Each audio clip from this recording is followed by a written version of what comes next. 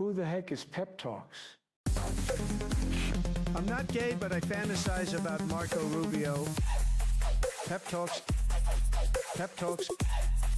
Pep Talks. Let's eradicate the Kung Flu. I'm literally coming. Pep Talks. Pep Talks. Who the heck is Pep Talk? They want our women. They want our children. Pep Talks. Sometimes no means yes. Grab them by the Pep Talk. Grab them by the Marco Rubio. Obama is a racist. Pep Talks. I'm literally coming.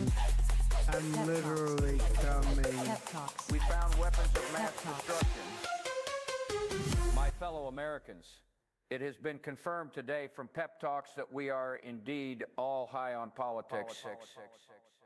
Good afternoon, everybody. Welcome to another edition of High on Politics. It is a Tuesday, and we are ready to break some news and just kind of hang out and go through the rigmarole of the day together. But that's the whole key here is together. So I appreciate you guys being here. Welcome, welcome. Also, if you guys are just joining us, I'm Pep. It's nice to meet you. I hope that you guys are open to having some political discussions with a little bit, like we need to chill out. We just need to kind of, put our differences aside, not go into all conversations with these preconceived notions of our opponents and just, man, I think that I kind of sat down and had some time with this one today, post my Pepaganda stream, which if you guys did not know, I have a stream on this space. You guys should really go check it out. This space is a all-day stream where I share the airwaves with other creators. It's kind of like a old-school TV station, what those were. We have all types of different programming. It's really cool. I highly recommend checking it out. I do a separate show there called Pepaganda. I'd say it's a different format, but lately it's been, just kind of an extension of this show, but it's okay. Hey, cover some different stories there. I make sure to keep it exclusive. So if you guys are interested in seeing some more exclusive content, go check out this space at This Space TV. I will have the link in the bio, or in the description. But real quick, just want to say hello. How you guys doing? Televani, thank you for being here. Really appreciate that. What the hell? Age of... Okay, cool. Pinkerbell, how you doing? Like the stream on the way in. Yes. If you guys could double tap the screen and like the stream on your way in, really, really helps me out, especially in the earlier phases of the stream. And as a small creator, I really appreciate the boost. Yeah, man. Like anybody that goes out of their way to support small creators, I got to say there's a special place in Valhalla for all of you, okay? So just remember, if you guys want to have that special place in Valhalla, make sure you hit the like button. You don't want to be left out, right? Thank you for the flower. I really appreciate that. Okay, so few things. If you guys missed Pepaganda, I'm going to be stretching a lot too. I got like this weird thing right here. That's what I get for working out at this age.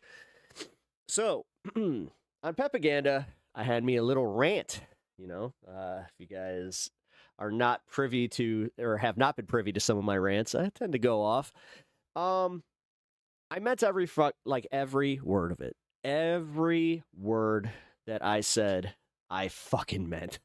I am so tired of going on Twitter, and you know what? Maybe it's the algorithm, because also the For You page on Twitter is a cesspool. The For You page is designed to piss you off.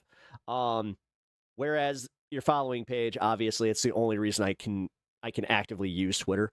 But when I'm on my For You page, it has two types of content. It's either going to be Donald Trump, JD Vance, or like one of those dipshits, or Elon Musk himself, or it's going to be a leftist that has a hot take on something specifically to shame other leftists. It's always being used as like fucking disingenuous propaganda, and it works.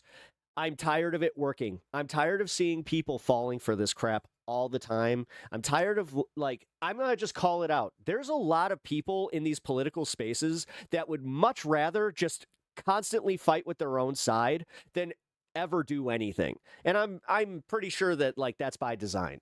Because I don't see them like going off on MAGA the way that they do are like their own side, which I fucking hate this. I hate this. The subgroups of the left, you got the far left, you got you got all of your group, like your organizations, and it all comes down to one thing: sense of superiority, and that these people need to get on your same page, or they don't deserve your vote. Like realistically, it comes down to this, guys.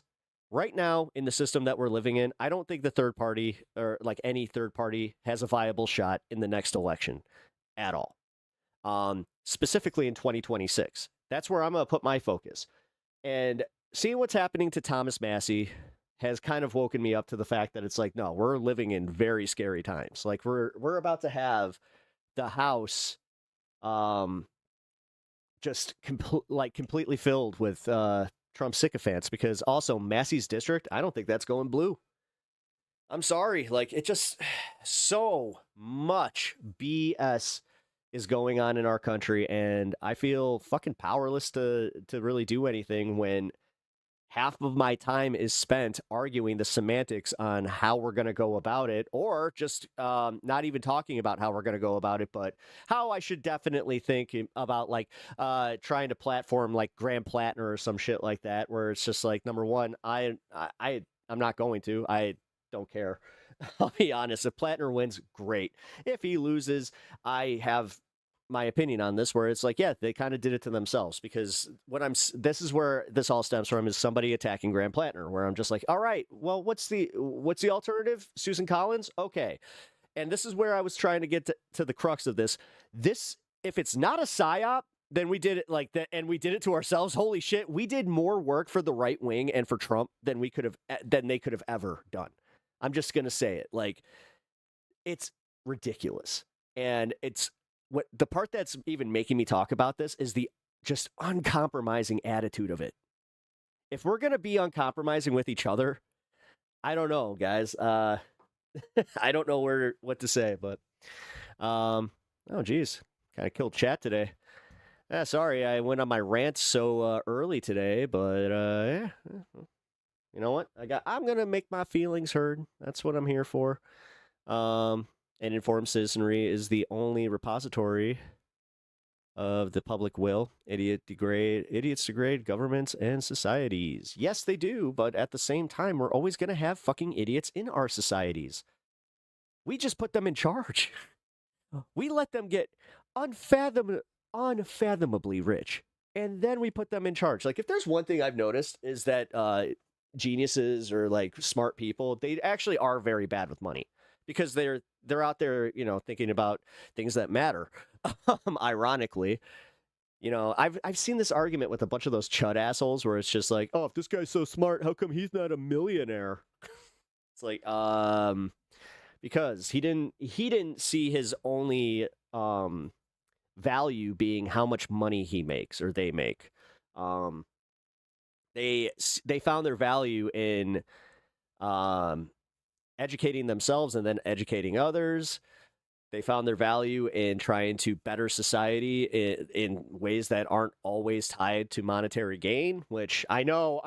Oh my God. You're so dumb. You're so dumb.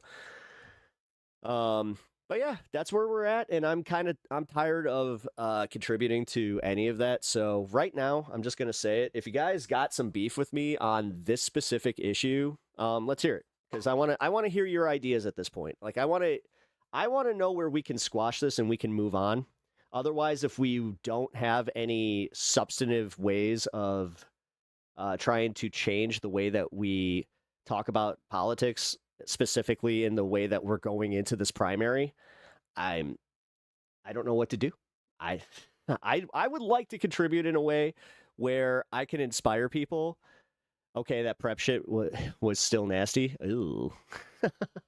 MK. Mortal Kombat. Well, okay, yeah, can we just solve all politics by having Mortal Kombat? No, hey, don't put that out there. Wait a minute, that might give them some ideas. Well, oh crap, Uni. Oh, by the way, I just got an update. I think that the order is coming. By the way, figure just yeah, take care of that right now. So the reason that I actually do like want to kind of solve this problem on my page is because of the Twitter engagement. And again, I'm not sure how much Twitter engagement can even be viewed as like real. Like I'm not sure how I can look at Twitter and just be like, this is exactly how things are. I'm trying my best not to do that. But realistically, guys, I've found myself the last few days arguing with the left way more than the right, and that sucks. Because I'm not like, if this would be different if I was like a contrarian creator, but I'm not. You know, like I really am trying my best to kind of figure out where I can kind of inspire people in this way. Like, I understand also, like, I'm not moving the needle, folks, but as much as I do, as much time as I spend here, I would like to see more, anecdotal agreement. How's my day going? It's going well. Uni, not so well. Uni's she's actually having a good day, but I don't know, Uni. Do you want to go through it? That's if you want to tell chat what you're doing, be my guest. I don't want to step on your toes here. So. What up, Ken? How's it going? 20 stream streak? Hell yeah, dude. Thank you for that. That's fucking awesome. Welcome over on Twitter or on Twitch. You guys can also follow me on Twitch. I do recommend also doing that because you never know. You never know. So, yeah. Consider heading on over there. Just to hit that follow button. Also, vice versa, if you guys are hanging over on Twitch, head over to YouTube. Follow me at Pep Talks TV on YouTube. I'm doing a prep day for the colonoscopy tomorrow. It's an okay day, but I awaited beef broth and seeing how it hits me. Yeah. So it was funny because she can't eat. Immediately, she's just like, I'm so hungry. Yeah, she's going through it, folks. So everybody give Uni Moogle, if you guys are not familiar with Uni Moogle, she is my lovely wife who is going through cancer treatment and has to, get a colonoscopy tomorrow. So she is doing the prep for that. And I had a colonoscopy when I was younger because I had some tummy issues. And all I can say is, oh boy, it's not fun. So send her your positive vibes. Clear liquid diet only. Yup. yup. Oh, I hear that. Messy day ahead. Sending you much love. Yup. Messy day. But alrighty, the Plattner thing.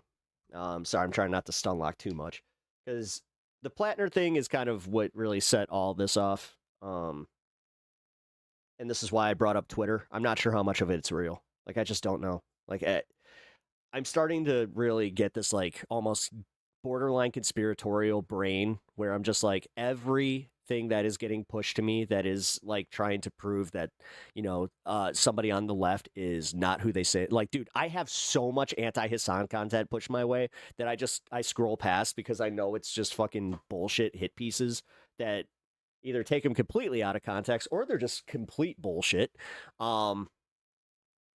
It's so messed up. How much Engels have you read, Pep? I only ask because I know you've read Marx, but I think Engels is very in line with how you operate. I haven't read Engels, actually. I've read Little House on the Prairie. I've read that Engels. Wilder. Hey! That's literary joke. Hey! We're doing some smart stuff over here. Or not. I.e. Engels, what childish innocence is it is to present one's own impatience as theoretically convincing argument. Oh yeah. I mean, okay, so is that essentially saying like they lead with emotions and they let their emotions guide exactly like where their politics is? I don't know, man. It's so much reactionary bullshit. Like, God forbid you, like, I bought into it. It was like last week, I got into like this back and forth with somebody, just about how Hassan, like, he did put this out. Like, I specifically commented on the 9/11 comment, and I was just like, yes, it sucks. Like, he's walked this back since, and they obviously aren't going to be showing, that clip, but it's like, yeah, this is what sucked about Hassan, was that he would say some of these things, not understand how it was going to be used against him, which, hey, you know what? I got a lot of stuff out there that's probably like that, where if people start going through my early shit, they're probably going to just be like, oh, did you see what this pep talks guy said? Oh, totally not based. It's the whole don't let perfection get in the way of good. Well, that's the thing, though. Everybody does that. Everybody, I don't know why it's so exclusive to us, though. Like, fucking A, man. That's one thing MAGA has, where they will just vote whoever the fuck Trump tells them to vote for. They don't look into it at all. Thomas Massie, the most principled Republican in all of Congress, is gonna lose his seat tonight because Trump said, I can't have Massie there. Go vote for the other guy. He probably doesn't even know the other dude's name. He had to be told it before he even tweeted it. But yes, I like that. All right, I guess I got to read some Ingalls. But I'm not going to bullshit. I probably won't. I'll watch a YouTube video or two on it and try and get a summary. Because that's where I'm at, man. Like, maybe. Maybe if I go on vacation or something, which is very unlikely. But for real, man, like, I hate how much we play into the right. I really do. We do it so fucking often. It's insane. Kentucky is Israel first. Yes, they are. Yes, they are. Xiangkun, or is it Xiangkun? Welcome. Appreciate having you here. Sorry to go so rant heavy right in the beginning here. Seeing how much you work and stream, you don't got the time? No, I don't. I really don't. I barely have time to even play video games. Yeah, I really don't have time. Like, I have to plan to watch The Boys tomorrow. That should tell you, like, how much time I have. Which I am going to do, by the way. But, yeah, like I said, quick YouTube video. I'll get a baseline understanding of it, I hope. I don't know.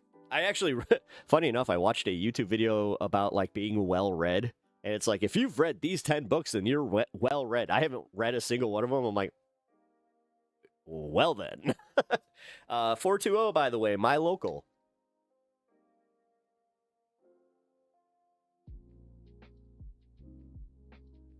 Cheers. All right. So, to kind of summarize this, because I'm not going to go through the entire rant, and I'm not trying to beat you guys down. I'm really not. Like, listen. I understand that this itself comes off as a little condescending, and I do not want that. I want us to play nice. I also want us to start recognizing that, yeah, you're going to have some people in this movement that you just straight up don't like, but it's mostly going to be personal stuff. Like, if you have somebody that is interested in helping, the LGBTQ community, if you have people that want to help with the change the immigration process, if you have people that are against like ICE, if you have people that are really focused on how bad the economy is, these are the kinds of people that we should be trying to offer a way out of like their current position, whatever part, like whether they're independent or MAGA even. And this is where I thought about this because of yesterday's stream with TYT. I kind of thought like why they're doing the pivot and how I would accept it if like it was genuine, but I don't think it's genuine. I think it's all like them trying to get audience capture and all this bullshit. But where I can agree is that it's like, yeah, you know what? You should be able to welcome these people in and also give them the ability to say I was wrong and give them their redemption arc. Elizabeth Zamuli, or is it Zamul? Welcome to the stream. I appreciate you being here. Thank you for checking everything out here. I hope you're doing well. That goes for all you guys, though. I hope you're all doing well. Are you hydrated? Have you guys given yourself positive affirmation today? Because if you haven't, well, I'm here for it. You guys are wonderful people. You guys are caring people. Obviously, you're here, so you have to have some... well, wait a minute. I do have hate watchers. I got to be careful about that, but in general... you are appreciated, and if it's even a small thing from me, I appreciate you being here. So thank you. But also, this is where I have to do the little ask, double tap that screen. It really helps me out. My edible will kick in. Oh man, self-care. So, yeah, I had an Eddie on, I think it was last Monday. It was either last Monday or Tuesday, but it was a mistake. It was definitely a mistake. It was only a 10 mg, and I I was kind of like, oh, I can't really put my thoughts together. Thanks, Pep. We love you. Ah, thanks, Rebecca. See, I appreciate that. It always, I like that positive affirmation. It always helps me in my day. But I don't know, Sylvie. Do you... Am I articulating this well enough? This is why I also love you guys, because you guys watch enough of my show and just in general know me through the show that I think you know my intentions, and sometimes I might not articulate them as well as I want to. So, out of me worrying a little bit about that. I hope that it's all good. I went to my psychiatric today and then dropped off my ballot. Should have registered Democrat, so I could have had more say in the primary. Oof. Or wait, should have. Wait, so what primary did you vote in, Kyle? I want to finish the mango habanero, Eddie. Ooh, yeah, that's right. Yeah, I forgot you got those. You were fine? No, thanks. I appreciate that. I'm just not trying to be woke scoldy or anything like that, because I hate that shit. That's kind of what stemmed, that's what kind of got me to this point, was I felt that shit coming on again. Because yes, I got into it again with our favorite streamer, or not streamer, our favorite Facebook person, I guess. The atheist socialist. You're literally Angles trying to tell the dipshits that they are too bullish, that they do have to work with these people they don't like and or agree with in order to get their compromises. Yeah, okay. Hey, dude, Angles is based apparently. This guy sounds based as hell. Now I am really interested, because yes, that's literally what I'm trying to do. It's just guys, I know this sucks. Welcome to reality. This is where I was saying it's online brain bullshit, where we constantly think that we're going to be able to put together this perfect candidate that's just going to win over the masses. This is why Kat Abou-Ghazaleh, and I said this on my last stream on Pepaganda, but Kat Abou-Ghazaleh, the reason that she was legitimately shocked that she didn't win is because she wasn't listening. She was not looking at the facts that the people in her district were not the people that were representative of her stream and the people showing up to her fucking online events and all that shit, because that was all outside support. And we didn't have a lot of youth vote in this district as much as she needed to carry it. So, yeah. I don't want to see another one of that, that situation happen. Which, man, we're already going, we're cratering towards this. Like, dude, we have so many fucking dipshit Republicans, like, that are just trying to push us to just be like, yeah, fuck Pritzker. Like, we got this guy, Darren Bailey. He's a billionaire, right? Get this, though. He's like a farmer billionaire or whatever. So he's going out saying that J.B. Pritzker, bad billionaire. And leftists, this is all the shit that you should be paying attention to. You know what? Good campaign. Good campaign, because those are the people that will probably see that shit and just be like, yeah, you know what? I'm going to show these Dems. I'm going to vote against them. I'm going to vote for this Bailey guy. Fuck it. Which, at that point, congratulations. High five. You've been fooled. Like, high five. You're a Republican now. Like, that. Well, no, I'm a leftist. I had to make the Democrats see where I was coming from. It's like, Oregon primary. Okay. Circuit court seats, county commissioner seat, and tax measure. Oh, what's the tax measure? Yeah, actually, I got some information on the tax measure that just went in Florida. Dude, if you have solar panels in Florida, you're about to get fucked. Oh.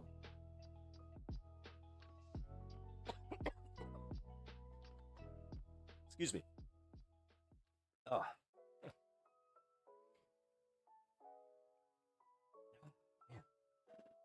Got one of those sneezes that's like trapped right here.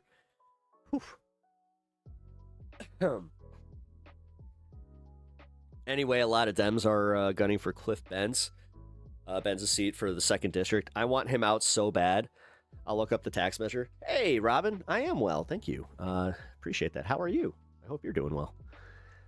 Nevada primary is here, and I don't know who to vote for. There are so many candidates. Is there not a,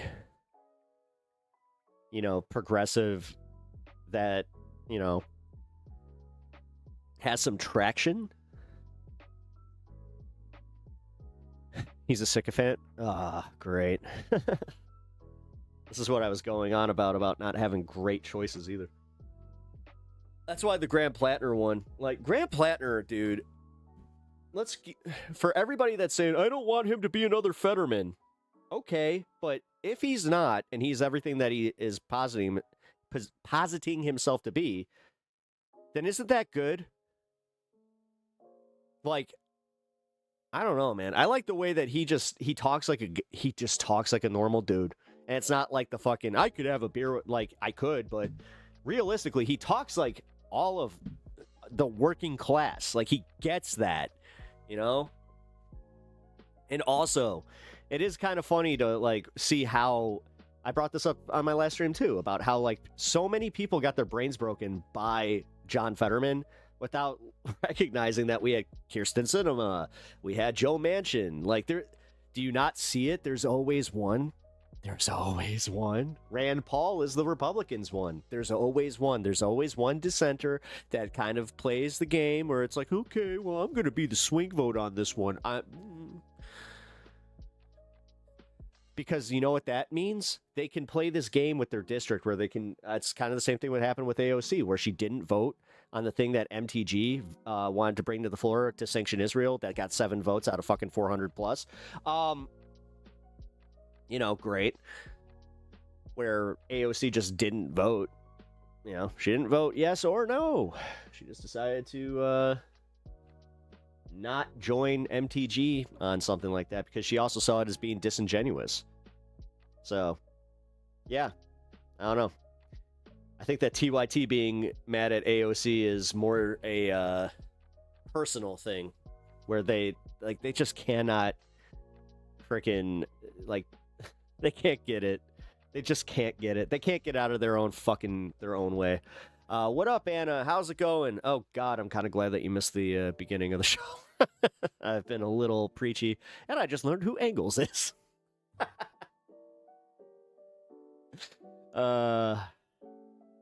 Wait, you active right-wing, left-wing are different. It's the same as Christianity and communism, all Jewish bullshit with the same end goal to destroy... Oh, shut up.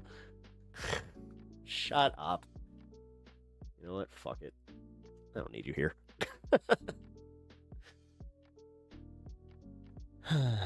Angles? Yeah.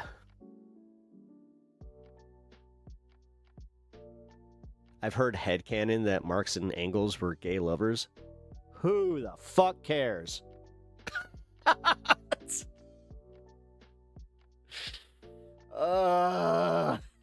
Sorry. Go Doomer somewhere else. Yep.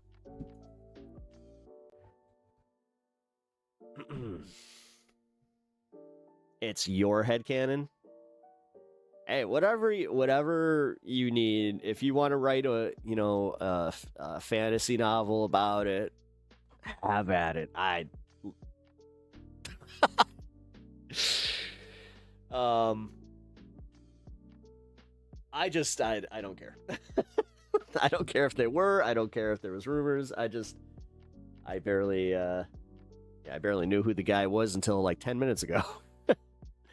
All I know is that, I got kind of the same message as according to Sylvie here, where I'm just trying to get people to not be so militant with their ideals, and not welcome in people. Like, if you're going to be that rigid and you're going to, like, just constantly push people away from building a coalition and trying to actually, like, build this movement, and then, like, if you lose them after you get them in, fine, you're just gonna have to accept that. Like, that's how I do things here. Like, literally, like, I have to, like, try and sell people on my ideas. Sometimes they'll subscribe, sometimes they'll really enjoy shit, but then I'll say something and they'll be like, well, I disagree with this, so I'm gonna unsub. Some people even like to tell me that they're gonna do it. Like, they make a whole thing about it and make an announcement. Second on my mayor ballot seems pretty cool. Looks like a crazy professor is 49, and one of his top 3 issues is trans. Easy vote. Easy vote. I mean, it's a primary. Guys, this is also it. The primary realistically is the place where you can play this game of, like, all right, whoever. Like, I like this person. Like, I personally... I kind of got robbed of that. Like, I didn't get to really vote for the candidate I wanted to vote for. I wanted to vote for Mike Simmons. I voted for Kat Abaguzale because realistically, with her and fucking Dan Biss tied, I was like, shit. You know, I could be the make or break on that one. As much as I want to vote for the candidate that I want, that I really support and that I truly thought would be the best choice, you know? I did crisis mitigation or whatever? Or crisis aversion? Shut the fuck up. Dude, no one cares. You know what? This world revolves around race. No, you're just dumb. And you are one of the dumbest people on the internet.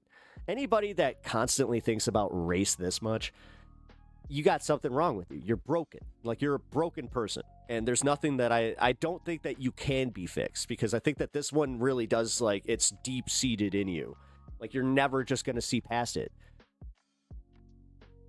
Shut the fuck up. I'm done with you.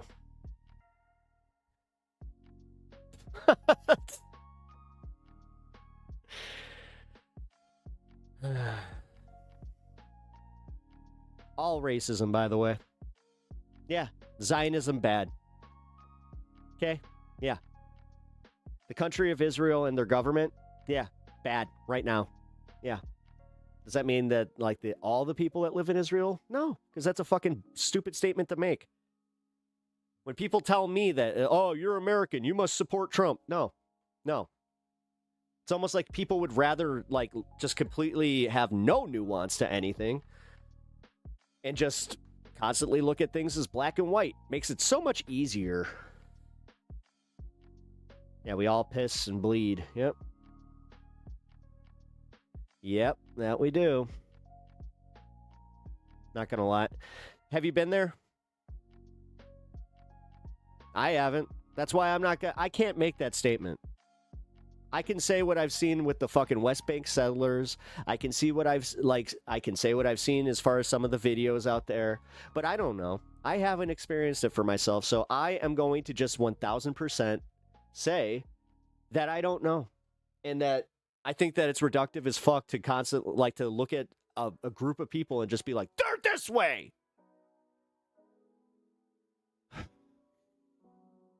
Expertise.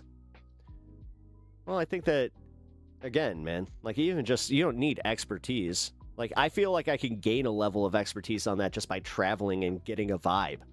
Like, if I went to Israel, which I have no interest in doing at all, but I guess I would for specifically to be like, is it as bad as people say? Like, holy shit, are you guys as crazy as people say?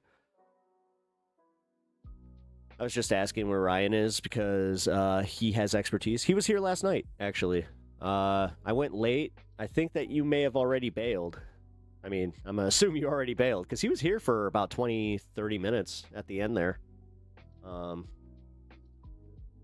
Yeah, he said he's doing fine, got a job, got his driver's license, finally is, working, and also said that he feels like he's not as, like, tied down, and he hasn't been paying attention to, like, the politics of things, because he just is like, yeah, I want to focus on my life. He's like, and I get it. Like, the thing is, I get, like, it has to be hard for him, because he feels like we all, as Americans, hate him. Just for where he lives. And that's where I'm saying, reductive. I know one person, so it's anecdotal for me, but yes, it's reductive. Ryan's a cool guy.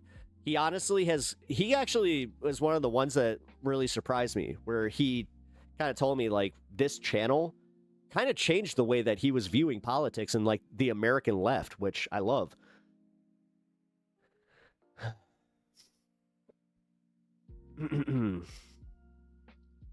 Bruno. Hey, Bruno. You live in Alberta? Oh, cool, man. What do you think of Mark Carney? Because I saw that, like, there's a kind of like this pushback with him where he's opening a lot of, like, space and a lot of, like, I guess accounting space for, like, some of these bigger corporations, investment into the country. But I saw, like, a lot of the discourse was talking about how he's selling off industry he's selling off what is, like, I guess what we would call, like, the private farms or whatever the fuck to giant corporations, and he's essentially selling your future. Australia, yes, I'm in Chicago, sorry. It started in 1948. Every president since then is complicit. Well, listen, technically, didn't England start this fuckery and then we got involved? Like, I'm just going to say, like, and then you got Reagan that added the religious element to it. It wasn't mainstream. Like, I'll tell you what, it was not mainstream to be a Zionist in any way. Like, I remember being in school and I hadn't even heard the term, like, Zionist really until fucking this latest iteration of Palestine. Or this latest iteration of Palestine. The war in Palestine, I should say.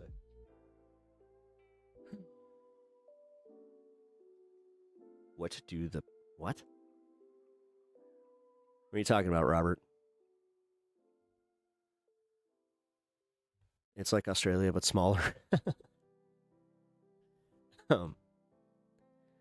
We normal Americans hate Trump? Yeah, but that's where I was going at with this whole thing with the IDF, and specifically, the people of Israel, where I don't like doing this whole Israel bad. Like, trust me, online discourse definitely can muddy those fucking waters. So don't be surprised when you have somebody that is actually, like, they're like, hey, I'm technically, like, I'm a leftist, I'm Jewish, I'm progressive, but you guys constantly tell me that you hate me. Like, that's got to be embarrassing.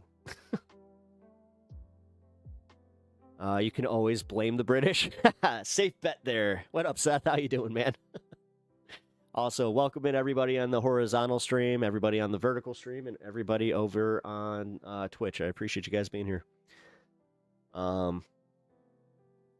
I don't know. Like I said, I had this happen to me where they were talking like I was responsible for Trump, like my vote, and they're just like, "Well, you did this. You voted for this." It's like, no, I didn't. I didn't at all. And it is kind of weird where it's just like, oh, that's right.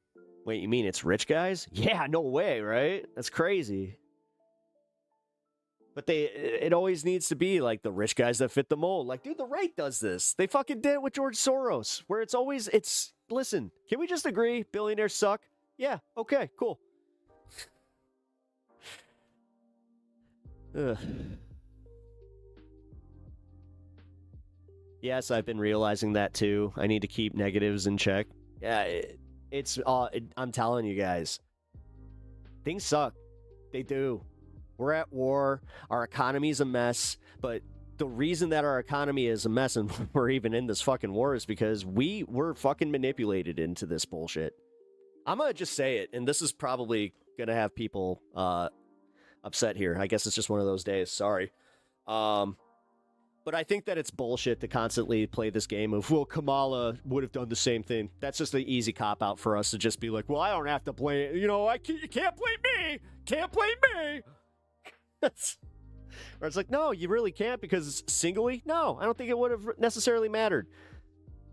But that's also where I'm going to call out the Brianna Joy Gray bullshit, where it's like, okay, but if you don't want to be blamed, then you can't sit there saying, well, we cost her the election because of her stance on Palestine. Like, come on. Gonna need to change it from hot take to pep take. I mean, again, I started the show like this, man. I really didn't finish that rant from earlier, so I kind of brought it here, and saying Kamala would have done the same thing is so dumb because it removes all agency from her and her administration from having any decisions of their own. Yeah, because it's easier that way. It's easier for everybody to just be like, it's not left, that one, it's not left or right, even though it fucking is. Let's be real here, okay? As much as we can play the conspiracy game, it's not. It's not that.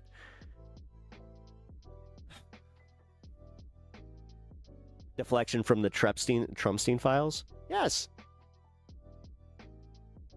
Which, deflection, do they even need that anymore? The American public doesn't give a shit. They don't give a shit about the victims. They don't give a shit about any of it. They don't give a shit about the billionaire cabal that's controlling everything. They just don't care. Dude, they got Alex Jones to become a mouthpiece for them. Do you understand just how fucked up that is? They got the guy who made his entire career being the truth teller. I'm the truth teller. I'm out there saying it like it is. I'm out there connecting the dots for all the conspiracy theories and the globalists. Yeah. Seems to have cut those strings the second that they tied to, one Donald Trump, Elon Musk, or any of his pals.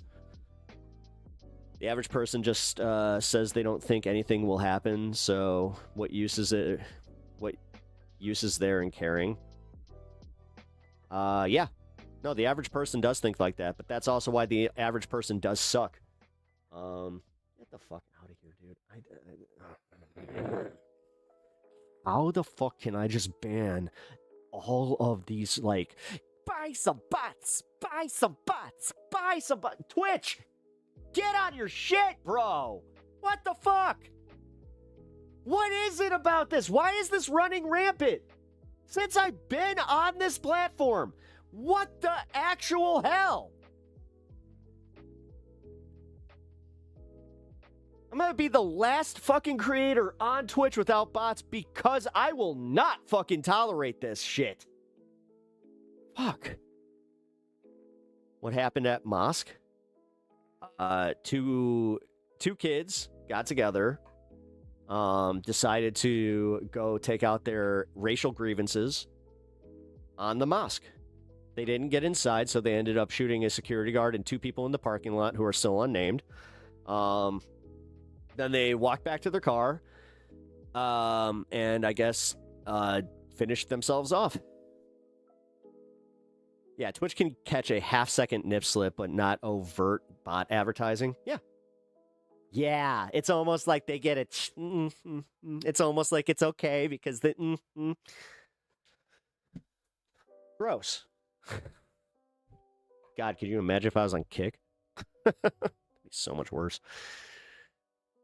Sorry to be uninformed. I'm at. Do not. Hey. Larius. I like the name. Larius, never do that. Okay, man? It's okay. You never have to apologize for being uninformed. Stop. Listen.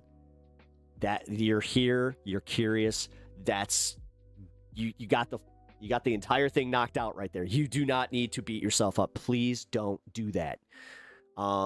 So yeah, what happened at the mosque is, as we know right now, white dude and a half Mexican white dude, 17 and 18 actually. They had apparently been online, were super racist. Apparently there were a bunch of red flags here, but his mom apparently didn't see those red flags and still kept her guns out. So 2 white dudes, yes. Yeah. So I like how you corrected that. But yes, and they went into the tried to go into the mosque. And it was a community center too that had a school. So, yeah. And this hero of a security guard saved over 200 kids, man. Plain and simple. Father of 8, you know. What were their names? Fuck, I already forgot. Caleb something. Here, let me just look on Twitch. Man, I can't get that right. I'm gonna just have to call it X just to stop doing that. Yeah, you know what? I think I am gonna do that. Fuck it. It's X now. Elon won because Twitch and Twitter are too close to each other, and because I use both platforms. Nope. There, easy. Caleb, was it Caleb? No, it wasn't Caleb. It wasn't Caleb.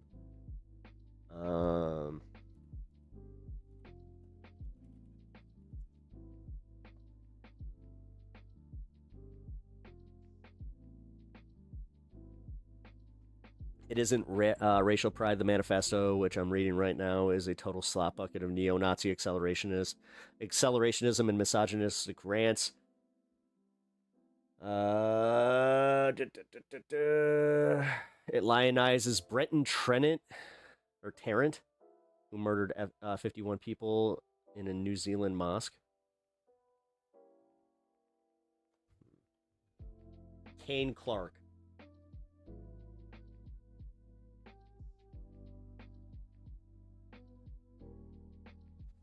They're already making it about trans shit. They're making it about trans shit. Holy shit. Because they're saying that the shooter had dyed green hair and also here, lives a TikTok right here. Holy fuck, dude. This is disgusting. Because, like, this is why I was asking about why they didn't have this stuff coming out yet. Holy shit, dude. Yeah, we live in a post-truth era where apparently everything is going to be tied to your ideology and proving it. Yeah, no, Sylvie, I'm not even kidding here.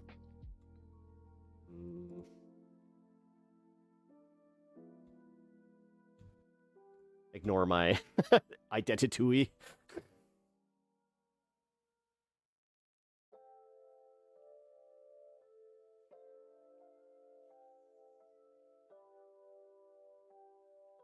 Okay. I have to run upstairs real quick to do a favor for my wife. Give me a second. This is one of the alleged Islamic Center shooters. His name is Kane Clark. That's a dude with long hair. Yeah. San Diego mosque shooters identified as trans couple. Oh my god, they're doing it. They're just doing the thing. Also, isn't that the same fucking guy? Like, Jesus Christ. Literally, dude. Holy fuck. So that's how they had to go and do this. Like, they had... I'm gonna just say it. They went out and they created a whole bunch of shit to fucking just be like, look, look, look. Oh, what the fuck? Yup. Yup. This is exactly... This is it, guys. This is it. Apparently every shooter's now trans. And I guess the Democrats are just very ineffective with their false flags. What the fuck? Bro! All I can do is laugh at this, I guess. This is the new... Yeah, I mean... This is insane. This is fucking insane. Not sure how, about other shooter, but this trans... Yeah, he doesn't look Hispanic. Yeah, weird, honestly. You senior law enforcement officials briefed on the investigation. Kane Clark, Caleb Velasquez as subjects. As suspects at the shootings.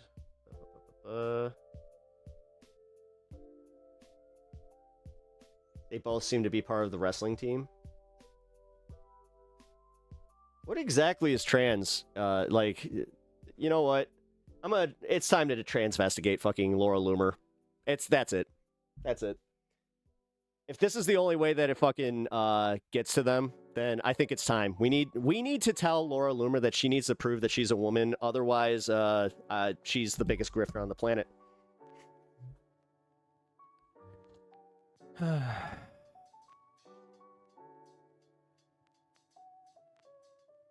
Dude, what?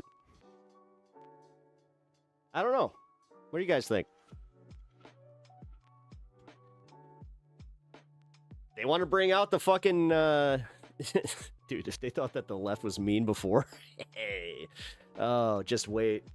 Now we'll start playing on their insecurities. Now we can actually, like, you know... I mean, look at how they react anytime that we say it, like, insinuate one of them's gay. Like, dude, what? This is the new normal, guys. Because, like, look, here. So, they're saying trans, right? Where is it?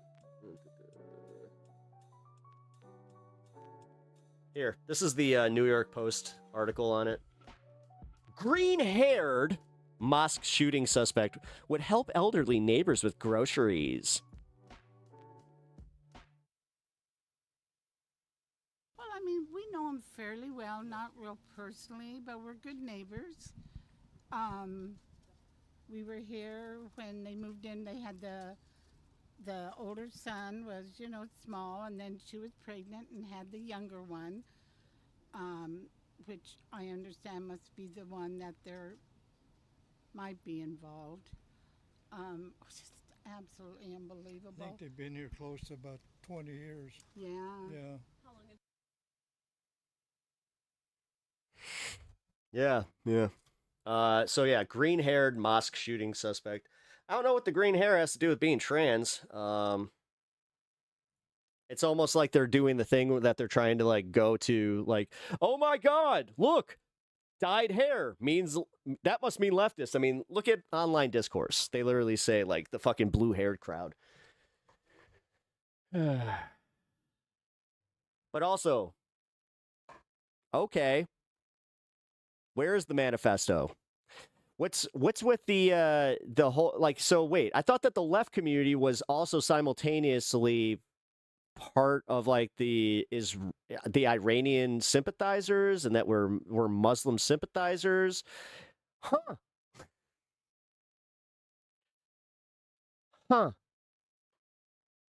Odd how that works.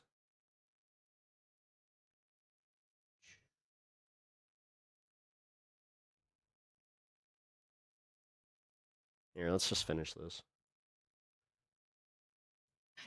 Joining us now is San Diego Mayor Todd Gloria. Mayor, this is every community's worst nightmare. Thank you for taking the time. What updates can you share about the investigation and these two suspects? Why, are you looking for a boyfriend or something? Well, it's ongoing, and I would say that both your previous guests hit it on the mark. You know, San Diego Police Department continues to investigate the two shooters to better understand their motivations. What we do know is that there were hateful comments and racial supremacy commentary that we can directly connect to one of the suspects. And so that's definitely a point that we're going to spend more time on. In the meantime, we're working closely with the local Muslim community to make sure that that mosque is well supported and that folks across our city can feel safe as they worship. This mosque has been a neighborhood staple for decades, and as I understand it, its current imam has really tried to create a culture of tolerance. Can you tell us more about this community and the impact of the mosque's outreach? Absolutely. San Diego is the nation's 8th largest city, but in many ways we feel like a small town. Point of fact, I played soccer in the field where your reporter just was. I grew up on the same street as the shooter involved, and I will tell you that I know that community extremely well. Imam Taha is a local icon. He is absolutely a person who works well across multi-faiths, and it's that deep relationship that I have with him, that he has with our police department and with City Hall. It's one of the ways that we keep lines of communication open and have retained our status as one of the safest cities in America. Obviously, we fell short yesterday, despite the best efforts of many involved. But we will continue to rely upon that relationship and invest in it over the next days and weeks to try and help the community recover and regain some sense of safety. It's very important to me as mayor that every San Diego, no matter their faith, feel as though they can go about this city safely, no matter who they pray or worship. Why do you believe this mosque was targeted? We don't have any direct information from the shooter to this location. What I do know is that he went to school just a few blocks away. His home was a little bit further away from that. We have to suspect there's some just proximity and a familiarity with the area. As your guest before was mentioning, we were utilizing police technology to try and track him down after his mother reported him missing. We missed him by a few minutes. But the quick response that we had from the first call from 911 to officers on scene was about 4 minutes time. And we do think that along with the heroic actions of the security guard at the mosque, managed to allow us to be able to get the children into. Holy shit, I just realized something. They were on the wrestling team, so the photo that they're showing to prove that it was that this was a trans shooter, they're in wrestling singlets. Holy fuck, dude. Like, it's embarrassing how they are trying to spin this into it being another trans shooter just so openly. The school, lock down the school, and keep them. I don't know, guys. Can we just... I don't know what else to do but laugh at the fucking ridiculousness of this. This is fucked up. Safe so that none of the children died. Sadly, though, of course, we did have 3 fatalities. And also, main question, why now? Why all of a sudden after Trump wins the election that pushed apparently every trans person in America to go crazy? Oh, wait, I don't want to give them any narratives here. And that is obviously a deep tragedy. Fuck, man. Last night you said no resource will be spared to ensure the city's religious locations are protected. This mosque had security. We've heard about the heroics of that security guard who lost his own life but is believed to have saved others. What does more security look like? Well, this for the foreseeable future will be additional. We can all see how blatant their lies are. The only ones that are actually that are reporting this as a trans shooter is Fox News and New York Post. Weird. Patrols, not just at this and the other mosques in our city, but the other places of worship. And again, trying to have a forward posture and prevent any sort of copycat or sort of sick individuals that might be inspired by yesterday's actions. I think going forward, we have to continue to invest in the relationships, the ability to have good lines of communication into communities such that we can be made aware of situations like the mother calling yesterday. We need to do more of that work. I think going forward, continuing to resource, train, and equip our police department to be able to do what they need to do. And I couldn't have been prouder of our San Diego Police Department yesterday. They responded in record time. They were able to get on site and limit the loss of life. Nothing will make up for the loss of the 3 individuals that were there. But from investing in our police department to working with our local communities, we can retain our status as one of America's safest big cities. Can you tell us any more about the victims? We learned of the security guard who died, but what about the others? We still haven't released their names. We're still working with the families on that. But I can tell you that what has been shared to me by the imam is that all 3 were workers at the school. The security guard, whose office is right there at the entrance to the school, managed to create some time and some space. The shooters got inside the mosque and killed the 2 people indoors. But we do think that the ability to create that time and that space is what locked down the school, got the children into the classroom, and got units on the scene. We can only predict we'll find this out more as we investigate and pin this down. But I think that response, the sirens, the patrol cars en route may have scared the suspects off such that they took off and, as was been reported, were found dead a few blocks away. Mayor Todd Gloria, thank you again for being with us. Our hearts are with you and your entire community there. Yeah, shut up. No, they're not. You don't care. Basically, the timeline. What he said is just a little over 2 hours ago, authorities were called to. What the fuck? This is still the same one from yesterday? 15 hours ago? Like, what the fuck? Who's King Clark?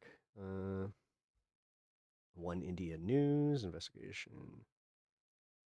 Kane Clark's home in Claremont was not the only home surrounded today by law enforcement. A home in Chula Vista was as well. NBC7's Omari Fleming joins us from a spot actually not too far from where I'm now to take a look at how this could be connected perhaps to the shooting right here at this mosque, Omari. Well, Catherine, we are working to figure out whether or not a search warrant was executed at that home in Chula Vista. But what we do know is that online records do show that the home may belong to the family of that 18-year-old suspected shooter who died right here behind me, where police are investigating, as well as his suspected accomplice. The two suspected mosque shooters were found on Hatton and Salerno dead in this white SUV from self-inflicted gunshot wounds, according to San Diego's police chief. We thought he abandoned the car, but apparently he was still in there once the cops came up. Just a few hours after the teen suspect's deaths, San Diego police officers in SWAT gear surrounded a home on Paradise Trail in Chula Vista. Online records show members of a Vasquez family live at the home. Multiple sources tell us 18-year-old Caleb Vasquez is one of the deceased suspects in the deadly mosque shooting. A number of neighbors around the house say the family was quiet but nice when spoken to. Not many were familiar with the teenager living there. Oh, fuck. They always say some weird shit like that. It's just a very unassuming family. Here's what one neighbor witnessed when police swarmed the house on Paradise Trail. They never used the megaphone that I heard, but they seemed to be looking for somebody. And I heard that they made a phone call and the person they were looking for was not in the house. So they went inside and searched. After being accused of shooting and killing 3 people at the Islamic Center of San Diego and Claremont, police say the 17 and 18-year-old suspects took aim at a landscaper on Salerno and Hatton. They say his helmet saved him from a bullet to the head. He jumped onto the ground and he was just taken by paramedics. I don't think he got shot. He was sitting fine. We talked to him, but he was saying that it happened right in front of him. The two teens' final moments came on Batista, about a block away from the attack on the gardener and 3/10 of a mile away from the mosque. Members of the Claremont and Muslim community now left with so many questions. We're all in shock. That's number one. Shock, devastation, sadness, horror. I think, to be honest, it's just why? Are we safe? These are the questions that come to our mind. Where can we be safe? Why? What's the motive? And that mosque member and others say the problem is this doesn't, Fox News and all the Republicans are trying to spin this so quickly because they're just all right, this looks bad because they went after Muslims. If this was Jews, we could probably spin this. If this was Christians, we could spin this. But shit, they went and turns out that they were hateful racists, and you guys happen to know who sides with the what side the hateful racists like to take. You guys may not be the hateful racists, but say that their religion is all about peace, and they're hoping that this sparks people to go ahead and come learn about it so they can learn and respect what their culture is all about. And now they're putting pictures of the guy at a wrestling meet just because he had long hair, in fucking cornrows. And they're trying to do the thing too, where they're look, he was wearing a women's swimsuit. It's that's a wrestling singlet. In Claremont, Omari Fleming, NBC7. I'm sorry. This is so serious, but it's so fucked up that it's wow, this is mind-blowing. Holy shit. It just doesn't hit. Oh yeah, that's right. I had a whole bunch of other stuff that I want to cover here. That one. Here we go. Yeah, see? This is what they're saying is proof of them being trans, which, listen. I have long hair, not trans. I know. Surprise.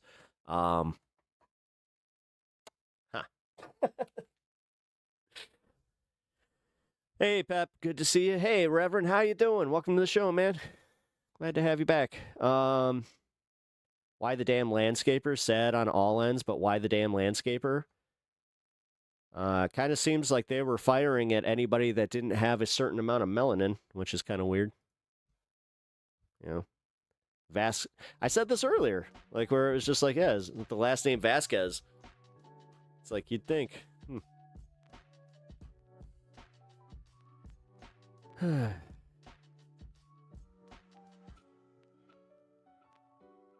What's the serfs have to say about this?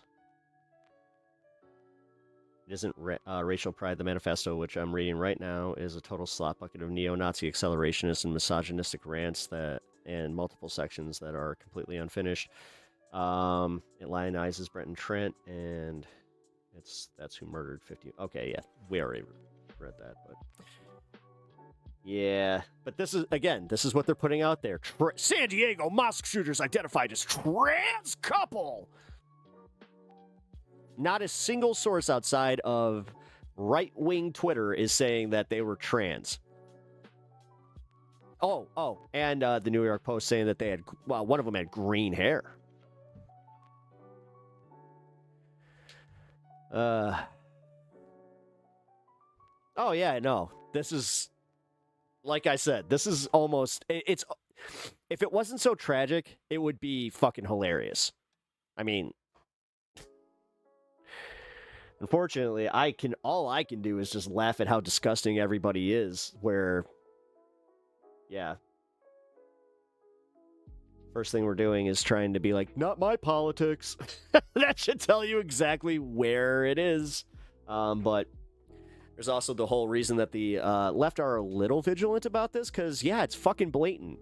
Like, I brought this up on my last show on Pepaganda, where I was talking about how Kash Patel, like, ever since Trump came into office, now every shooting is, it fits, like, whatever mold they need it to. Like, you know, Charlie Kirk shooter.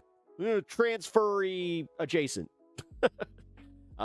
Minnesota shooter. It was a trans lefty, even though it was not. Oh, well, we gotta ban the horror. It's fucking so obvious, guys. But, hey, you know what? Kamala would be doing the same thing. Just remember, Kamala would be doing the same thing. According to some idiots on the fucking internet. Jesus. Did I break? I think this might have actually broken me finally. It's just like, guys, it's so fucking stupid. Also, like I said, these retards, they see this and they are trying to say that, look, wearing a women's swimsuit.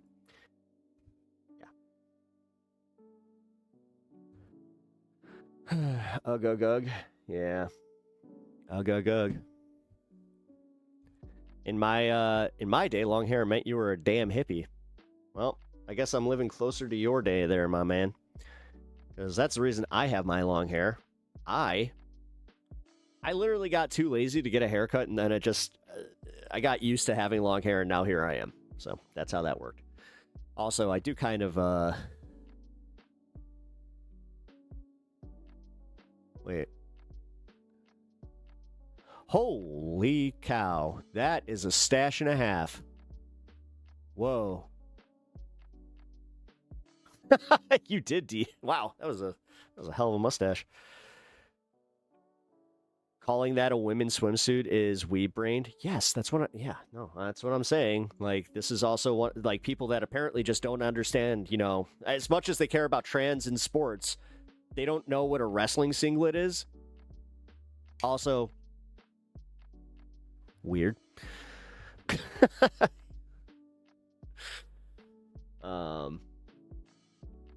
But yeah, we will be going through this a little bit more a little bit later.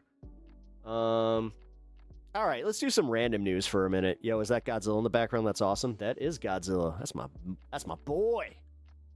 Dude, I'm a fucking very big fan of Big G. Although I would have to say that it's more important to ask who's my second favorite kaiju. As much as I want to say King Ghidorah, it's going to be Mothra. I'd say Big G, Mothra, and then I like Rodan.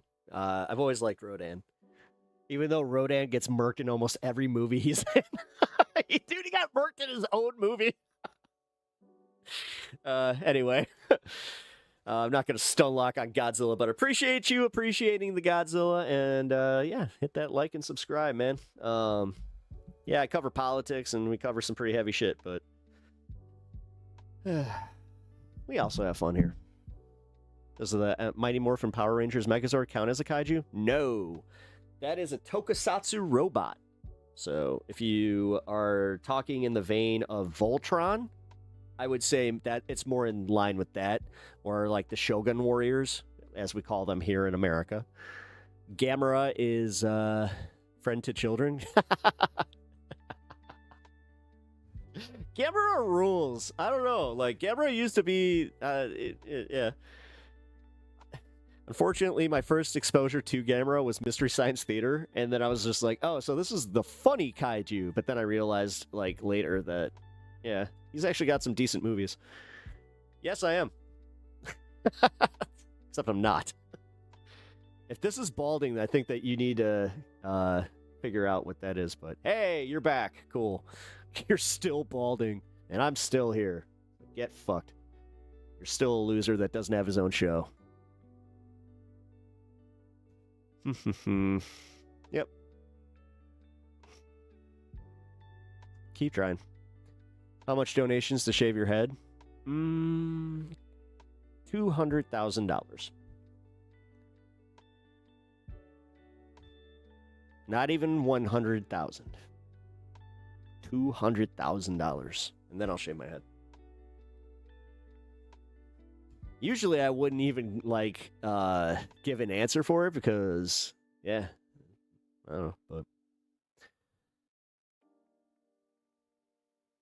you can grow your hair back, or I can buy a whole bunch of wigs with that kind of money. Don't shave it until cash is out of the bank. Oh, fuck, yeah. No, that would have to be in my account.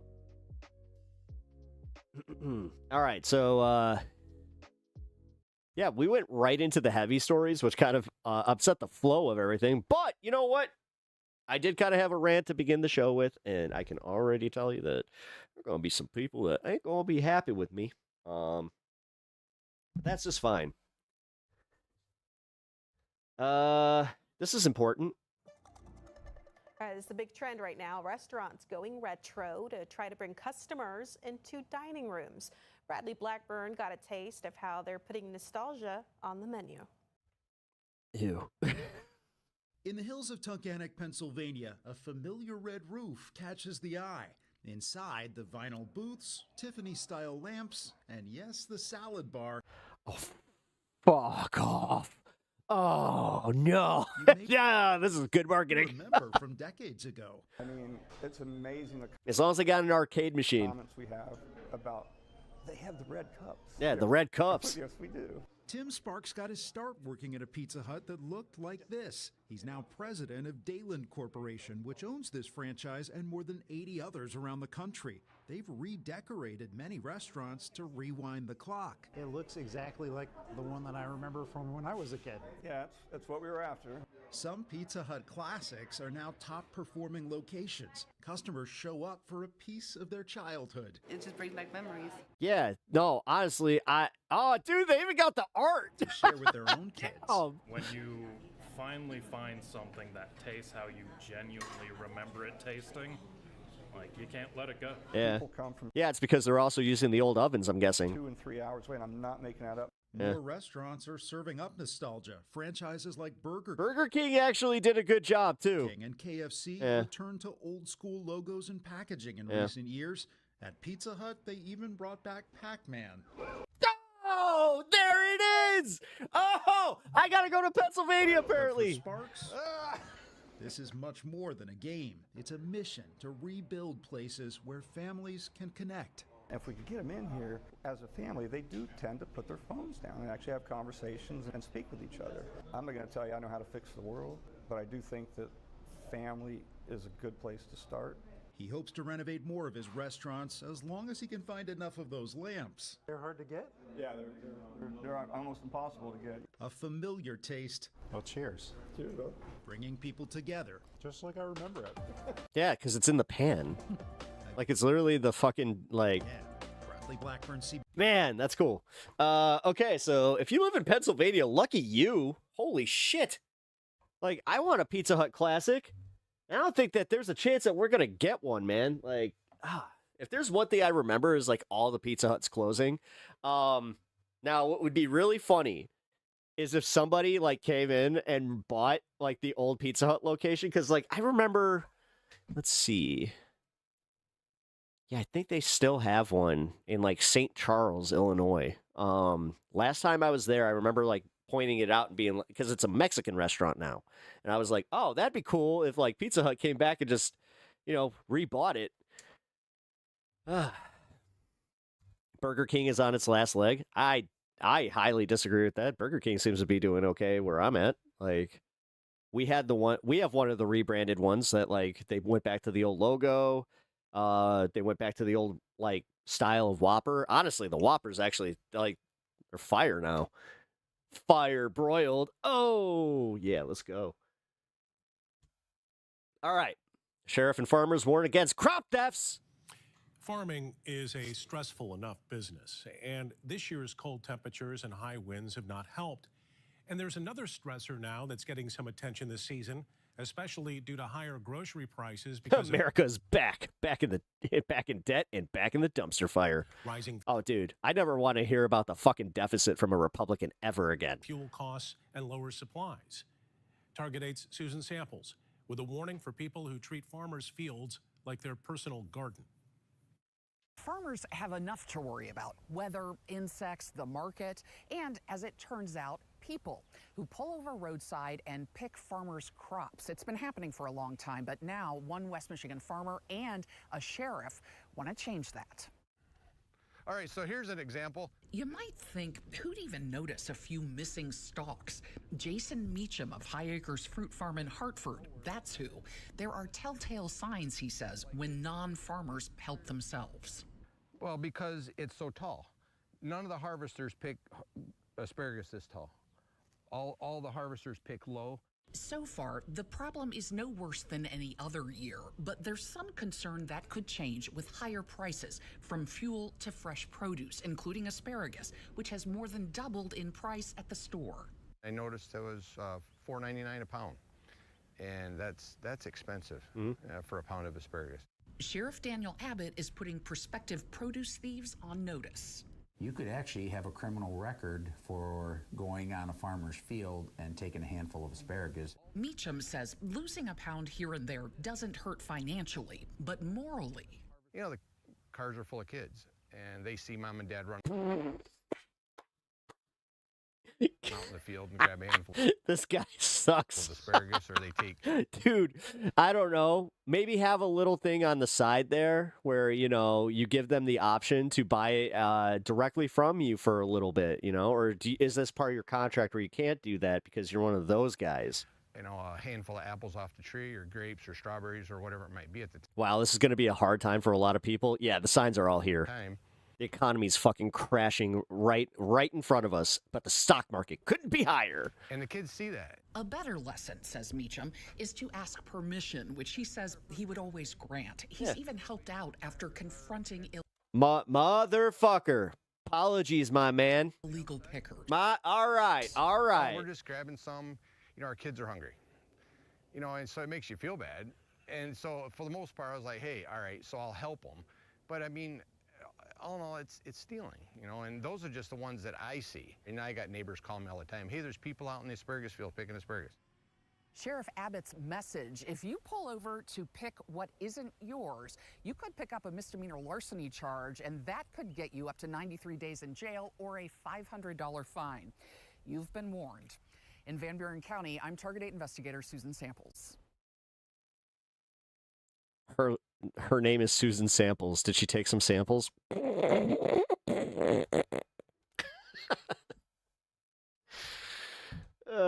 Had to. Let's dig deeper into that ex-Air Force analyst charged with spying. We've got our Peter What the fuck is this music? From our New York newsroom. Fine, be that way. Here with those details. Peter, how's it going, man? Let's get right to it. People are searching. Who is Monica Witt, and what exactly is she accused of doing? That's a great question. She is someone. All right. Like, I don't know what that music was, so just to be safe. Who served in the Air Force for about a decade, ending her service in 2008. She then became a defense contractor, and with those roles, she had access to top secret information. Now, prosecutors allege that she first visited Iran for a conference held by an anti-American group. She was warned that that conference might actually be a recruiting front for counterintelligence efforts, but despite those warnings, she returned in 2013, where prosecutors say she defected. Since then, they allege that she's provided top secret information to Iranian forces that have endangered U.S. personnel in the region and have assisted other terrorist organizations. Oh, this is a lot. Oh, shit. This is a little bit worse than I thought it was. Well, Peter, so it sounds like they've been aware of her for a while. Do we know exactly where she could be? At this point, it's unclear. They say they're now increasing this award. Lisa, you are so much more likely to become a beggar than you think.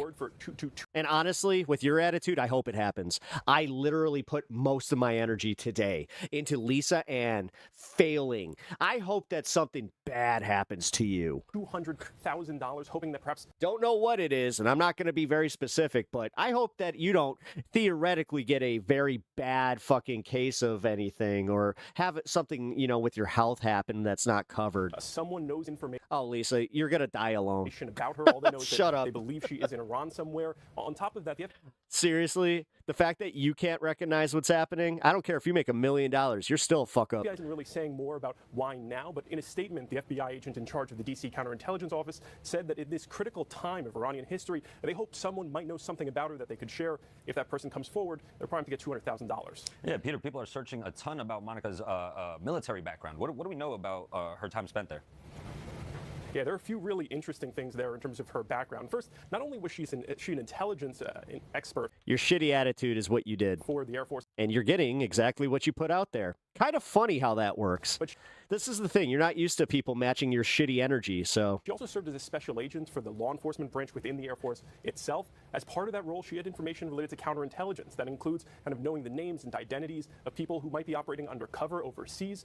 On top of that, we know she was in the region between 2003 and 2008 for her Air Force roles.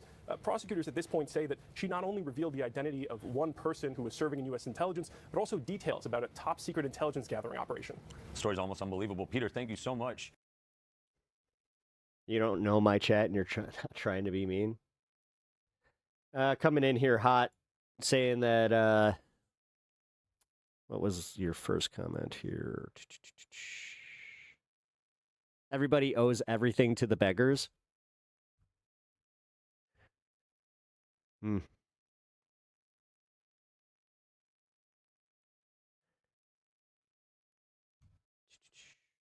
Oh, here's the story that I was interested in. If you guys are from Florida and considering getting solar panels. Ranks third in the nation for number of solar panels installed. Enough to power more than 1 million homes, but accounts for a little more than 5% of the state's electricity. The business is booming as people look to save money on their electric bills. But there could be consequences to Yeah, if that wasn't your intention, then go ahead and clear up your statement. installing solar panels on your home. NBC2's Dave Elias shows you why your insurance company might drop you. Well, homeowners in Southwest Florida are spending tens of thousands of dollars to get solar panels like these installed on their rooftops. But then they're getting a notice from their home insurer that they're getting dropped. Right, energy costs always going up. Above average temperatures. Lisa's already halfway through wine o'clock, and she's just like, why are they being so mean to me? I didn't say anything. Has air conditioners working overtime. You didn't mean it like that? Oh, well, it came off like that. So we put solar on our roof. David Trush is among 600 people in Lee County alone who went solar since... Maybe that'll make you think twice about what you type out before you come in here with your first comment. January 1st. To me, it's worth it just because hurricane protection and also I have a set energy cost. David Kaujic owns Custom Solar and Electric. He admits to hearing from customers who are getting dropped by their insurance company. And my customer calls me up and goes, David, I got an emergency situation here. I think I got to put Sorry, I believe in charity. You got a hell of a way of putting that. a hold on the project. I said, what's up? He says, literally calling the people that need charity beggars. I called my carrier and they said, if you install solar, we're going to drop you. Jesse Smith is one of them. Yes, I'm okay with that, yes. Although he's now forced to find a new carrier. Some insurance companies actually embrace it because they do realize that it protects your roof more. Insurance agent Reed McDaniel warns that you have to shop for coverage. There's only about half of the carriers in Florida that will insure solar panels. And so, Yeah, I realize that now. Okay. you know, it's a See, this is the thing. You came in here hot. I don't know you shit. newer thing. There's companies I'll apologize when you do. that are adding it to their plans. Why isn't every company insuring them? And some carriers just haven't It came out wrong. It came out hateful. figured out. It didn't just come out wrong. It came out hateful. It literally came, like when you say the term beggars. Where they need to be and what how the they fuck? need to work the coverage. And so that's something that's happening, but it's going to take some time to catch up. Panels with state-of-the-art. Okay. Well, Lisa, I'm also sorry.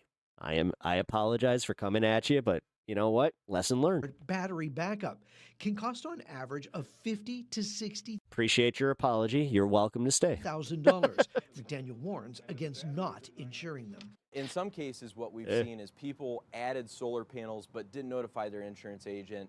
And then all of a sudden, you know, maybe they had damage and they don't have enough coverage there because we didn't know that they have solar panels. Experts also warn against placing solar panels on rooftops that are more than 10 years old as they near their lifespan in the Florida sun. Now, the best advice is if you're going to get solar panels, make sure you check with your insurance company first because you may have to find an alternate company.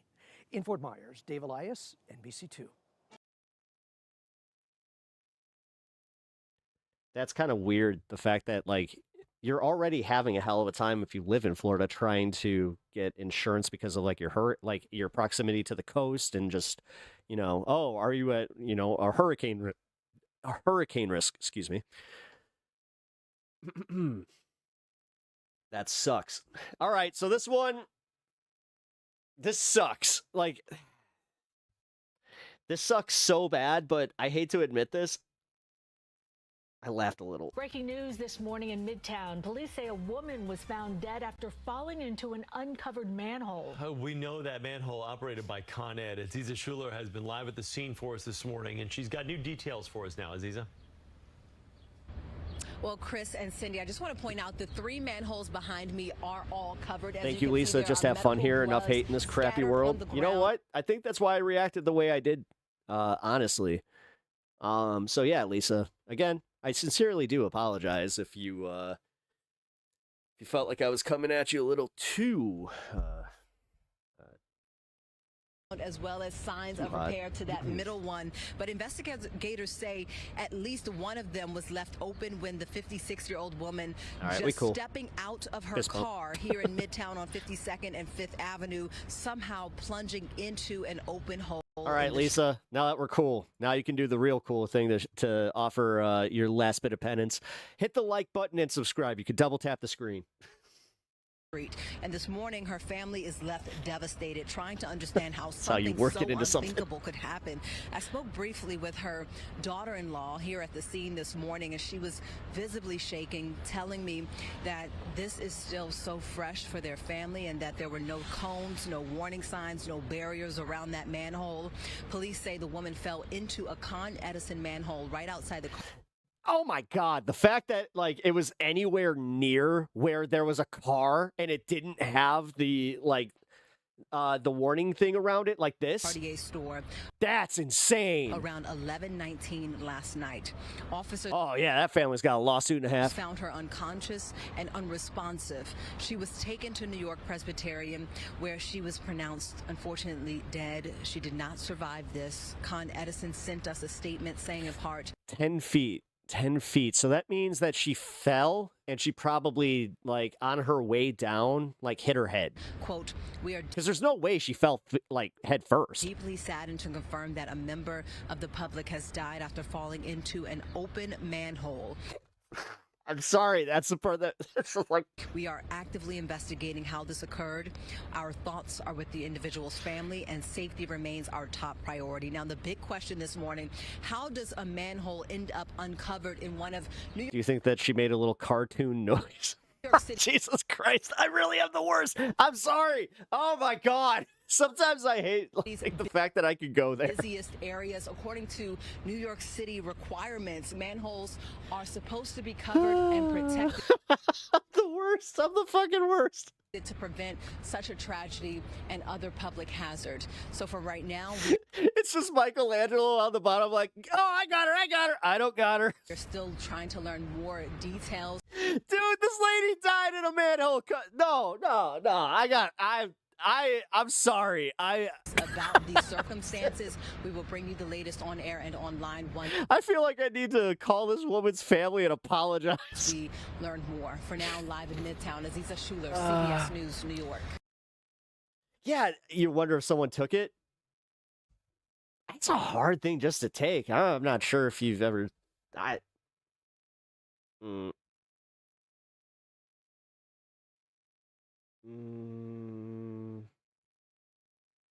did I just get sent this? Hold on. Somebody sent me over to Majority Report. I'm not sure if they meant to send me a link, but somebody sent me over to Majority Report. Like, it just took me to their page. No context either? Okay.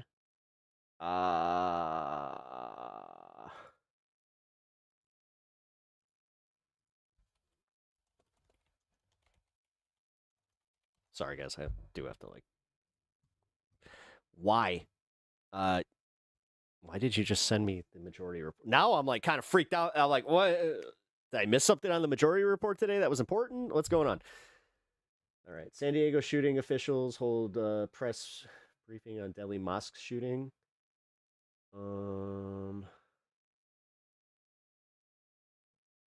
know what? We'll do that. Just let's do this real quick. This just happened in Texas, apparently. Police in Texas have detained 3 people after a string of at least 12 shootings left 4 people hurt. This began What the fuck? Saturday in Austin. The wounded include a man walking his dog. Can you imagine? That's crazy. As well as people working at a fire station and a woman sitting in front of a store. CBS News correspondent Ian Lee joins us now from Austin. So, Ian, I mean, it just sounds like these attacks came out of nowhere. I mean, what do we know about these shootings? Yeah, Adriana, this reign of terror began Sunday afternoon. That's when a car was stolen.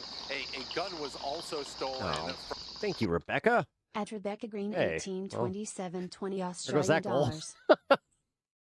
I guess I will also be making that noise here in a minute. Thank you again. You don't have to you don't have to do the whole goal. I thought I had at least an hour. It's okay. It's okay. I'm gonna jump over there. From a gun shop, and then the shooting started. At first, the authorities Dude, he just walked in, bought the gun, and then just started. This is my point. Dude, okay, I live in a state where we have a 2-week waiting period, and people act like that is a fucking affront on their rights. know if the Yo, dude, no, we need background checks. This is so fucked up. shootings were linked, but after 20 calls, they kind of pieced everything together and realized that this was a shooting spree. And so the whole part of Austin went on a lockdown, telling people to stay inside because they didn't know who was doing this. Multiple cars were being stolen. Things kind of died down, Saturday night, but then... Yes, background checks. Why are you laughing at background checks? What the fuck is wrong with you, you dumbass? Picked up again Sunday. You would sit there, like, crowing about how we need background checks for every trans person because, there's an influx of trans shooters. Still. Or am I wrong about that? And you're just like 2A guy all the way. No, we can't do anything but just give everybody a pew pew. Creating this panic. Police were on the lookout. Finally, though, they found a... Yeah, it does work. The thing is, this would have prevented that. Like, had he been in Illinois, they would have been like, okay, now you got to wait 2 weeks. So he wouldn't have been able to just commit this spree. White Kia pulled it over. And likely, they would have found something in his background check to go, nah. Because if you have, like, a proven record of mental health disturbances, then you don't get the pew pew. They were able to arrest 2 people who were inside there who fled, a 15-year-old Background checks don't work on and a 17-year-old, but there was another person who'd fled. Police were looking. Okay, so this, according to JG, none of the trans shooters are real. Cool. That means that the MAGA narrative is false. Cool. For them, but then later Sunday night, they were able to arrest that 3rd suspect. So it sounds like a lot of young people, teenagers, but this is insanity to shoot, what, 12 different... Yeah, so you know what? The common thread here is another 2 teenagers and then another teenager. It's all teenagers. What's wrong with the teens? Different shootings across town. What do we know then about the suspects, and do they feel as if they have everyone? Yeah, Rebecca, but the thing is, who is unwanted and all that, like at least suspected of being a part of this. Unless they're breaking like the rules, yeah, they can just ignore them. Yeah, honestly, if you don't want to see them, just block them. Well, right now the police are saying that there is no threat to the public, so it does seem like they do have everyone who was involved in custody. You know, it created a lot of questions. Democrats hate free speech. About why this could happen. That's why you have an entire fucking you have the president and the entire government trying to fucking stifle free speech. This is what You're a fucking moron. authorities said yesterday. Whatever, man. I don't know what a motive is. I don't know what motive would drive anybody to come and drive around senselessly in this city and in multiple parts of the city shooting. We need to take seriously the fact that we've got 2 juveniles, 15 and 17, running around with guns, you know, creating this havoc. The 17-year-old has a warrant for a theft of a gun from the same store that the 15-year-old stole a gun from. So yeah, it seems like these people may have been known to the police, and so as this investigation goes, hopefully we can find more, because you know everyone woke up today wondering how something like this could happen. Errol. Yeah, Ian, we appreciate your reporting. We'll stay close for any updates. And these suspects are so young. It's just tragic. All right, Ian.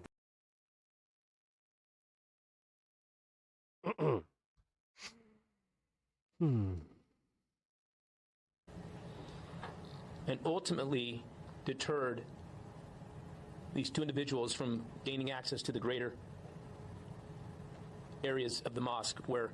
Seriously, does this guy have a fucking brain injury or what? Like, the way that this guy pauses is insane. It's like I have to give a lot of thought in between every 2 words. As many as 140 kids were within 15 feet of these suspects. Tragically, he died in that gun battle. The other 2 victims, as best we can tell with this video surveillance at the mosque, drew the attention of both of these suspects back out into the parking lot area, where they were unfortunately unable to flee. And both suspects were able to successfully corner them. He has cop smarts, Pep. He's doing the best he can. And kill both of them.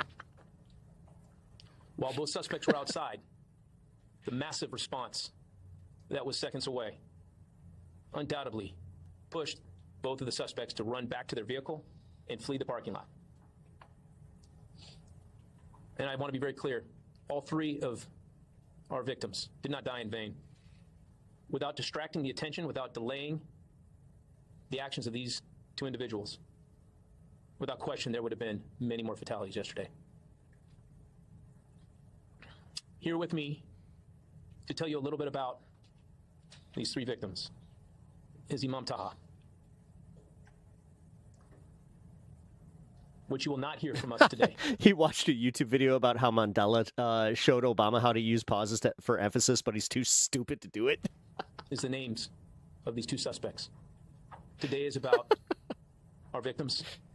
The delays make him look stupid. I'm telling you, man. Coming back together again.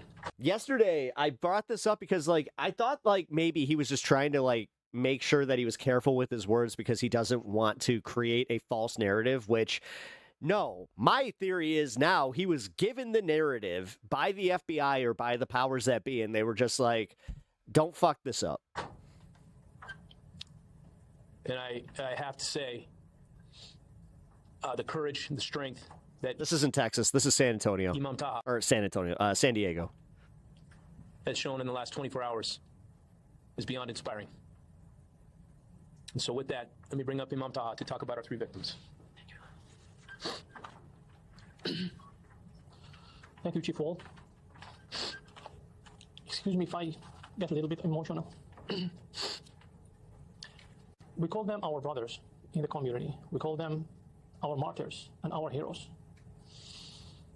Our security guard, Amin Abdullah, he goes by Amin Abdullah. Brian Climax, such a lovely person. He never stopped smiling to anyone, our community members, as well as our visitors. If it was not for him, as Chief mentioned, the carnage would be much worse. He's the one who stopped them, who slowed them down. If he didn't do what he did, and he sacrificed his life, the 2 suspects would have easily access to every single classroom. We're so proud of him. I envy him when I see messages about him literally from all over the world talking about his heroism. This is our brother. Second one, Mansour Kaziha, our elder. You got to go? All right, Rebecca, I appreciate you hanging out today. I'll catch you on the next one. He goes by Abu al-Izz. He is the pillar of the Islamic Center of San Diego. He has been since 1986, when the community started breaking the ground to build the Islamic Center. He was there. He has been at the Islamic Center for the last 40 years, working nonstop. In the last 22 years, being the Imam and Director of the Islamic Center of San Diego, I have never done anything without him. He is on the top of my list for people to call. Every single thing going wrong. Even the light, is not working. Brother Abu al-Izz, can you come and fix it? Anything that goes wrong. He was the handyman, he was the cook, he was the caretaker, he was the storekeeper. He was everything. I don't know what I'm going to do at the Islamic Center without his assistance, his daily assistance. We miss him. The entire community miss him. Our third brother, Nadir Awad, our neighbor. He lives across the street from the Islamic Center. His wife is a teacher at the Islamic school. He is every single day at the Islamic Center, joining the prayers, every single day. When he heard the shooting, he rushed to do something, to protect. And he joined Mansour Kaziha. They died together.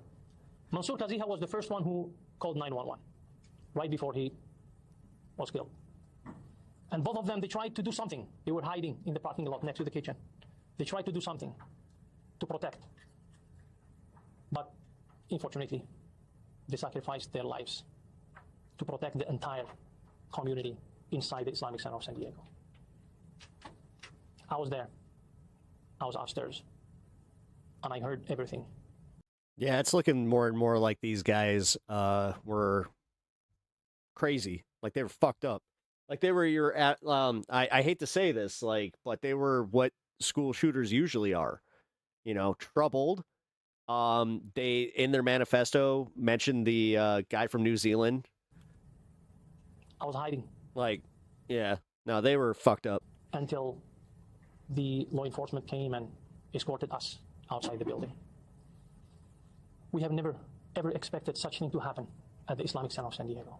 The weird part is I actually haven't said that they were MAGA. I just said, it doesn't fit the left. It doesn't fit the idea that they were crazy leftists to go after Muslims. We are used to receiving hate mails, hate messages, people driving by and cursing and all that stuff. But such horrible crime, we have never expected this. Even though we tried throughout the years everything we could do, applying for Homeland Security grants. We have a fence, security armed guards, security cameras covering every single spot inside and outside the Islamic Center. What could we do more than this? So this is what my community is going through at this time. My community is mourning. My community is keeping our 3 heroes in their prayers. My community is around. Mind your own business, people.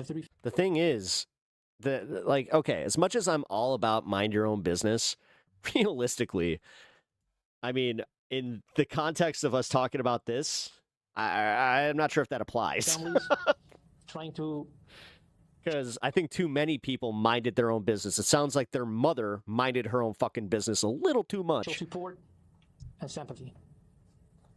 So this is what happened at the Islamic Center, and these are our 3 heroes. Please keep them in your prayers. Thank you. Let me say that the collaborative response and approach to yesterday's event has been overwhelming.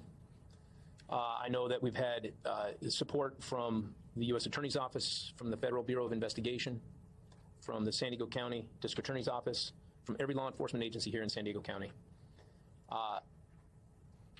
Investigators have been working through the night.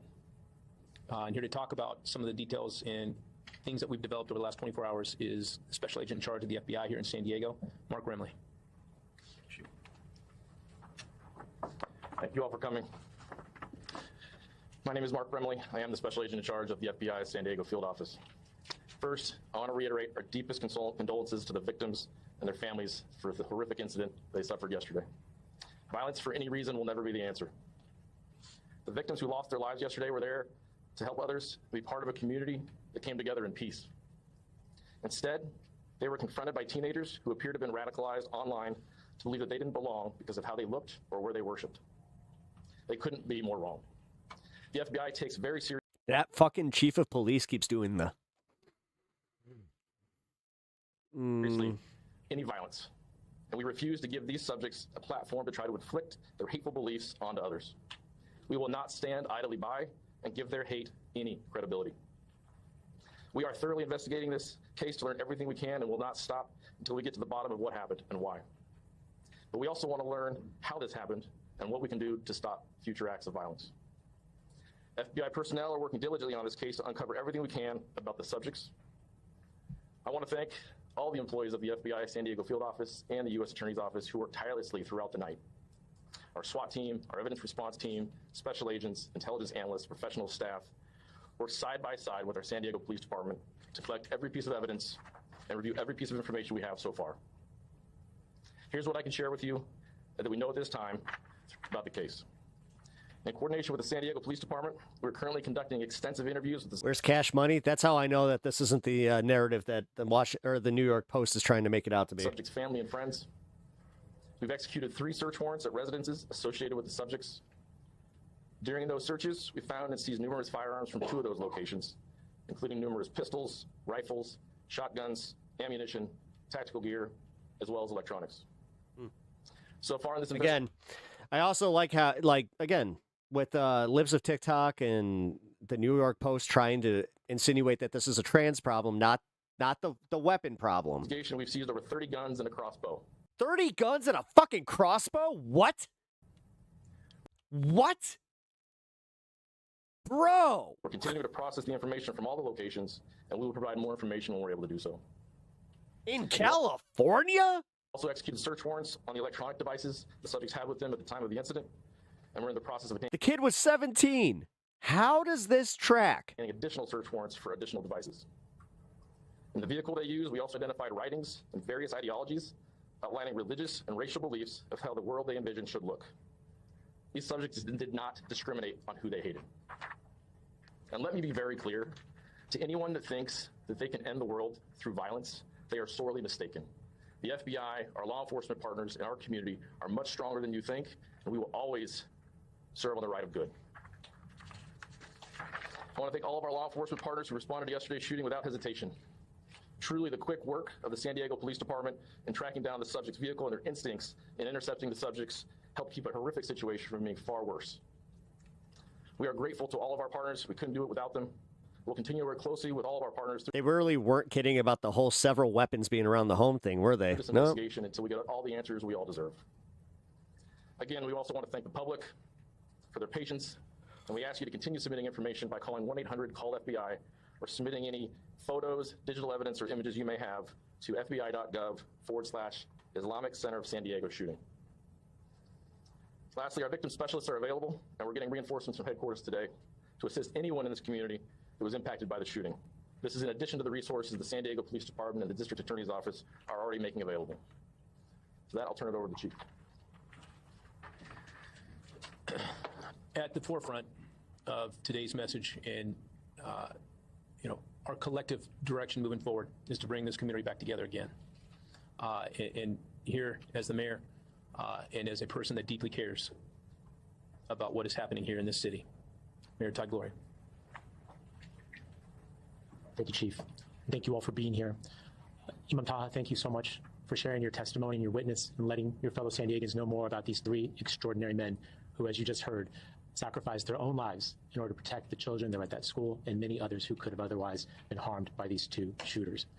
I want to be very clear that those two young men do not represent our city. These three Muslim men do. Their heroism, their selflessness represents the very best of this city. And Imam, you said that your community is mourning. I'm here to say very specifically, our entire city is mourning. And we will mourn these three heroes. I'd suspect that they were affiliated with some type of paramilitary org. Well, isn't that fun? Because, yeah, the FBI, they kind of did this thing where they have no interest unless it's an Antifa group. For what they are, heroes. This is what happens when you politicize every aspect of our fucking country. Like, the DOJ being taken over by Trump should have been a much bigger deal. Him putting all of his sycophants into every position of power should have been a huge fucking deal. But this, you know what? We all took it laying down. It's the same thing with the Epstein files coming out. Like, I don't think there's anything that could happen in this country that would actually result in any form of like an uprising change. For their sacrifice. I'm sorry. Like, I'm kind of pessimistic about this, but for real, man. Always. I want to express my appreciation to our public safety professionals.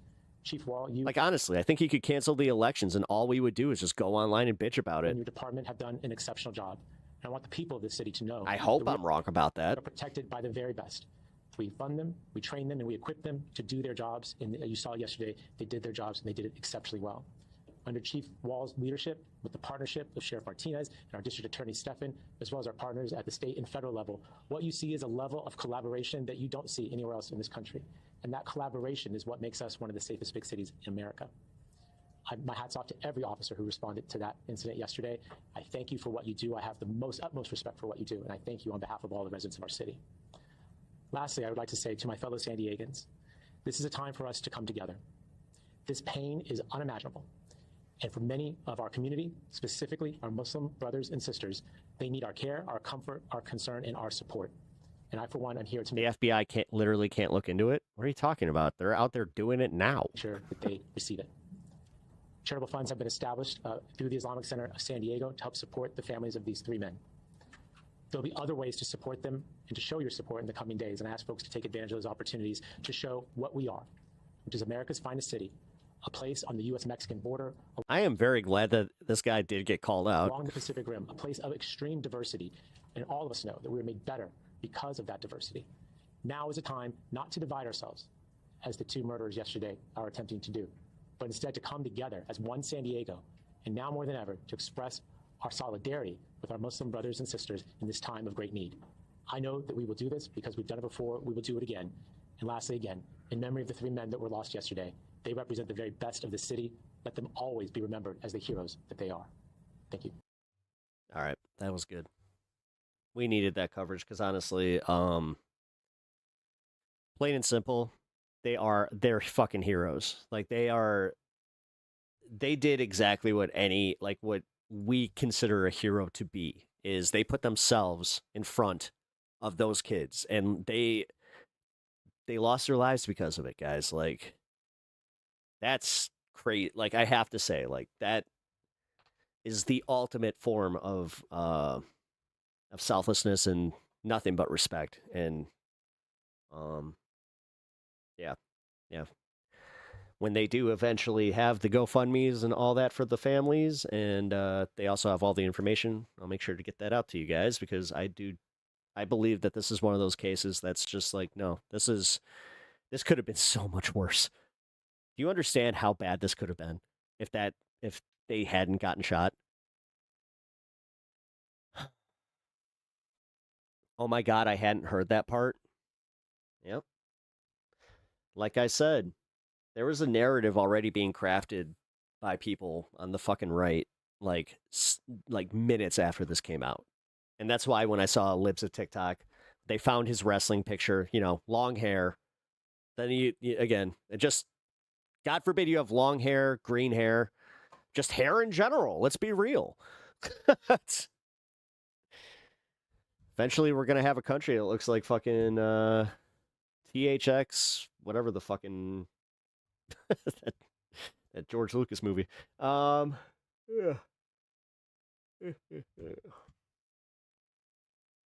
There we go. We got the TODD Blanche stuff. All right, but before, hold on. I haven't seen this one. Let's do this one. I have seen this one. Okay. Because I have seen this, I got to run upstairs real quick. I got to go check on my wife. She requested something, so I will be right back. Buzz cuts for everyone? Yeah, apparently. You know what? What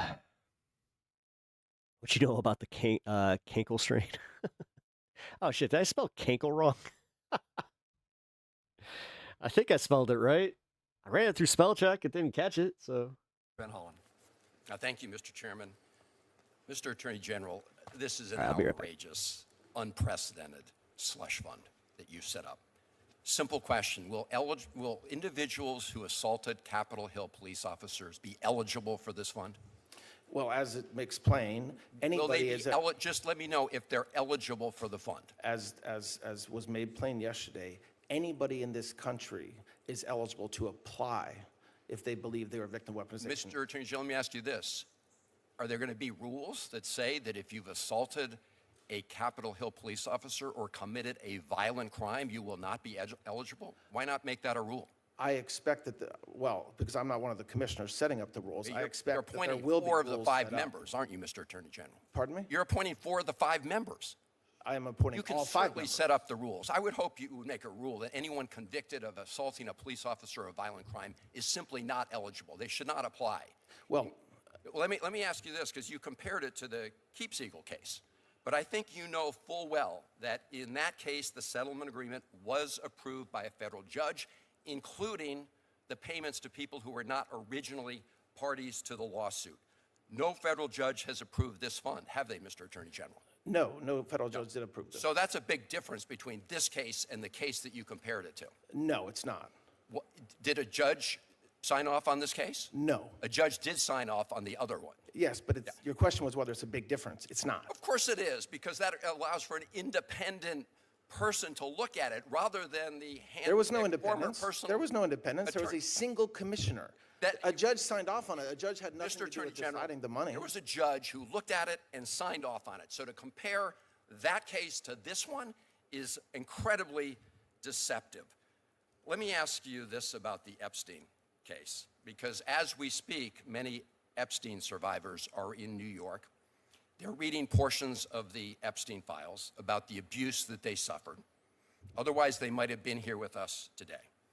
At a House hearing, your predecessor refused to acknowledge the pain experienced by some of those victims when the administration improperly released their names and identifying information. So I want to know where you stand. I spoke to the representatives of some of the Epstein survivors yesterday. They are extremely frustrated that you keep calling for people to come forward with more evidence, but you have not met with them to hear their stories. So simple question. If I connect you with these survivors, will you meet with them?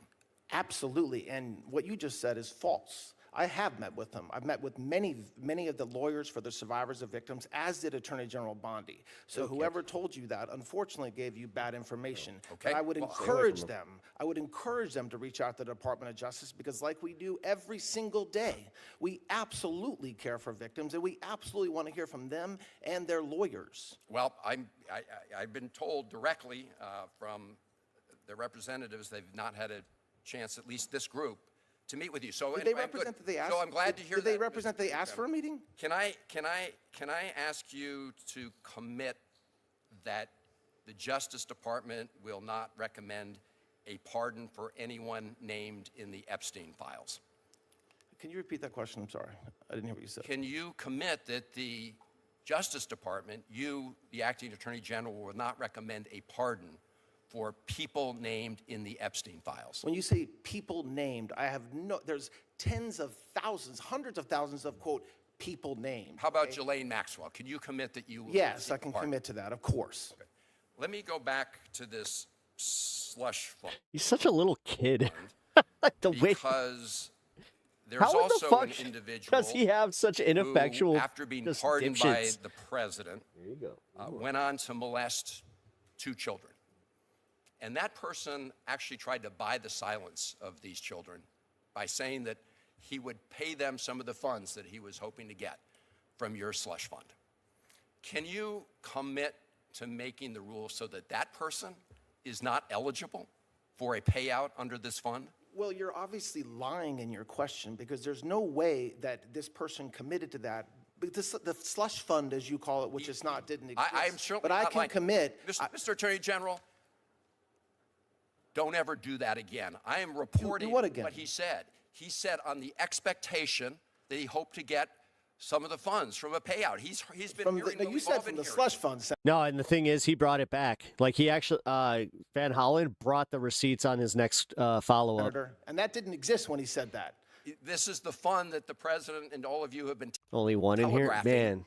all along that Yeah. you're going to use to help the president's friends. Can you point to a Mr. single Attorney General, telegraph I have a I last made? question. What telegraph did I I have a last question for Okay. you.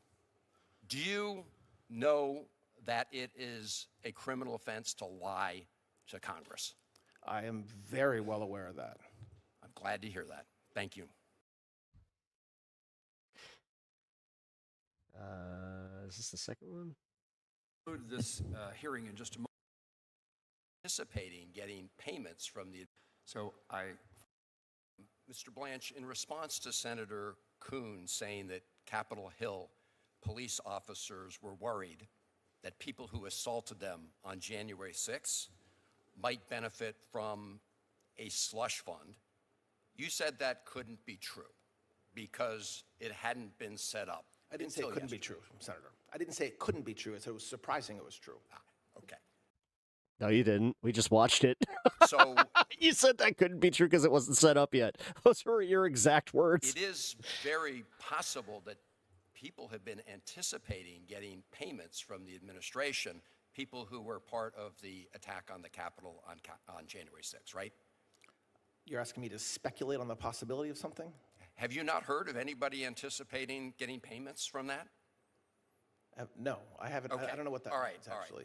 Mr. But I won't Chairman, speculate. I want to put it in the record, submit for the record, a January 2026 Washington Post story, a long story entitled, "For Many January 6 Rioters, a Pardon from Trump Wasn't Enough." And it goes on to quote, the President of the United States, when asked about these payments, said, "A lot of people in government now talk about it because a lot of people in government really like that group of people," unquote, referring to the January 6 rioters. Are you not aware of that statement from the president? I have never read the Washington Post. Well, I can tell you that there are a lot of people I accept that you for read a long time who've been anticipating payments. You're not aware of that?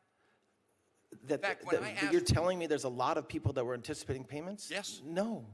Well, I'm not aware. Okay. Well, Mr. Attorney General, you are in a bubble because the reality. Because I don't read the Washington Post? No, Okay. no. Obviously, you should be in touch with some of these folks. Because, No, I mean, you're the acting attorney general. It's almost like you should know this shit. I asked Oh, you God. Oh, God forbid we have expectations of the fucking leadership in this country. specifically about an individual who had molested kids and been convicted about his anticipation of getting a payment. And you said that couldn't be true. In fact, that was a lie. I want to read you. I didn't Oh, by the way, Razor, what up? How you doing? I got the transcript right. Good. You said. Welcome it in. was obvious. I'm obviously lying the question because there's no way the excuse me. person committed to that because the slush fund did not exist. That's what you said. I'm going to read from you, Mr. Attorney General, an affidavit from the Hernando County, Florida Sheriff's Office. And I want you to listen carefully to what this police officer said about this criminal named Andrew, pardoned by the president, now being charged for child molestation. He says, Andrew also told that since he was pardoned for storming the Capitol on January 6, 2021, and he was being awarded $10 million as a result of being a January 6er, Andrew did tell that he would be putting him in his will, referring to one of the victims of his molestation. He would be putting him in his will to take any money he had left over. This tactic was believed to be used to keep from exposing what Andrew had done to him, signed under penalty of perjury by someone in the sheriff's office. And you're telling me you don't know about all these people who have been signaled by the President of the United States and others that they're going to get payments? I think that that's what you just read is disgusting. It's horrible that that happened, but that's not what I said. I mean, you can say you're telling me and then make up something that I'm not saying, or you can let me speak. Mr. Attorney General, yes. I'm reading from the statement here. I got a transcript of what our exchange earlier.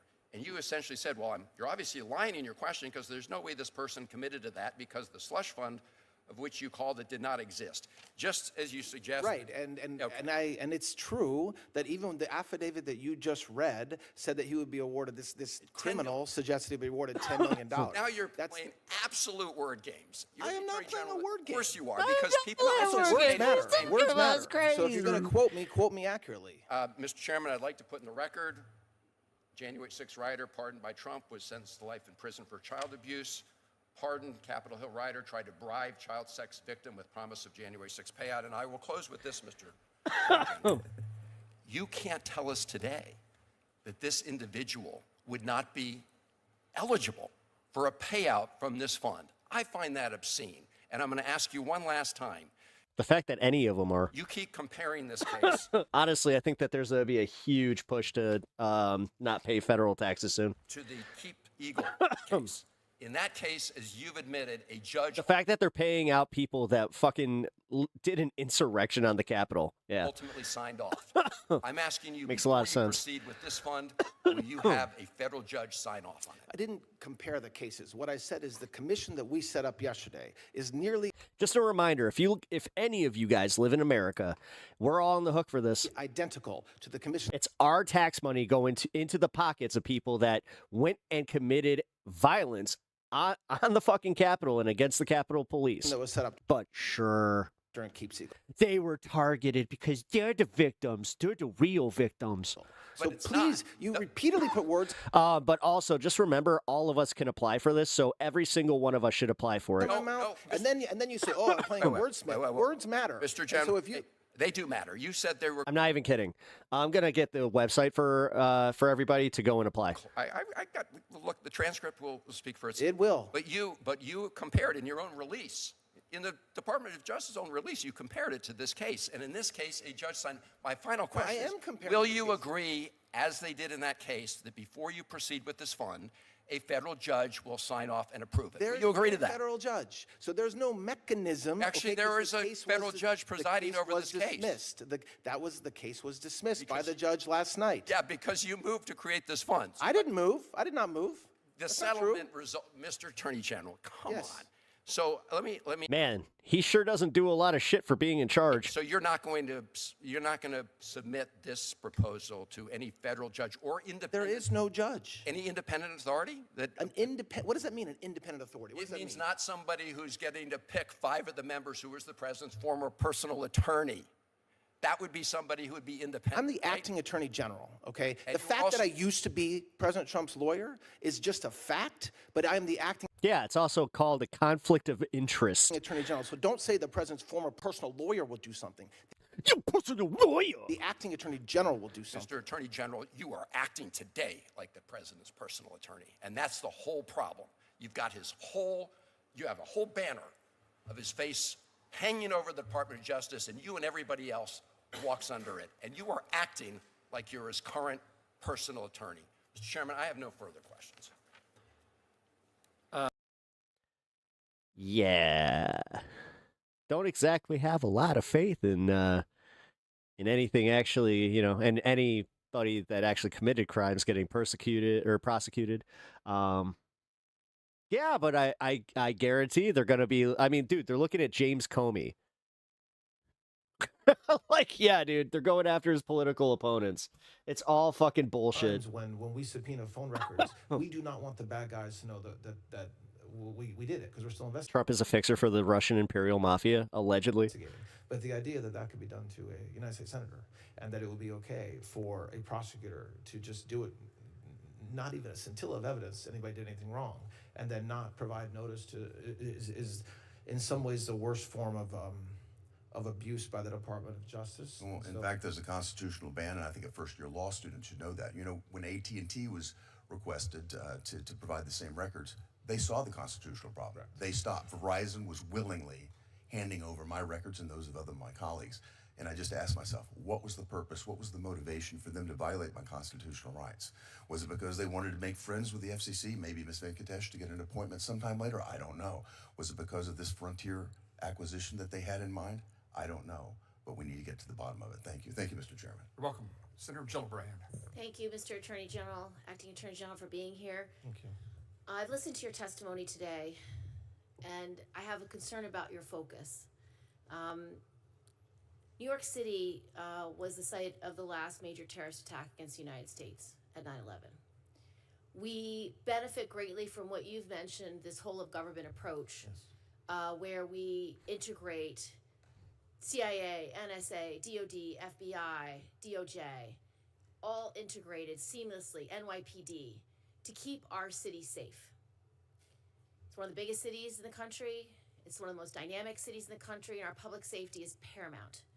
But I've looked at your record, and I am deeply concerned that you are not using this whole of government approach, because I see you slashing programs left and right that we know work for all sorts of things, from drugs to gun trafficking to community policing to cops program, slashing. Chaos is is literally part of it. So many programs that I know work. So I want to take you through them and hear from you why your focus isn't where New York City and the state and the country need you to be, which is our public safety. So first of all, do you think that China, Iran, Russia want to do us harm and would undermine our elections? Yes. Why did you delete the whole department then that is supposed to protect against the undermining of our elections? Dude, I love how I'm like impressed with just somebody asking a basic follow-up. So we spend a ton of time, a ton of money, a ton of man hours, a ton of resources on that very issue. Yeah, but you canceled the FBI's Foreign Influence Task Force. That's a task force. That's not. That's literally just a group. It was you know what a task force is. That's not getting rid of anything. I was here in 2016. I know what happened. And after that, we did a whole of government approach. Yes. We put experts in at CISA.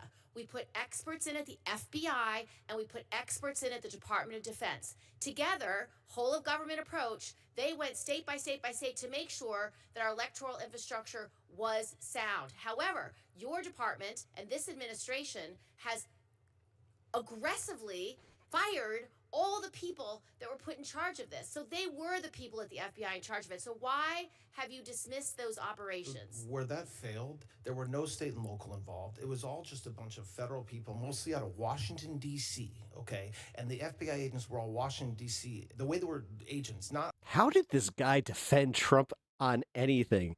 I would never hire this fucking guy. Around the country. He's unlikable. He has like no charisma. He, honest to God, seems like he's just like uncomfortable all the fucking time. Where we needed them. So the way we're addressing it comes off as like a fucking lying sack of shit. By closing down that task force is by having HSTF set up in every single, including in New York City. Every single agency, every single state now has a HSTF, and that is one of their main focuses. And it does work with state and local. I want a complete report on this, because I don't have confidence that you are doing what needs to be done, because if all the 300, 400 expert people that were in our previous administration. The fact is, he's not even supposed to be the AG. Multiple administrations, Democrat and Republican administrations. If none of them are good, that's kind of funny. Starting over from scratch, that doesn't sound like the recipe for success. I didn't say none of them were good. That's not what I said. Well, they've all been dismissed, and they've all been fired. In all 3 He's not gonna have the viral moment that Pam Bondi did, but holy shit, he ain't doing good. We fired the people from DOD. We fired the people from CISA. We fired the people at the FBI. They were all dismissed. They were not all dismissed. Many of them are still here. Ask for a briefing, look into it, and give a report to this committee. Because I'm telling you, if you agree that our adversaries do not have our goodness in mind, they don't have our protected elections in mind. Yes. I need laser-like focus on solving this You're getting problem. laser-like focus. All right, I'd like a report on that. Second issue, gun trafficking. We have been working so hard as a federal government to stop the flow of illicit guns into our communities, where someone can sell guns out of the backs of their trucks from some criminal gun dealer who's trying to get these guns into the hands of criminals. And we're supposed to get data every year so we can show that our gun trafficking laws are working. These new enhanced laws where police officers can now go cross state lines to do their investigation. Why are you not giving me the data about gun trafficking? I need to know if it's working. I need to know if these cases are being prosecuted, and I can't even get data out of your department. Wow. Well, the cases are being prosecuted. We did. Will you give me the data so I can assess it? I don't know what data you're talking about. The number of weapons that have been seized, the number of cases that are being prosecuted. We keep track of how many weapons have been seized that are trafficked, and I'm waiting from your department over a year to get that data. To the extent there's data that we're Will you required send it? to Okay, no, next that's point. not okay. I got like 5 points. I only get 5 minutes. Next point. Wow. She's cooking his ass. Violence intervention grants. You are slashing these community violence intervention grants. They work. We know they work. One of them was to New York. Yeah, weird. For 4.2 million. Slashed. It prevents youth violence. These are programs that are working. Did you analyze whether this program was working before you slashed the funding? Yes, there's still a ton of funding for those programs. Not They do the work. ones in They New York. do. You just deleted them. Delete. It's shocking. Oh, she got a viral It moment. wasn't delete. That Okay, is well, 4.2 absolutely not true. was deleted for the Local Initiative Support Corporation that funds. It's not a deletion. It's just that we're not seeking funding for it through this exact No, process I'm for that seeking exact. funding for it. I've asked for the money, and we've gotten grants for this, and you've just. Oh my God, he really is, dude.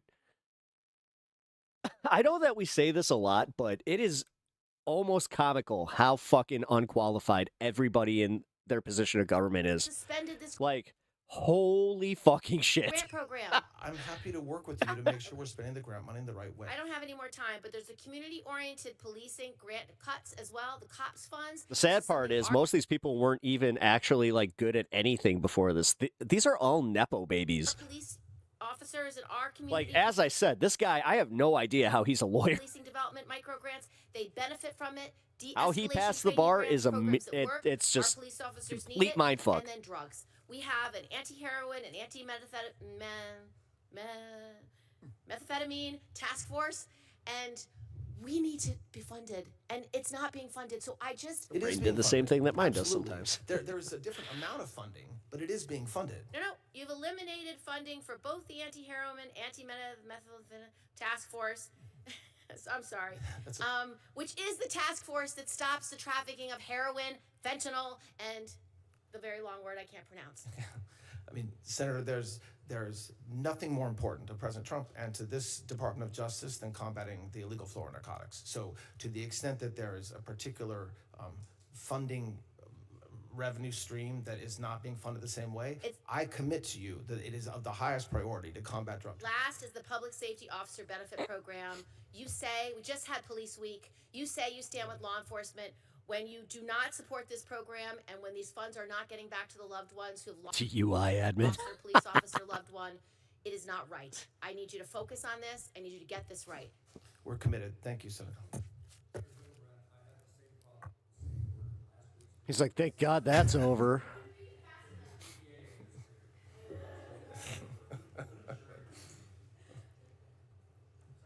Thank you.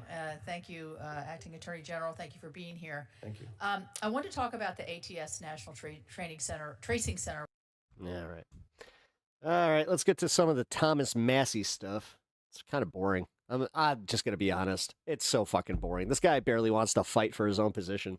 Well, according to polling and according to the betting odds, there's no doubt that Ed Gowron is, as of this point, the time that I'm filming this in the late afternoon of Monday, that Ed Gowrine certainly has a better chance of winning. And for that, that's why I have Ed Gowrine winning this race by about 4 percentage points overall. Okay. Seems about right. A new phase of the Jeffrey Epstein investigation. That is what House Oversight Committee Democrats Whatever, man. say they are launching following a hearing this week with Epstein survivors and their families in Palm Beach, Florida, not far from Epstein's former home where he sexually abused girls. Honestly, Massey, you did it to yourself. A lot of Republicans, you did it to yourself. Honestly, everybody that's getting put into their position, have fun just being your little fucking sycophantic asses. Like, holy shit. You guys are just like, you're going to be remembered in history as being the biggest pussies ever. Cool. You guys have to I love figure out how to make justice, not me. And you can't give me justice. You keep on saying this is the worst case in the United States, but it's not. It's the worst case in the world. This never happened to me in other places, and I traveled as a model all over the world. Jeffrey Epstein destroyed so many of our lives, and Ghislaine Maxwell helped. Yeah, if he loses, he's going to join Marjorie on an island with his forever pension and God-tier healthcare plan. him do it. I was trafficked to Jeffrey. I had 2 recruiters. One was a late teen, and the other was only 15 years old, just trying to escape her own abuse.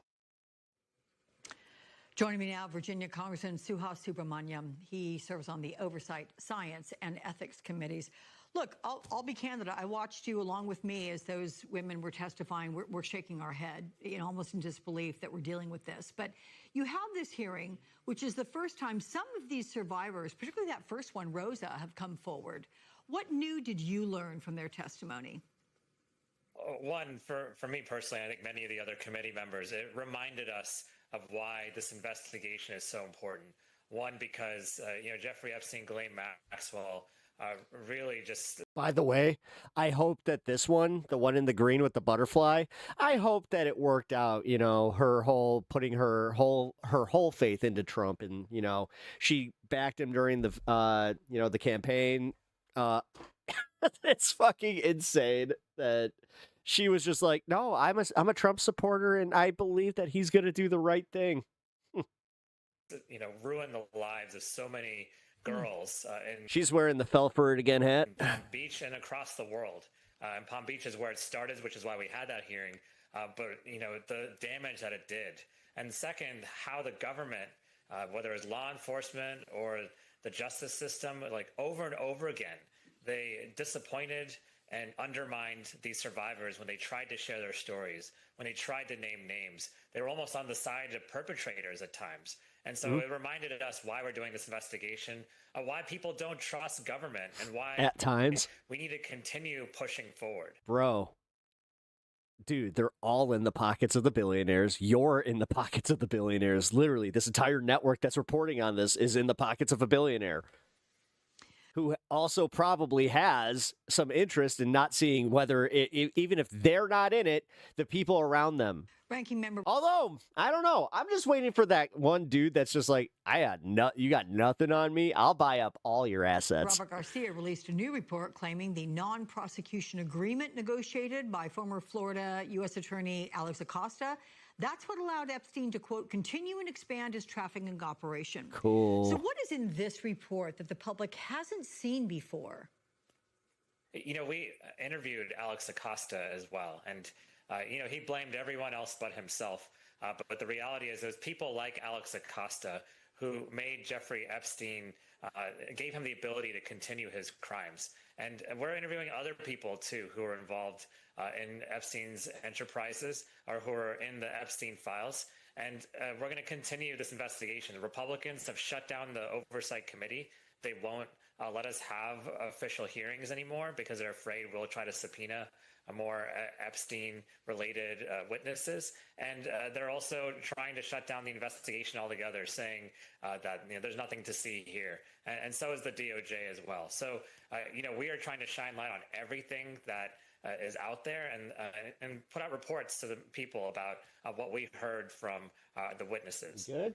Yeah, clearly this is not deterring Democrats because that report is the first of many that oversight Democrats say they will release as part of a new phase in the Epstein investigation. So what can we expect in this new phase, new stage of the probe? Man, I'm glad she's Well, finally we're asking talking to this. people who are very close with Jeffrey Epstein.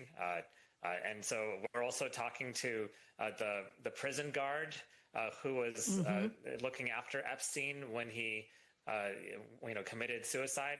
Some people have questions about whether that was a suicide or how he was able to commit suicide under those circumstances, given that he was under essentially a suicide watch. And then we have people like Bill Gates coming in to answer questions that the American people have on why they were involved, how they were involved too. And so we are going to continue to push for answers, and we're going to continue to push for the release of the 2.5 million files, many of whom the survivors have brought up themselves. Damn. As All right, statistically, one of these people are going to fuck up. being problematic. They were looking for files themselves with their own statements. And so we're going to keep pushing forward in this investigation, and we're not going to wait until we're in the majority in Congress to get some answers. Well, in fact, oversight Republicans have scheduled this Thursday interview coming up with Sarah Kellen, who was a top assistant to Epstein and who claims he abused her. Now, Kellen was one of 4 women named as possible co-conspirators in that 2007 Yes, this isn't a surprise. This is usually how trafficking works. Florida agreement granting all of them immunity. They actually just they arrested a human trafficking ring. I think it was in Dallas, but so the way that it was structured is you had 2 guys at the top, then you had 3 dudes that were like the wranglers, right? And then you had 3 women that were the like the ones that would go recruit. The Epstein files show Manhattan prosecutors discussed Wranglers, like the what do you call them? Enforcers, not wranglers. bringing a witness tampering charge against Kellen, and she was also accused in numerous civil lawsuits of scheduling Epstein massages with young girls. So now the committee wrestles with whether women like her were victims of Epstein, whether they're co-conspirators or both. How will the committee navigate this when questioning her? Well, one thing that the survivors brought up at our hearing in Palm Beach is You mean the pimp? that, they, many of them were forced Well, no, those are the guys technically at the top. to try to recruit other women too. And so it put them in a very difficult position. And then too, they brought up how, their identity was revealed in the Epstein files, as well as personal information about them too. Sarah Kellen comes up a lot. She was essentially a gatekeeper for Epstein. She was paramount in making him available to be able to do these heinous crimes. She knew all about his crimes. So at the very least, we'd love to know what Sarah Kellen knows. We'd love to know if Sarah Kellen can explain to us how Jeffrey Epstein was able to get away with these crimes. And I know it's a very difficult situation, so I want to hear how she was victimized too. But certainly we want to protect all the survivors, but Sarah Kellen was very unique in that she was essentially an executive assistant, a scheduler, and an operator for a lot of Jeffrey Epstein's activities. So listening to that, are you leaning more towards a co-conspirator for her, for this one person? Nexium, yes. From what I've seen in the files, she's more co-conspirator to me than anything else because of how involved she was. But to me, I want to hear what she knows. In the end, I would like to solve the bigger problem, which is how Jeffrey Epstein was able to get away with these crimes, why people are still covering up for the people involved with Jeffrey Epstein and Ghislaine Maxwell, why a pardon for Ghislaine Maxwell is even being Because the president shut it down. discussed publicly, given what a TODD BLANCHE shut it down. monster she Our government shut it down. What are you talking about? has been. God. And so Sarah Kellen may have some key answers that will help us in this investigation. Okay. Congressman Suhas Subramaniam, it's good to see you again, sir. Thank you so much. New testimony this week in the House Oversight Committee's Epstein I kind of like her reporting. investigation. On Monday, lawmakers will hear from one of the prison. Which one was Nexium? That was it was like it was the one with the girl from Smallville. Chloe from Smallville. She was like one of the recruiters. So like what would happen is this guy, he would recruit people into like his cult. And then, yeah, like then he would kind of like brainwash them to do whatever. Guards on I don't know, guys. duty the night. I'm not in the mood to explain an entire, like, the whole process of cult integration, but look into it. It's the patterns are there for all of it, including MAGA. Epstein died in his I went through it with my Christian. Like, I think that's why I just have very little patience for it, is because I broke from a cult. And the thing that really kills me is the fact that I'm like one of two. Manhattan jail cell. Then on Thursday, the committee will interview a former Epstein assistant who was listed as one of the 4 potential co-conspirators. Yeah, MLMs are based on literally MLMs are based on the psychological structure of cult worship. Abuse. This after Democrats heard dramatic testimony from survivors at a hearing this Most MLMs will even say it's like you're not necessarily selling the product as much as you're selling yourself. week in Palm Beach Which, not problematic at all. County, where many of Epstein's crimes took place. Here's what one of those survivors told me yesterday. We know that Maria filed her first report in 1996. My abuse in 2004 was really the middle of that timeline. And then to see Rosa, who is talking about she was abused and raped while Jeffrey Epstein had an ankle monitor on. 5 years, I think she talked about? Yeah, for 5 years. And so you're talking about a timeline that spans from 1996 all the way to 2008, just in our testimonies alone, just in that room. And so there's so much within there that you can start to pick apart. Joining me now is Virginia Congressman James Walkinshaw. He serves on the House Oversight and Homeland Security Committees. Welcome back to the show, Congressman. So, one of the survivors who testified came forward for the very first time and said that Epstein raped her for at least 3 years, including while he was under house arrest. What other new points? Yeah, guys, remember, we have been this is stuff that we should have known about back in fucking January, February. Points did the committee learn from the testimony of these women? Well, I think we heard decades of And the problem is, this is like page 5 news now. failure by the federal government, starting with Maria Farmer's report in 1996 that went seemingly And short of like a viral moment, it's probably going to stay there. ignored. And we heard I hate to say it, guys, but I think Donald Trump got what he wanted. from different women who were abused by Epstein and Ghislaine Maxwell at different times. Incredibly powerful testimony from Rosa that you shared there, who was abused while Epstein was serving the sentence from the sweetheart deal that he got from Alex Acosta. So it's really breathtaking, the scope and the length of these failures, time after time after time, the government failing to protect these women and girls. And I think our hearing in Palm Beach highlighted that. Yeah, heartbreaking, in fact. Oversight Democrats announced a new phase in the investigation, starting with the report claiming former Florida U.S. Attorney Alex Acosta allowed Epstein to continue his Alex Acosta should be in jail. trafficking of young women. So It's what fucking insane how none of these people are in jail. can we expect in this next stage? What are we doing?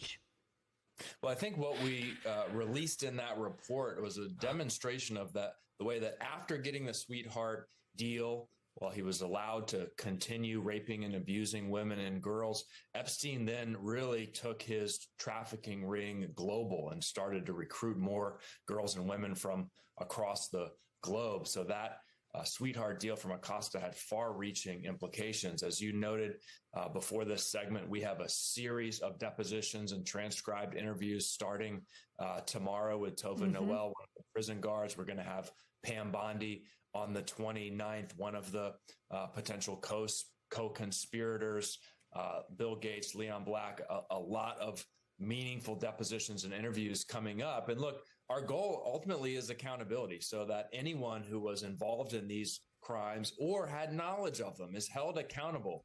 And depending on their role, there'll be different kinds of accountability. But to get accountability, we got to have transparency. We still don't have full transparency. We don't have all the files. We have illegal redactions. We have key figures never interviewed by the FBI. And our investigation is trying to address all of that. So what do you want to ask Tova Noel tomorrow? Again, the prison guard, he'll be speaking with you. Tova Noel It's going to get so much darker before this is over. Purportedly the last person. Well, dude, we're desensitized. Everybody is so desensitized now. To see Jeff. And now it's going to get so much worse because this is the shit that you could crow about it all day. most people are going to just be like, I'm broke. I don't care. Jeffrey Epstein. But then it's also like, yeah, you're broke because of the president. And it's just like, don't you say that. Failed to make her rounds to check on him over the course of the night that he was later found dead. We know that she made a $5,000 bank deposit that was flagged by the bank as suspicious. There's reporting from the Miami Herald that Epstein was paying protection payments to employees at the prison. I have a lot of questions about that. What was the source of that $5,000 that she deposited based on the salary she was earning? That's a very large amount of money to make in a single deposit. Was there any connection to Epstein there? She was indicted, but made a plea deal, so didn't really face significant questioning and scrutiny. So our interview with her will give us the opportunity to ask questions about the night that Epstein was killed and everything leading up to it. The night that Epstein Oh, shut the fuck up. was Dude, seriously, with the advanced AI we have, are you telling me that we can't run this shit through a fucking program that could take out the CSAM and then give us the rest of the fucking files? Dude, no. That's the shit. You're literally like, Ghost Dog, all due respect, that's the fucking bullshit that's running interference for these fuckers. Leading up to You're sitting there accepting why we can't get them. And then you have Thursday when the committee will interview Sarah Kellen. Unless I'm misreading that, which I don't think I did. Epstein's personal assistant, who was named as one of the 4 potential co-conspirators in Epstein's 2007 non-prosecution agreement. Some survivors say Kellen participated in and or was complicit in their abuse, even as she says she too was an Epstein victim. How will the committee navigate this when questioning her? Well, I think we have to be cognizant of the fact that one of Epstein and Maxwell's tools, Like, sorry to be so angry about this, but that's, yeah. was to turn victims into accomplices. And, Yes, the CSAM doesn't have to be released and can be redacted. That's a dumb it's reason. a question of where is that line and who should be questioned. I think No, that sounds like we're trying to do this thing where we're trying to accept why we're not getting them. we should ask Well, you are. the questions that need to be asked. I hope we'll get honest answers from her, but I start in that conversation in a different place than those who are clearly accomplices of Epstein helping to make these crimes happen. Okay, so I misread it. My bad. I'm going to treat I didn't see your comment on that one. someone who was also a victim a little bit differently than someone who was not victimized and was just participating or had knowledge in the crime. So we have to be careful, I think. So you were just stating it as a matter of fact. Okay, yeah, for sure. We're going to want to hear all that you uncover with the questioning there. Congressman, thank you so much for your time with us. Appreciate that. Thank you. Thanks for having me. I literally said, I'm like, dude, I could be misreading this. The president. When I say shit like that, that means I'm too, like, not even too lazy. I don't want to go back into chat and fucking find it. Pushing the DOJ to make a deal that could create a potential slush fund, and you'd be stuck paying for it. Yeah. God, I got to say, that was crazy. What the fuck? Did they really keep it? Oh my God, they kept a fucking commercial in here. Ooh, that's lazy. That's lazy. Either that or what in the actual what?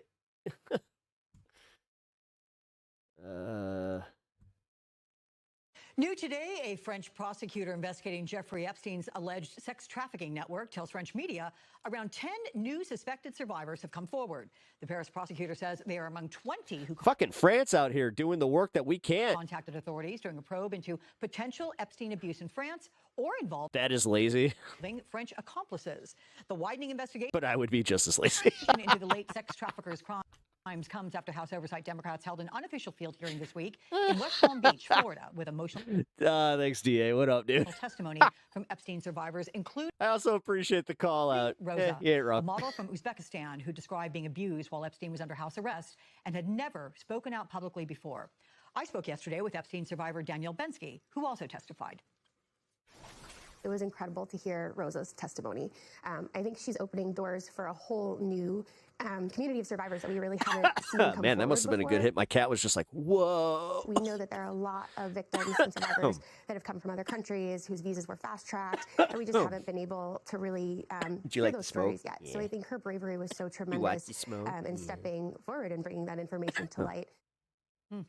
And joining me now, Mary Corcoran, co-founder and executive director of the Save How was the show today, man? America movement. Thank you so much for being here. My pleasure. Glad to have you here as we look ahead to tomorrow because your organization, it is holding an event. It is going to be in New York. It is building on the momentum that you saw from this week in West Palm Beach.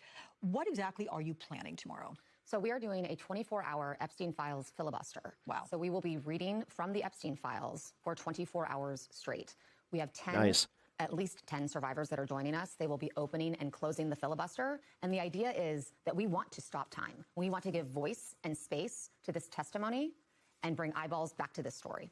So are you highlighting certain Oh, damn. parts That'll do it. of it? Because when you say all these books, 24 hours. Oh, you talked about the Kevin Hart I mean, roast? there's a lot of Shit, dude. information out I got there. a lot of This isn't opinions certainly on that. all of it because you don't even have access to all of it. So even just the files that have been released represent an extraordinary volume of information. So of Now, course, that's how you filibuster? Fuck yeah. one of the pieces of this is that to read for 24 hours, you only get through a fraction of the files that have been released. But really the point is we need all of the files to be released, unredacted. So these women who have been so brave to speak truth to power, have their testimonies heard and find the accountability that they deserve. So some survivors, as you say, you're saying they will open and close this 24-hour window. That's right. Will they read their own related testimony or information about them, or do they go with another? It's entirely up to them. This is also a part Did Kevin get demolished? Not as much as you would want. giving them voice. So a filibuster is about reading the files, but it's also giving them an opportunity to give their testimony. And they can read whatever piece of it that they wish. I'll be honest, I thought it was cringe as fuck because I got the vibe that Kevin Hart approved all his own joke, or all the jokes of the roast. So, because they had some bits in there. As we know, DOJ faced a heck of a lot. Oh my God, that's the files. Yeah, it's almost like when you see them in in a physical format like that, it really resonates. Backlash. That yeah, you know what? There's a lot of them. That means there's a lot of fucked up shit with a lot of fucked up people that we have just turned a blind eye to because it's convenient. For saying, oh, we need a little more time. We're trying. I don't want to be uncomfortable. I don't want to recognize that we have a billionaire elite class that is totally fucking us every single time they can. Trying to release these files very judiciously. We're we're trying to be very, very careful. And yet, relative to just Rosa, she said that her name was in the files, what, 500 times? That's right. Horrific. That's right. So there will be names, there will be redactions. How will your group address both? So we have edited what is being read out loud very carefully to ensure that those unredacted names of victims are of course, not a part of our filibuster. But part of the thing that we need to draw attention to is the reckless way in which these files were released. Yeah. Call out TODD BLANCHE. God damn it. Can you call out the Trump administration and just say it? Fuck. The fact that there were even Ro Khanna won't say it. Victims' names in the files that were not. This fucking decorum bullshit. That's why we're in this position. This is why we have all forgotten. Redacted is unexcusable.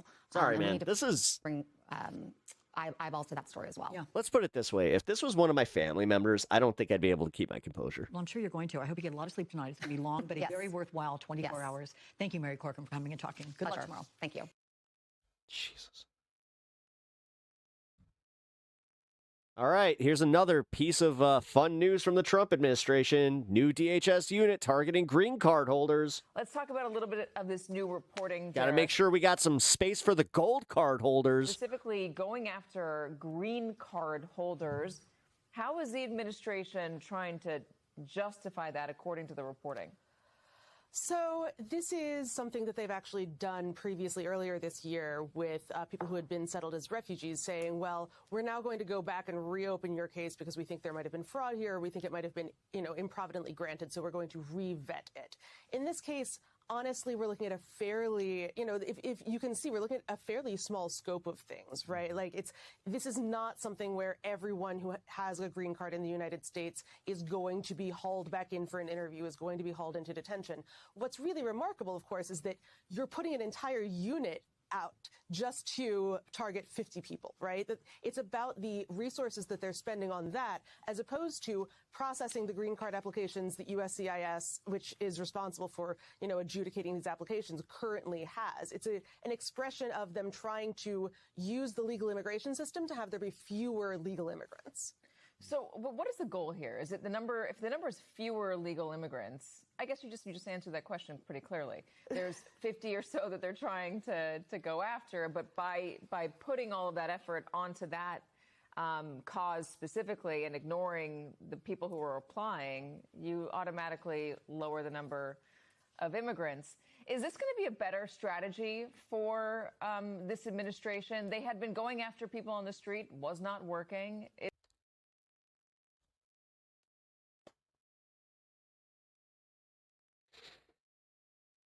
So I bought into the clickbait, and yes, this is actually, if had they done it this way, I hate to admit it, we wouldn't have even known. Is this a quieter and potentially Oh my God. more? This is actually painful. Like, this is a painful reminder of just how bad the news is. Effective strategy? Holy fuck.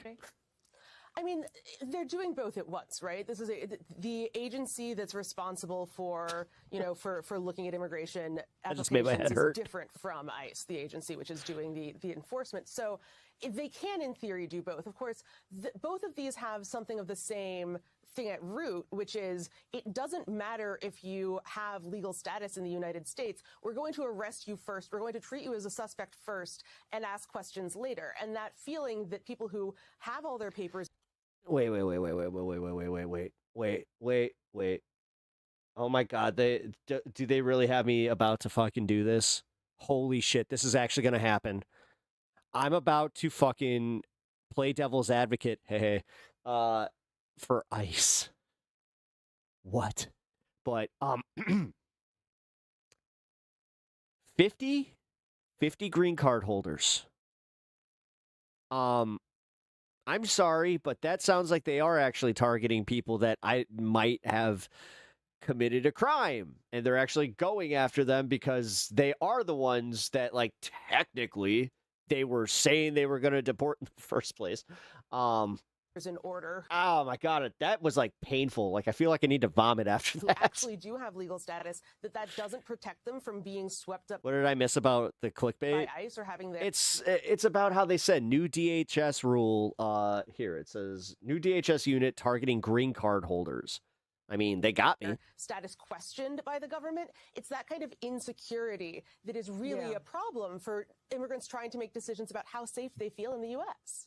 Sounds like they're going after political ops. Mike, what does it do functionally for those who are already here and are now worried? Well, I think politically this has been a fiasco, and that I think is the real problem. It was just pointed out what we're talking about in terms of the real-life impacts of this policy, this narrow, specific policy. We're not talking about a large number of people, and that really, I think, points out to the dilemma that the administration finds itself in. They have turned one of their greatest Sounds like they're going after students. Strengths politically into an extraordinary weakness, and they've drawn themselves into this place where their policy is incoherent. It doesn't make any sense. Do they need a whole new unit for it? They're trying to say we're not doing mass deportations while they're still trying to. No, that's the stupid part where I'm just like, what? Effectively engage in a mass I think that you can send a few policy. agents. And it gets back to what you said in the intro, which is this extraordinary. Unless they're deploying the unit where it's like, well, I guess, I mean, if they're doing it all at once, I don't know. Loss of trust. So at 41%, this is really one of the I'm sick of running fucking playing devil's advocate for ICE. I don't want to do this anymore. It's not fun. lows that Donald Trump is at in terms of his Fuck ICE. approval ratings with the American public on what has always been a core issue. And if you look at the 2018 midterms, his first midterms, this same old song and dance is what they were trying to do to stop what ended up being a blue wave. That blue wave seems to be much, much bigger. His support levels for immigration are lower, and the economy is heading south. So there's no good way out of this cul-de-sac that they've driven themselves into. It's interesting because in 2018 they were talking about the caravan that was coming over, and that was scaring everybody. There's a caravan of immigrants coming for the United States. Be nervous about it. Donald Trump is going to stop it. They were trying to use that. The approach this time appears to be a little bit different. Let me read this from the Wall Street Journal. Mullen has told associates, this is the new cabinet secretary, ahead of November, his primary marching orders are to lower his agency's profile and avoid bad press.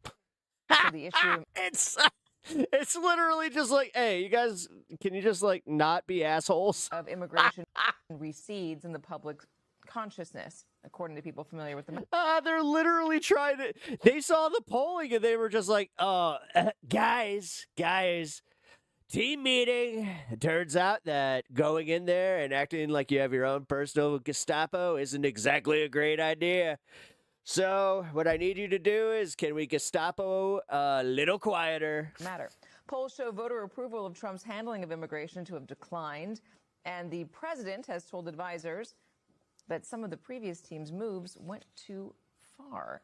Mark Wayne is an idiot. I mean, that's like the only thing keeping us kind of like in the hope field that they won't just stay in power forever. So if you just take it out of the headlines and you don't put it in people's faces, the Gotta go eat dinner. Might be back later. way Hell they yeah, did dude. in January in Minnesota. Like and share the stream chat. Hey, Devil's Advocate knows what's up. I'll catch you later, brother. Does it become a better issue once again for this administration? No. It goes away as an issue. And this is one of the things that Donald Trump has done since he got into politics back, in the formal way back in 2015 when he was running for president. He's made immigration a very central issue to his campaigns. He has dialed up unique issues, things that you would never have thought would rise to the level they did, Springfield, Ohio, stuff like that. And he is, whether you like him or not, a master communicator. So he's been able to do that. Here, if you have his own people and relatively skilled folks saying, He's yeah, really not, though. He uses just the most basic fucking techniques. dial it down. I mean, is he going to be... Oh, my God. I fucking hate everything. I do. I just hate everything. We got people that like recognize how crazy shit is, and they're like, yeah, but he's a master communicator. Competition with folks who are trying to take it off the radar while he tries to put it on. The final thing I'll throw in the mix is this, too. In the previous hour, there was a report on farm bankruptcies. And that may seem off radar for this. It's not.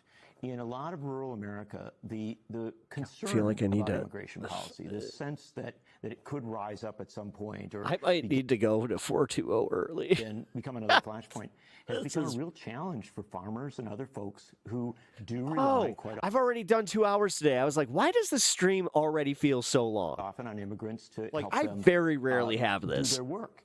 And so Because I've already this covered is an so issue much that politics now people, today. I think, All understand right. in a deeper sense. We're gonna start And when pivoting it soon. rises, it doesn't necessarily help Donald Trump in the same way that it I don't care. Okay. I'm done. We're going to get to some of the more news infotainment stuff. Okay. I also need, you know what? Fuck this. No, I need to chill for a minute. We're chilling. Cue the lo-fi. Let's relax. What's up, guys? It's fucking A.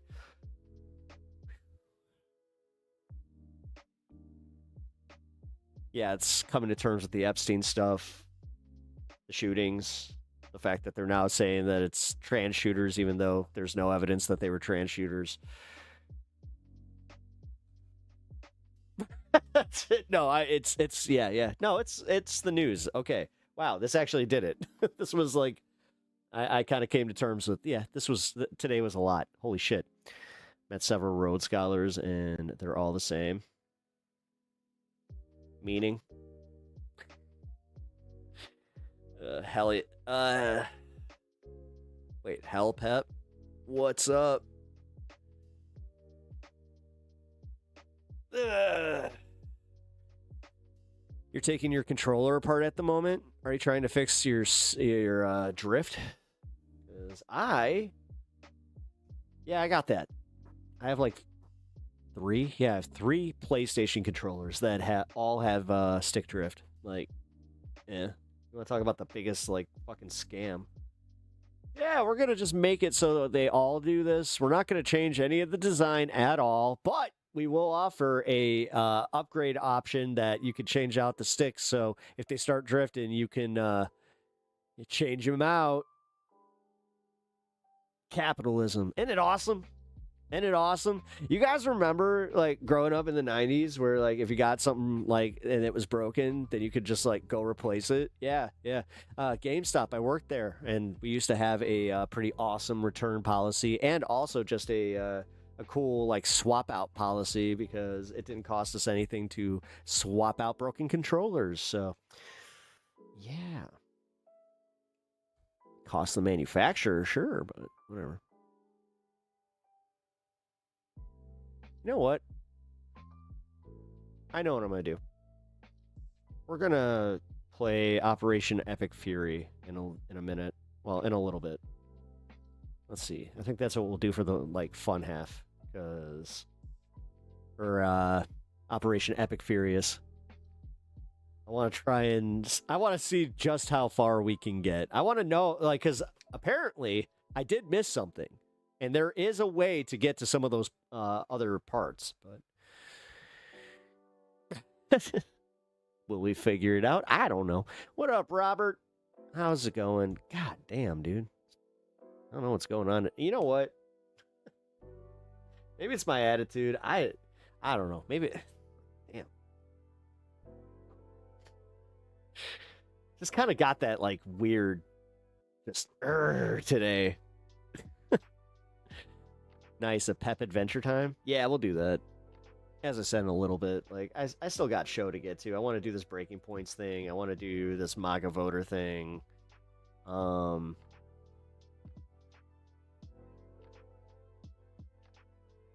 Yeah, I got a Kyle Kalinske bit, and then we got the Theo Vaughn thing, and then we got Tim Dillon on Piers Morgan. RT ends up sticking, and LB ends up snapping, and the D-pad does whatever it wants. Screw those things. Yeah, I'm sorry that's happening to you, man. Daniel B, what's up? What's up? How you doing, man?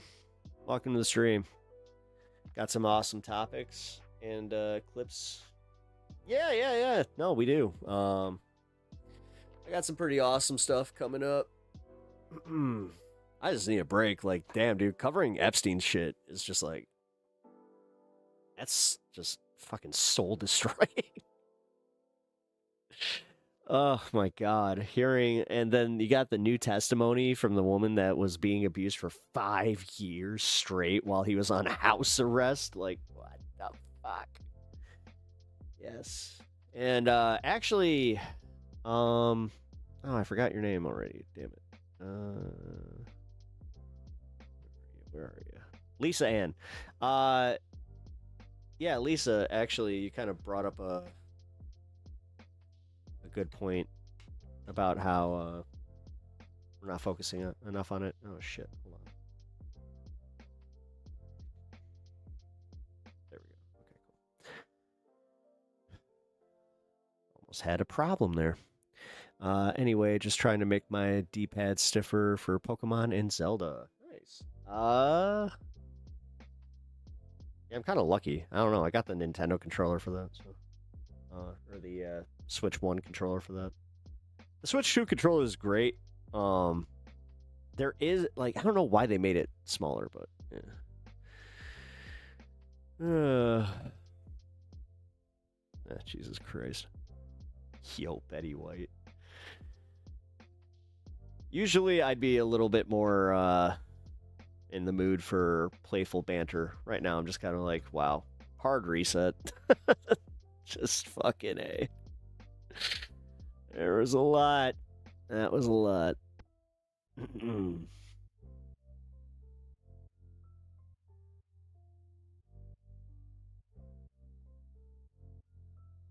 Oh, yeah. Lisa Ann actually said that seeing the files in their full form, that was another thing. Kind of opened your eyes to it, right? Where you're just like, holy crap, this is a lot worse than I thought. Is so the same. Please open files so we can proceed forward. The thing is, dude, they're out. Like, part of the problem is, did you see how many files there were? There's no way that you can humanly, like, just, you can read all of them. It's only, like, you can only get through like, I think that somebody did the math and they said that it would take over a year to read all the fucking files in their entirety. Like, if they gave them all to us. So, like I said, we have all this fun AI and shit like that, and we can't use it to give us a nice Cliff's notes on the files and who we should prosecute. I mean, do we ask Grok everything? The fuck? Like, dude, seriously. As much as I'm kind of, like, kidding, I'm not, though. Like, it is insane. Oh, Jesus. Ow. Okay. thought that through my headphone. Sounds like a case of weaponized tism.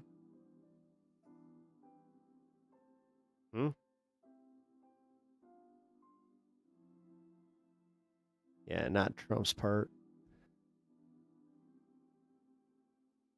Maybe it's because AI is such a privacy risk, but then again, they don't. Dude, no, they're worried that it would go fucking. It would cause AI to gain sentience and fucking. Even the AI would just be like, "Do you want to see how fucked up this is?" Dude, Skynet activates because of the Epstein files. It is a learning computer. It is, or wait, I have a learning CPU. The Epstein files. It was the Epstein files that awakened Cyberdyne. It created Skynet. Yeah, and then all of a sudden then it created us Terminators, because us Terminators were actually there to go after the Epstein class, but then we got sick of the Epstein class because we realized that humanity is so stupid that they cannot function, thus creating the apocalypse. Dude, have you been watching the AI lawsuit trial? No. What? There's a what? No. What? I didn't even know there was an AI law. What's happening? Breaking news. That's funny. AI is using the files to blackmail the Epstein class. Man, I might as well have not even started horizontal today. What is up with that? Ugh.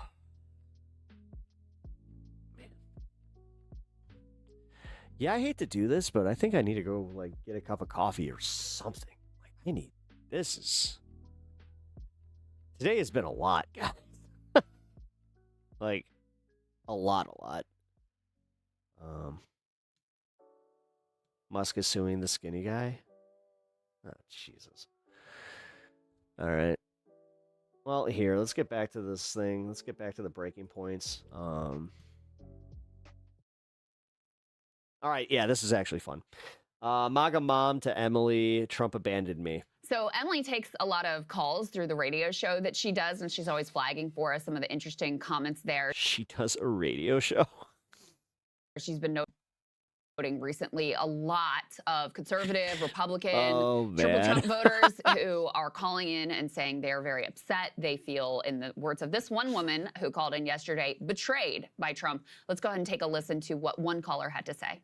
Heading now to Janet in Long Island. You're on the Megyn Kelly Wrap-Up Show. What's on your mind? Oh my God, she does Megyn Kelly's wrap-up? Oh my God, she's the Baba Booey to fucking Megyn Kelly. That's crazy.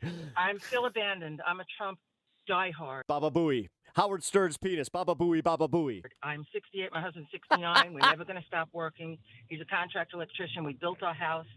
Sauce on side. Sauce on side. We're going to have to move out of Dix Hills because the taxes are $16,000. I don't want to quit working because Medicare is too much money. So I get benefits where I work. He has abandoned the middle class. He has to show us that all those people on bar stools across America, you know, hardworking construction guys, plumbers, the people that stood up to him. The guy, the lineup of the day of my hold on, I almost said something so mean. Wasn't popular to stand up. I'm stopping there, but you guys can let your imagination take over. He needs to help us, give us back flat tax, anything. Flat tax, you bitch! Bitch! You think that we're getting a fucking flat tax from Donald fucking Trump? What?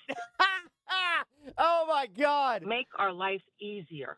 Wow. Never will I have to wonder again where their stupidity to like how these like people were so stupid to vote for Trump and continue to think they was gonna do a good job. I'm sorry, right there, like hearing her little pipe dream. And Janet, when did you start to feel this way? Was it into the Iran war as gas prices were spiking? You know what? I don't into the I just kept waiting and waiting. Flat tax, aka fuck the poor. Yeah. Waiting for him to do stuff for us.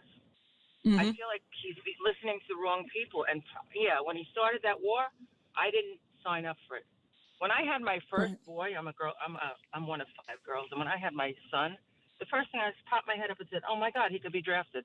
I don't want my children or my friends' children dying in a war that Actually, newsflash: your daughters can be drafted too, numbnuts. has nothing to do with us.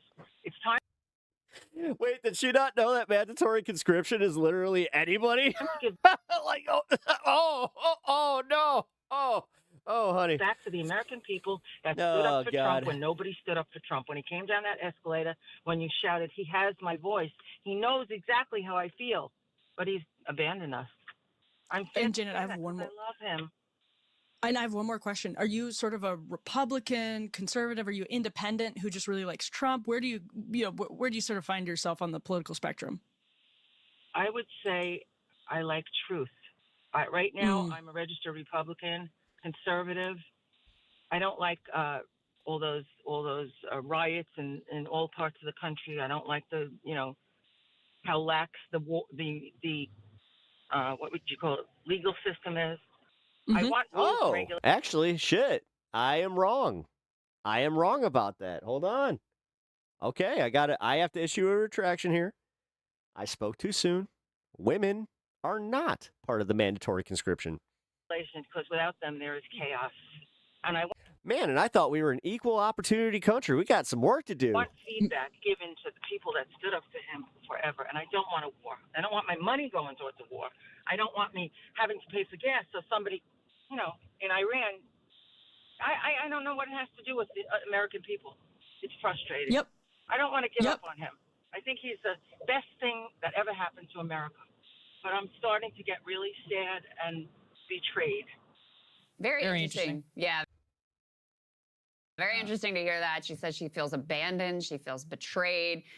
But she still loves him? She says at one point, "I love him." No, my God. She says, "I think he's the best." It's like a fucking divorcee that's like, "I loved your father, and you know what? I still do." Thing that ever happened to America. And yet she's also watching, He's a major piece of shit. I hate that he did this to me, but I loved your father. One of her friends have a baby and be like, "Oh my God, I don't want this baby boy to be drafted. I don't know why we're in this war with Iran.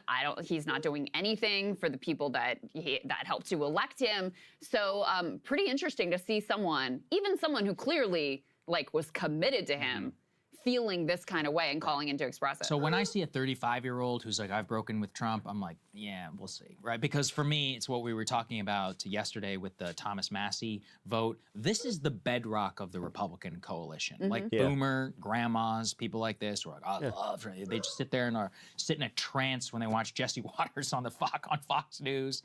Literally, remember back in the 90s when Republican women were putting televisions in the kitchen so they could watch Fox News, so they could never. This is a serious thing. I'm not kidding. No, he's not kidding about this. Yes, my ex-girlfriend's mom literally had a Fox News TV. It was fucked up. Of devotion to Donald Trump.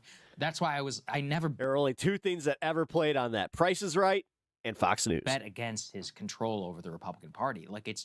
It's beyond ideological, it's beyond policy. It's genuinely a cult of personality. And so for them, I never really expected much to shake. But this is interesting. Now look, it's a single caller, single data point, but and you get the feeling, most noteworthy part. You get the feeling he could win Janet back. 100%. She's looking for anything. Oh, she literally said, I love the man. I love him.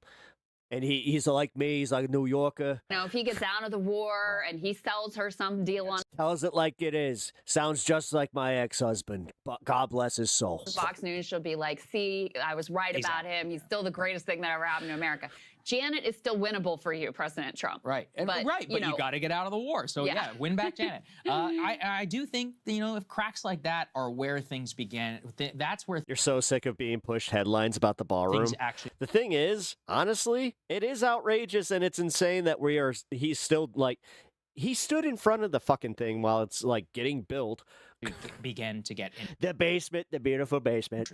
Because that's Did you guys see the while he was getting interviewed, the thing blew over like it was an act of God, or it's just like somebody who's like, I'm very dissatisfied with the way the administration. It also demonstrates, a lot of people say, oh, nobody's paying attention to the Iran war. Not true. That comment about being drafted, there's probably a lot of mothers around America who think that way, especially, by the way, Thomas Massey's opponent just supported a national draft, in case you're wondering, for who's true MAGA actually in this race, and not the guy who was like, hey, why are we in this stupid war in the first place? So I think that stuff really matters. I also think that her point around feeling abandoned, the bar stool, she's like, the people who have always defended you. I mean, one of the things that was the biggest talking points amongst the people, remember, below $100,000 who voted Republican was the economy was better under Donald Trump. So when you have a much worse economy, or definitely you have like very, very high gas prices, high inflation, that is, it pierces the core argument that a lot of these people would make. And I heard it all the time. It was about screwing liberals. It's like, okay, he did that. But the second part was cost of living. And actually, the third part was general lack of chaos around the world. Like, it's true. Oh, don't forget the poison earth issue. There were no new major conflicts. Oh, did you see that he's using cyanide on a bunch of wildlife to clear out the wildlife from these fucking, protected lands because they're not protected anymore, and now they're going to go in there and they're going to fucking take everything from them. That erupted under Donald Trump's first presidency. Then, like I said, everything is objectively worse under this man. Biden came in. There were two. And the thing is, they'll only care when they plan a vacation to go to Yellowstone or something like that. And then they're just like, what's with all the smog? Massive geopolitical earth-shaking. Oh, yeah.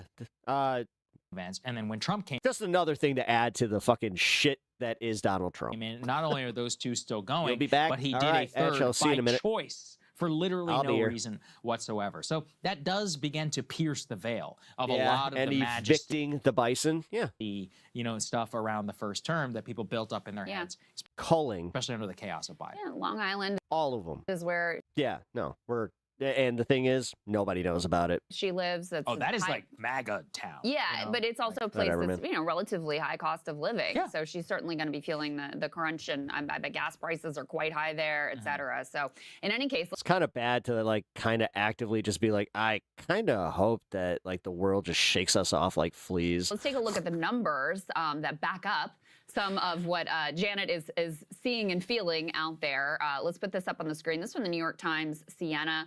Their polling has been relatively predictive in the past. For example, they were some of the first polls that picked up on how much Latinos and even some Black Americans were shifting towards Trump in the run-up to 2024.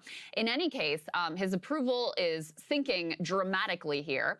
And the first question we've got up on the screen is, do you think Trump's decision to go to war with Iran was the right decision or the wrong decision? 30% say it was the right decision. 64% say it was the wrong decision.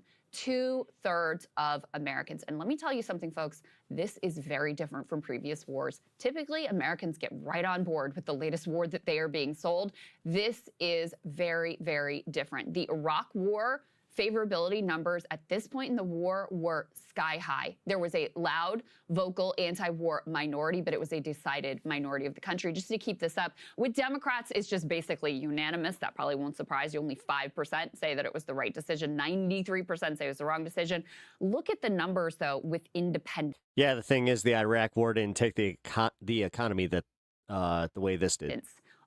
That's the main thing. Only 21% of independents say it was the right decision.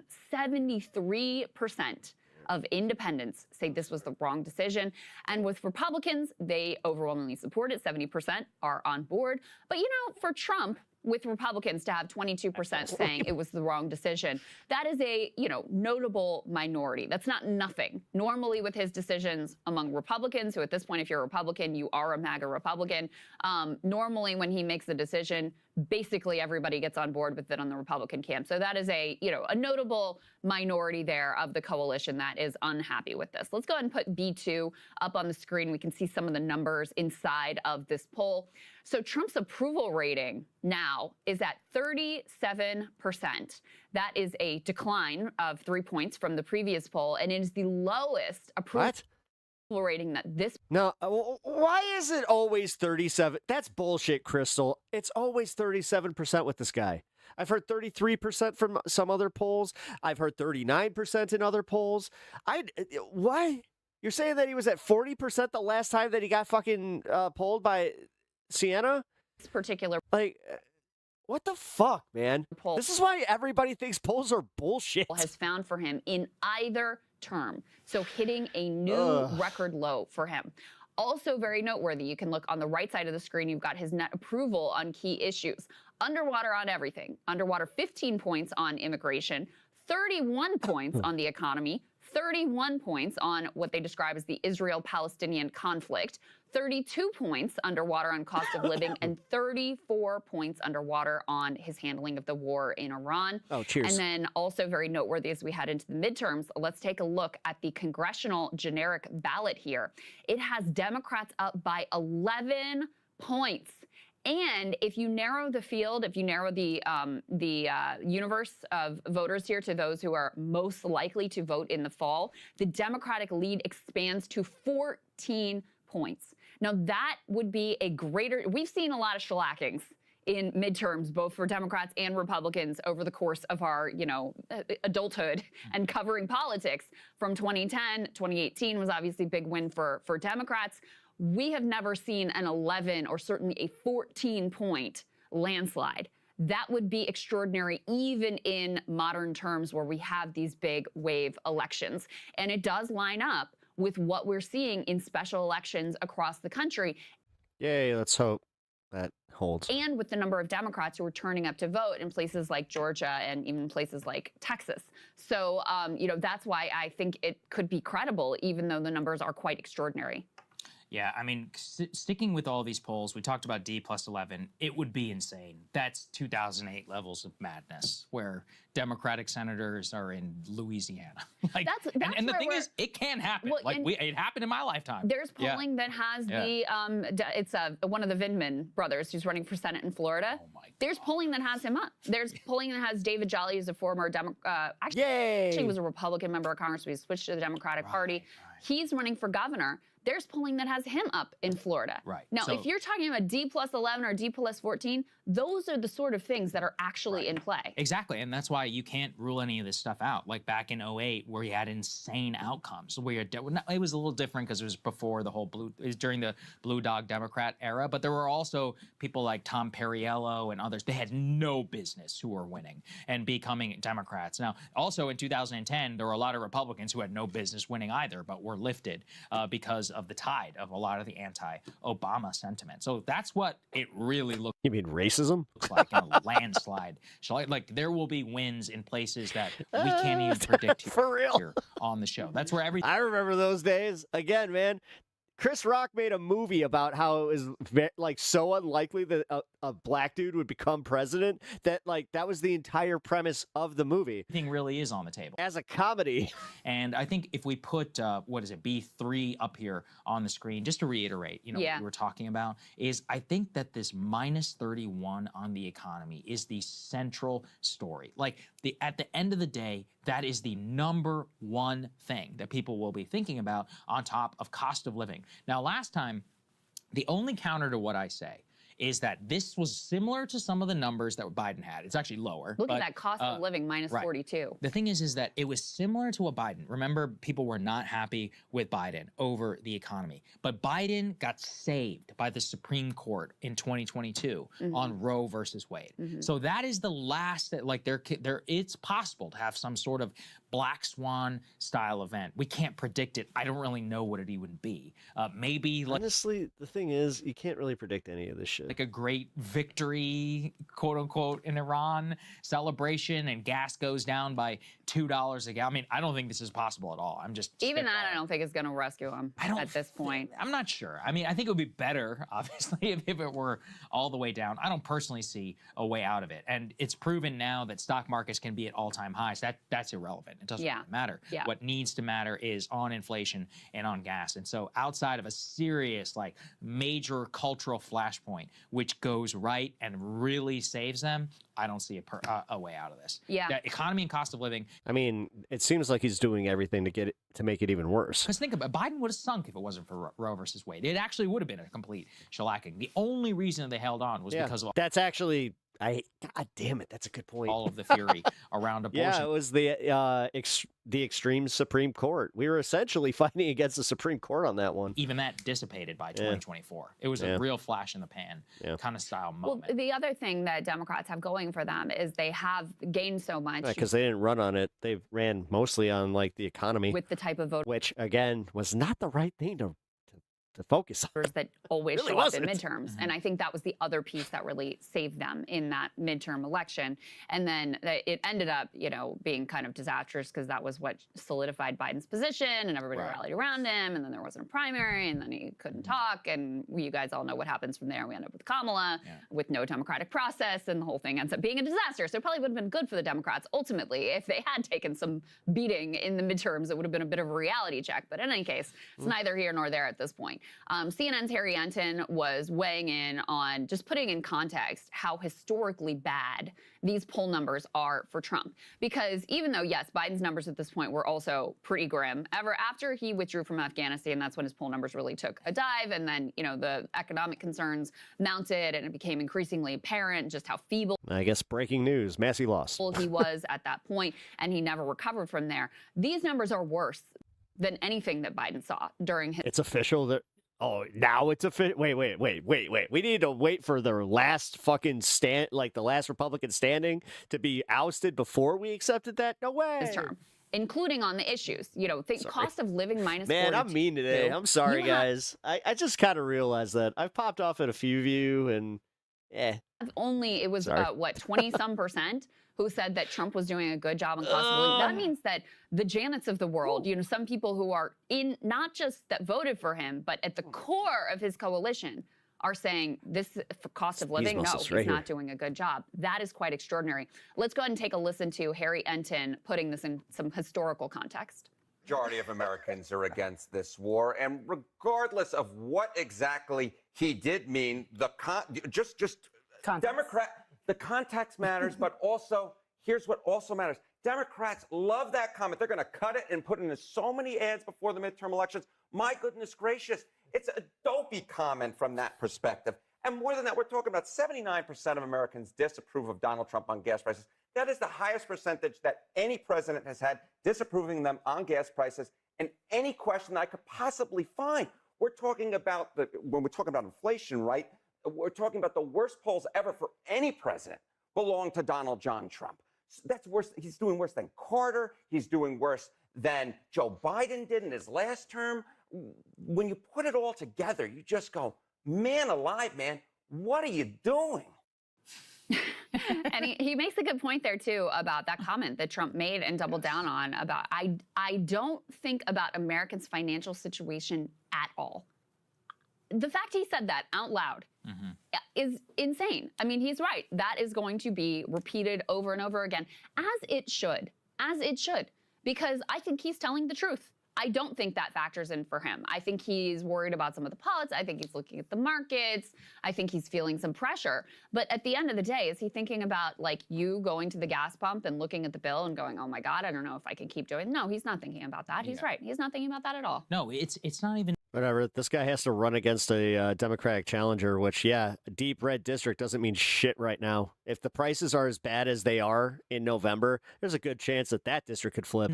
I'm telling you, man, the way that they're playing with the gerrymander could really backfire on them. Because that's the one thing I do have confidence in is if he doesn't and I have to preface that it's if he does not turn this around, if we are still at war in October and it's almost fucking double-digit gas, as the average, I'm pretty sure that he's not, I'm pretty sure that no district is safe at that point. About thinking about. It's in the totality of where the position has. And this isn't just the hopium, man. I'm just telling you, it's been taken on Iran.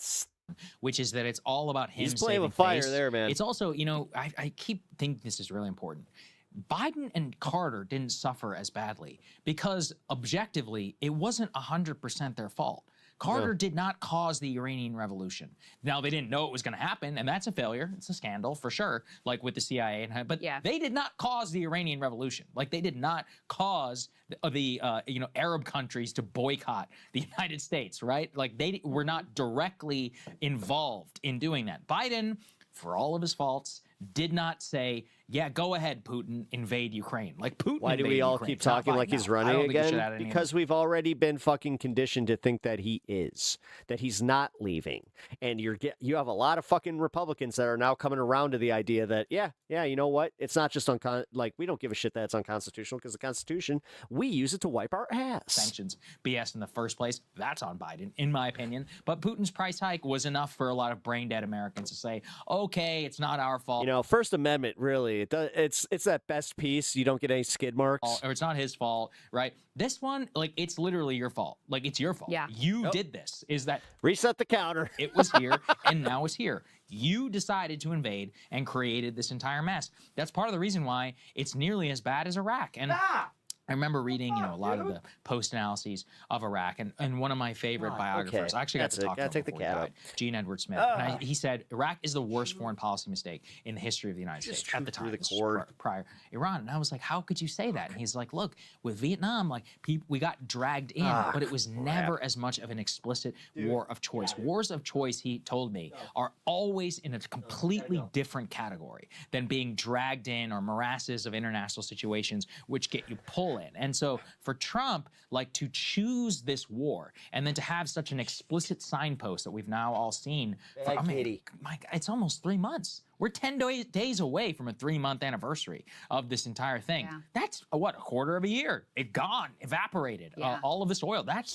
Nobody cares. It's weird. It's almost like actually holding him to the words he says is now that's passe. I mean, we're gonna get into the catastrophe. Snar, I just read a post this morning of a guy who just went to Somalia. He was like, I've never seen anything like it in terms of the food shortage and what it will mean in terms of purchasing. Yes. He's like, we were gonna have a full-blown mass famine in Africa. Right. Yeah. Well, and also because we pulled all the aid for the Doge. It's both, but it's the World Food Program. Combination of those two things. And there's also, because of the climate crisis, there have been, droughts and extreme weather that is also, caused problems for crops around the world, including here. That's why we covered the other day that wheat yields here are going to be the lowest since the early 70s because of this extreme weather that we've had here as well. And that's before you even get into Yay! So famine's on the menu. the effects of how expensive fertilizer is now. Water shortages, electricity shortages. And how much that is going to reverberate throughout. So yeah, the World Food Program is saying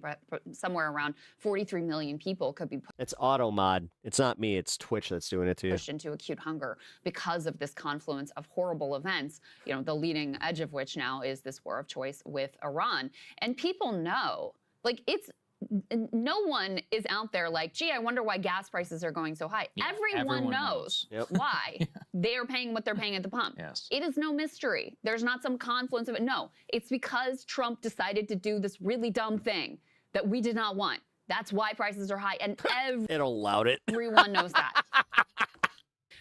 Well, guys, I guess a new thing is if you say you didn't say any new bad words, I guess AutoMod will now unmod it. We also want to take a quick look at, actually put B6 up on the screen because this, again, connects to what I was just saying about the Iran war.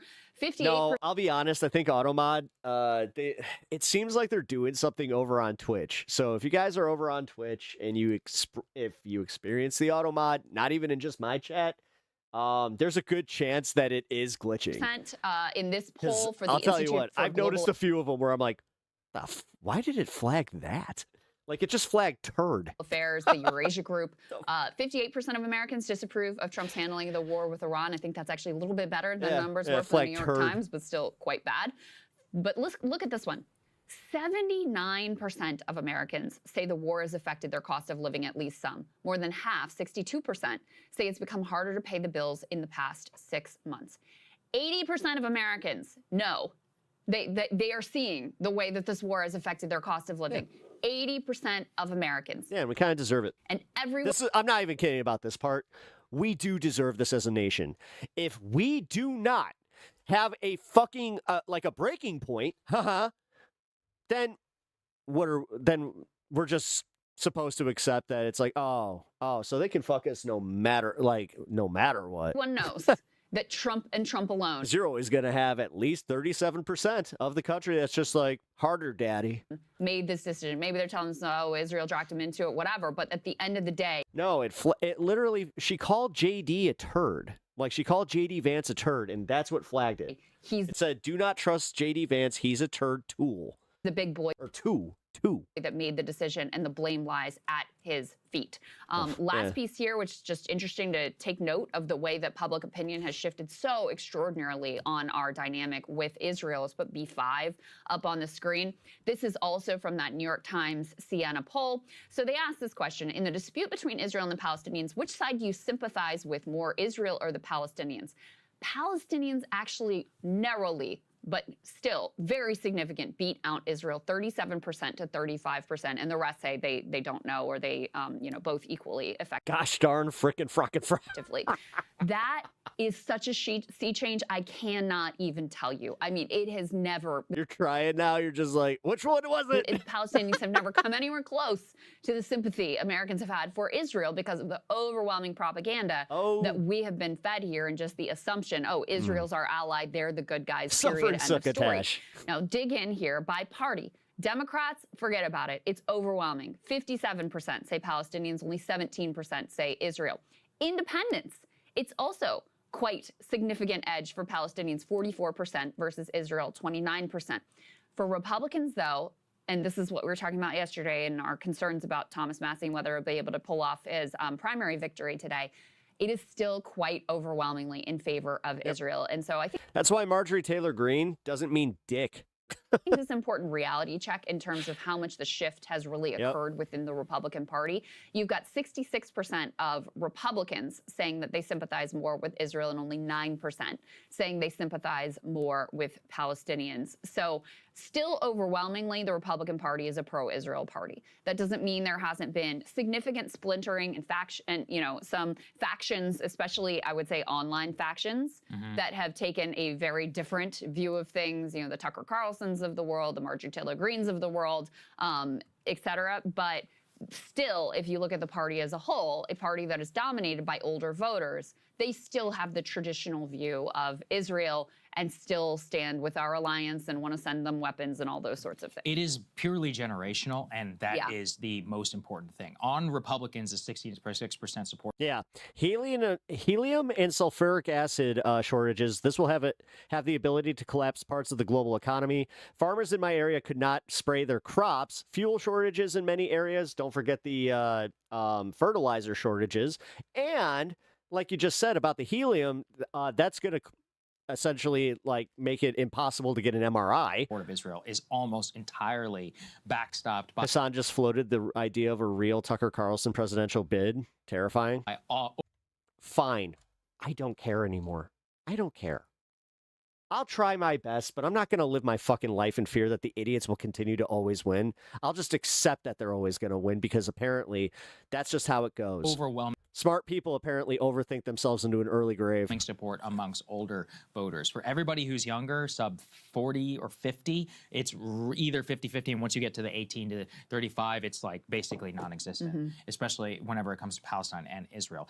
Remember, it's always going to be a bit different. Like, for a lot of liberals, this is a humanitarian issue. For a lot of for a lot of Republicans, younger Republicans, it is a nationalism. It's a nationalism issue. Like, it's intolerable to have people like Miriam Adelson and Paul Singer and these people just try to come in and bomb Thomas Massie with hundreds of millions of dollars and all these super PACs and all these other things. Which it's basically like taking away your autonomy. So it's always going to be different about who do you sympathize with or not. But the net effect is actually going to be very similar. Hassan's a political commentator / analyst. It means nothing that he's floating the idea other than he thinks it's possible. In terms of cutting Israel off from foreign aid or treating them like any other country. Yes, we've all been speculating that for months. It's a nightmare for them. It's literally a nightmare. But I do think it's an important distinction just to explain for why that number. Honestly, it'd be the funniest thing ever could happen, where it's going to be Tucker Carlson versus Jon Stewart. Crossfire 2.0. Because there are people now, the stakes are real high. Who I know who support. Except, oh, that's right. Jon Stewart doesn't. It's actually the case where the people who don't want it deserve it the most. And he don't want it.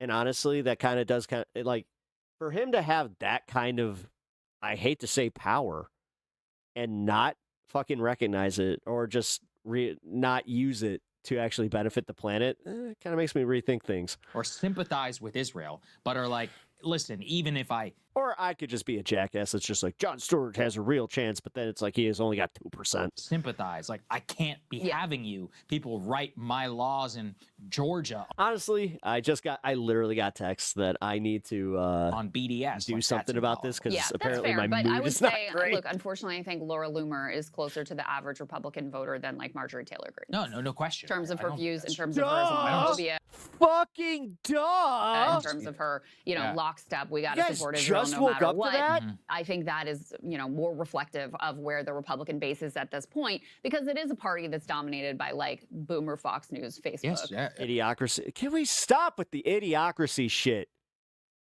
I'm getting it's literally cringe at this point. Yeah, I'm not I get it. It's idiocracy.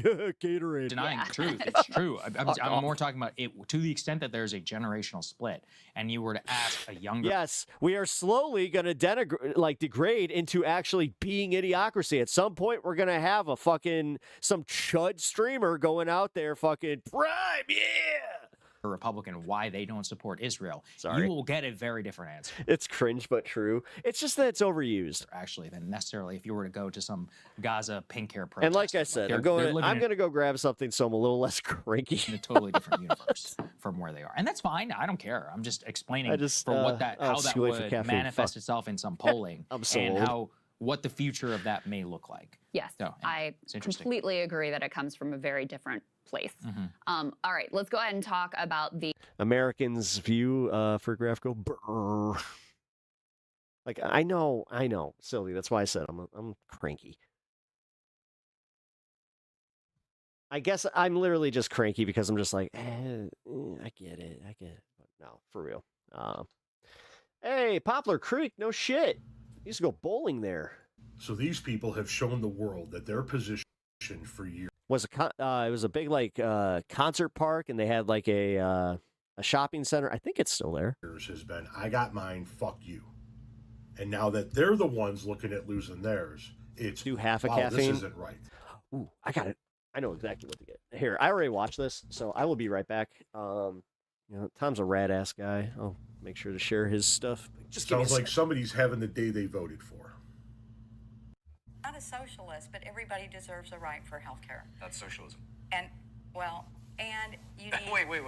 But hang on a minute. You're saying I'm not a socialist, but then you're like, I do, though, want socialized health care.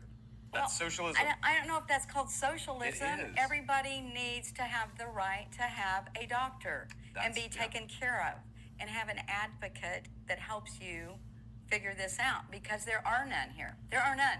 Yes. What I'm going through now with your father, it is like... Yes. But it shouldn't have taken me to be in this position to know this, but it did.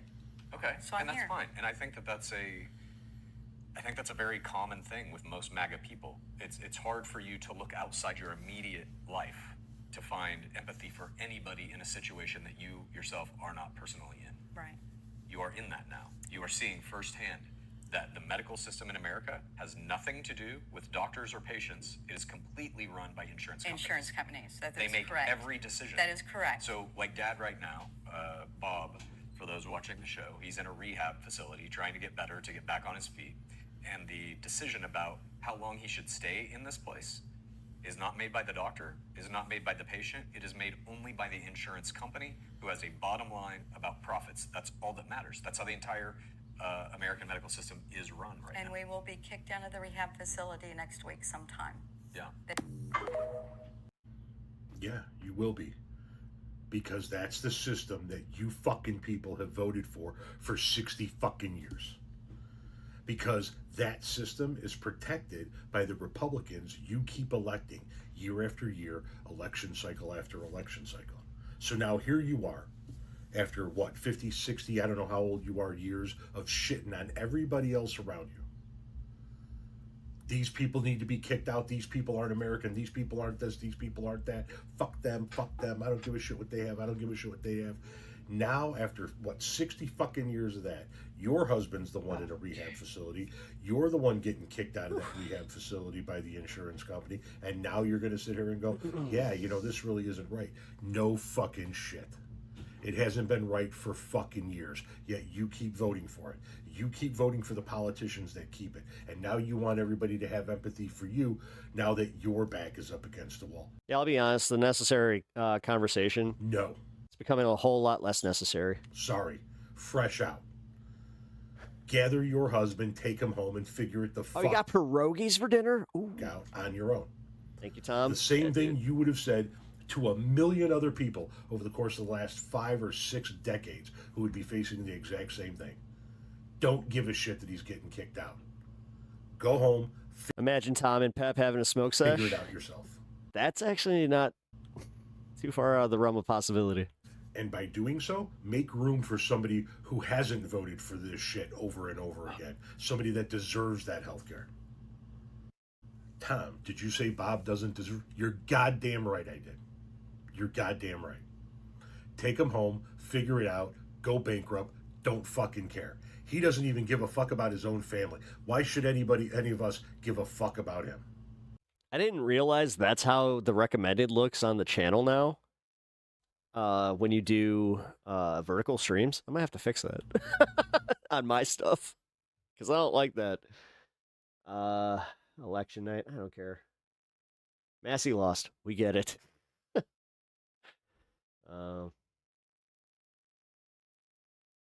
Wait, he's still live?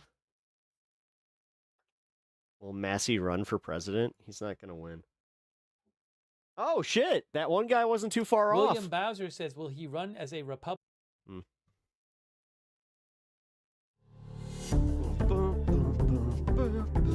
Good morning, everybody. Happy Tuesday. I have an amazing show for everybody today. We're with Crystal. Every time I hear the song now, I can't not think of oh my God, I forgot the guy's name. So Trump is saying he postponed imminent Iran attacks. We will match what he's saying about it with some recent reporting and reality and where we may be headed in light of recent events. We're also going to dig into some new polling from the New York Times Siena. This has been one of the more, I would say, accurate pollsters over recent years, and some truly dire numbers here for President Trump sinking to. I agree so hard with Tom. Yeah, that one, that's why I had to play it. Like, I watched that off stream and I was just like, oh man, he's cooking. Lows even in terms of, the context of this term or the first term for his popularity. So looking pretty grim there. At the same time, he is stealing from taxpayers to create a new $1.8 billion slush fund for his allies. So that's pretty interesting. AI is getting booed at commencement ceremonies across the country. We've got a nice little compilation for you there. Cars for Kids is apparently not at all what we thought it was. That's an interesting one.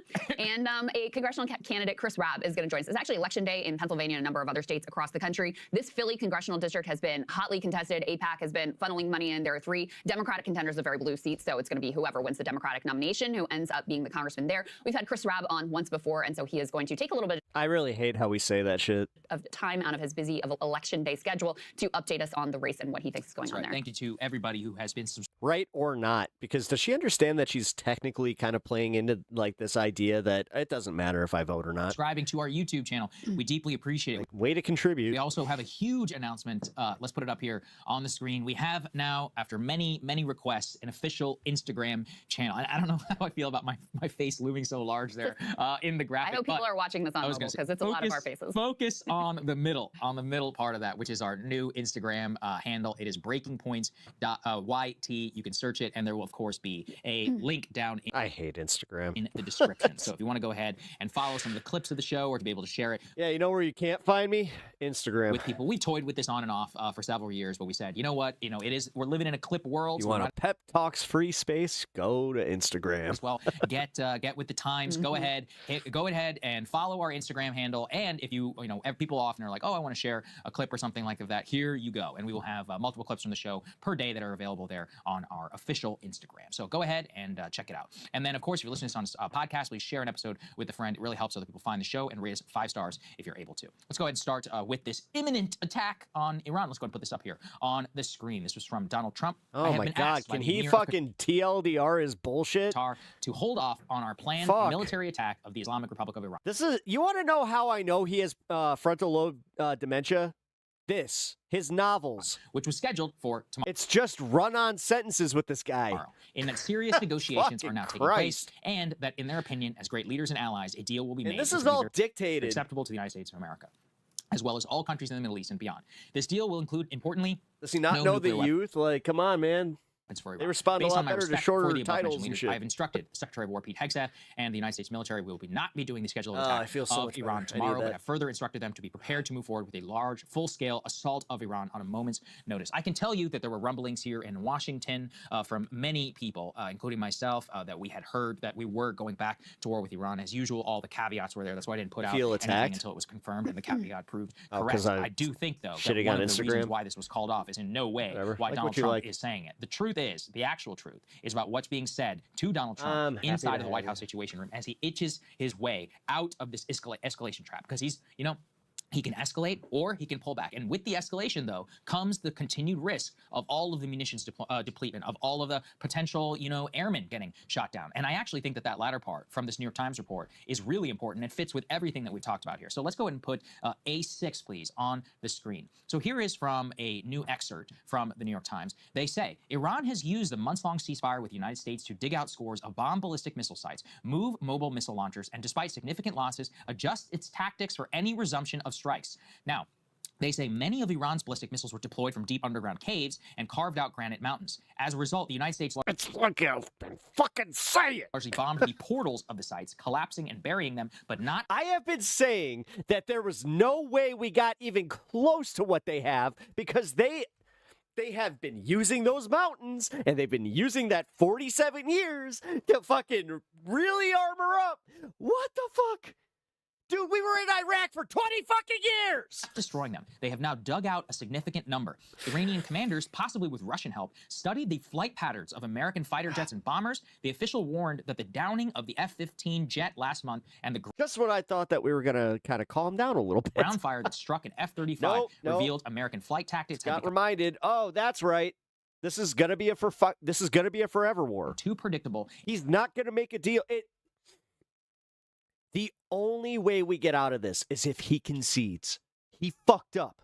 The bottom line is Trump fucked up. In ways that allowed Iran to defend them he more capably. He thought that he could manage this, and he was bolstered by the fucking idiots behind him and his success in Venezuela. Most important, the military said that while 5 weeks of intensive bombing may have killed several Iranian leaders and commanders, the war has left a more hardened, resilient adversary. That is the actual fundamental truth that belies this entire thing. And we were hearing this all the way up until the end of the war. In fact, Americans are the most brainwashed population of people I've ever known, so it's understandable that many are only just now getting it. Red Scare education was extreme. I was shocked when to high school there. You're from Australia, which is also white supremacist. Yeah. In fact, I spoke with a couple of very knowledgeable military sources, and they pointed out a couple of things. Remember, when Trump was going all out... Yeah, we had a few foreign exchange students that literally said the same shit, where they're just like, your country's kind of intense. Against the Houthis last year, they were also able to clip an F-35. They shared some of that information with the Iranians. Because the United States was and that was during the Bush era. Flying so many air missions, all you do is just sit there and study and study and study, and you learn exactly how to shoot them down. That's exactly how the F-15 pilot, remember, was shot down. Let's remember that we also lost... And Iran has every incentive to drag us further into war. Yeah. Lost 2 air refueling tankers over Iraq. The official story is that, something went wrong. Well, ironically, you remember how Trump was just like, they're going to have to rise up. They're going to have to save their country. They're going to have to rise up. Not really what I heard. Little did we know he was talking about us. Eventually, I think that we will get the full story behind that. There have been multiple, close calls and incidents of, people who have been declaring Mayday and will do an emergency landing. Again, the military continues to claim that in almost all those cases, they were accidents. Again, just not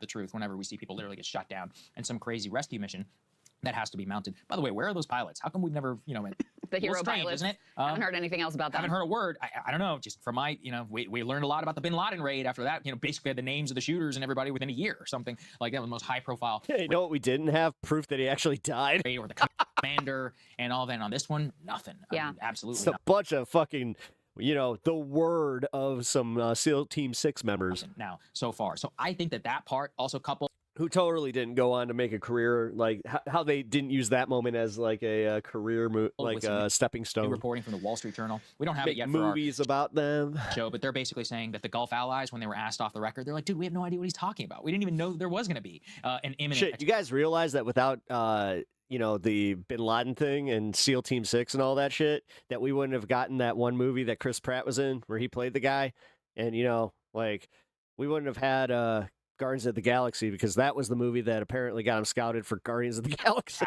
That was planned, and there's no deal that is necessarily in the works. As of last night, before any of this even happened. You guys know without Hurt Locker, we wouldn't have Hawkeye?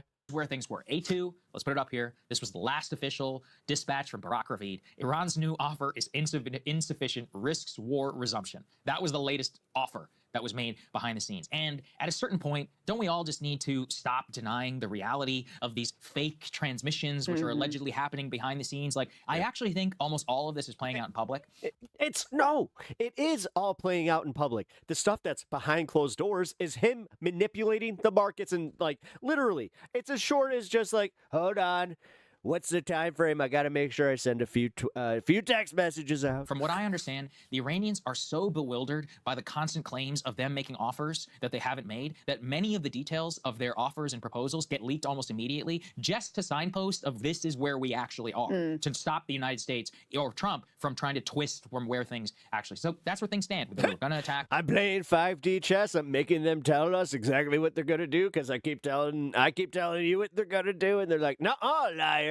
We didn't attack. He claims it was the Gulf. Gulf says, I don't know what you're talking about. The Iranians say that the last, thing that they transmitted is DJX, thank you for using the dumpster fire emote. I needed that today. Basically where they were. I think that he basically got scared. I love that emote. Of what it would look like, but that does not mean that it will How you actually doing, man? be forestalled. The other option is, since it is Taco Tuesday. I'm feeling every hour of covering this today. After all, is that we wait until, I don't know, Friday, whenever all of the markets close. It's been a rough one. Yeah, well, I mean, that's the issue, is the fundamental dynamics have not. What really did it was me making the joke that they're going to try and make this about trans shooters, and then they made it. They tried to make it trans shooters. Changed.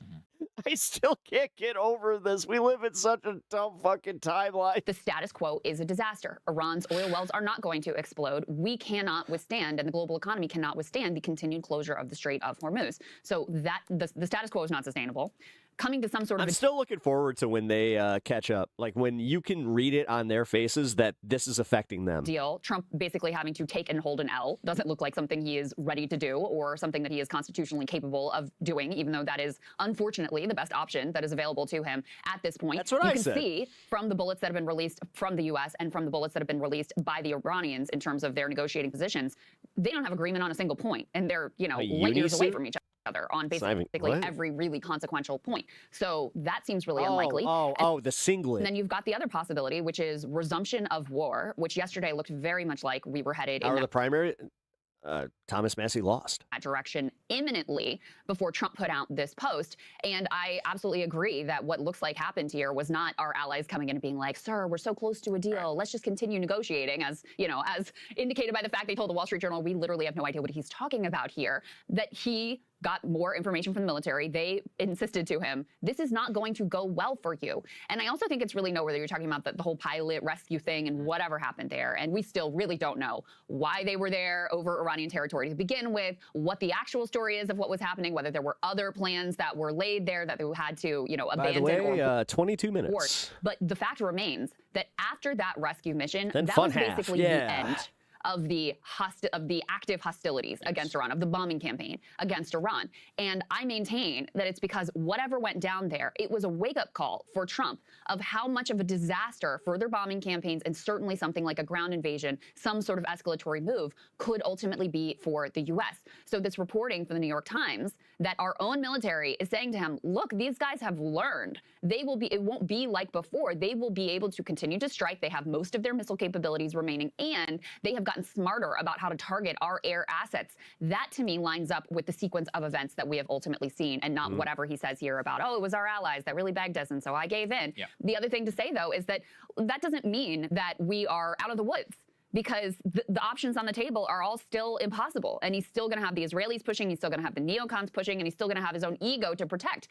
So even if the chances of achieving something on the battlefield that they, with options that have failed in the past, even if the chances of achieving something on the battlefield are incredibly, incredibly slim, that in his mind may be a better bet than accepting the humiliation that would be required to do the deal that's on the table right now. Yeah, I mean, and if you see where Trump is, let's put A3, for example. This is what type of stuff he was saying yesterday.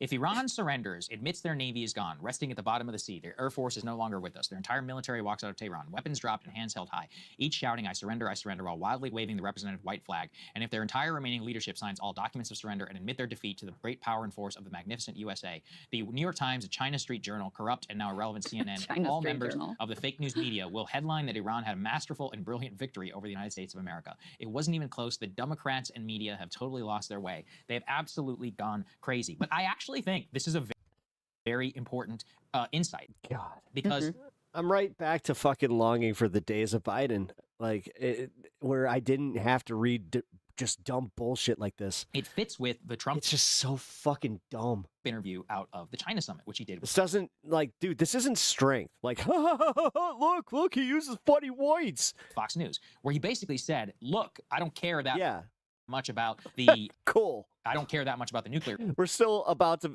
I know that we're about to crack $6 a gallon here in Chicago. Don't know about you guys. Issue, but at this yeah, funny words. point, the media, I need to show the media that I actually won in Iran. I'm paraphrasing, obviously. Yeah. That was the obvious insight into his psychology. And I think it's very important. He is just like LBJ. He is just like any of these others. I don't want to be the first American president to lose a damn war. He was, of course, has to save face of some kind. And he's drawn and put himself, think about already where we are.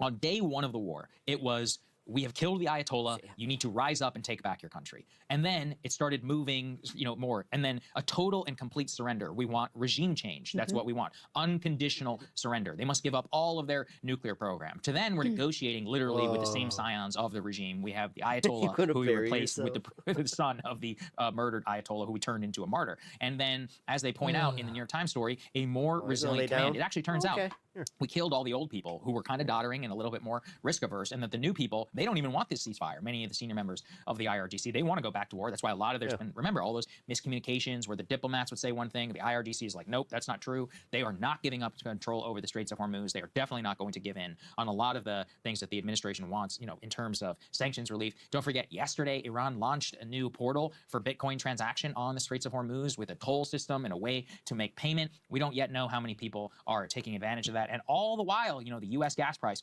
continues to tick up. We're at $4.53 a gallon, $5.65 a gallon in terms of diesel. And it's not going anywhere as long as the strait remains closed. And especially with all these will they, won't they, in terms of the oil markets, that will swing things plus or minus 5%. Yeah. We are still up 80% from when the war began. That's the flat truth. There's just no getting out of it. Yeah, that's absolutely right. And let's put A5 up on the screen, because I think this is another indication of the failure of our strategy. So this is Treasury Secretary Scott Bessent saying the U.S. Treasury is issuing a temporary 30-day general license to provide the most vulnerable nations with the ability to temporarily access Russian oil currently stranded at sea. This extension will provide additional flexibility, will work with these nations, provide specific licenses as needed. This general license will help stabilize the physical crude market, ensure oil reaches the most energy vulnerable countries, will also help reroute existing supply to countries most in need by reducing China's ability to stockpile discounted oil. What does this tell you? It tells you that the notion that our blockade of the blockade in the Strait of Hormuz would put more pressure on Iran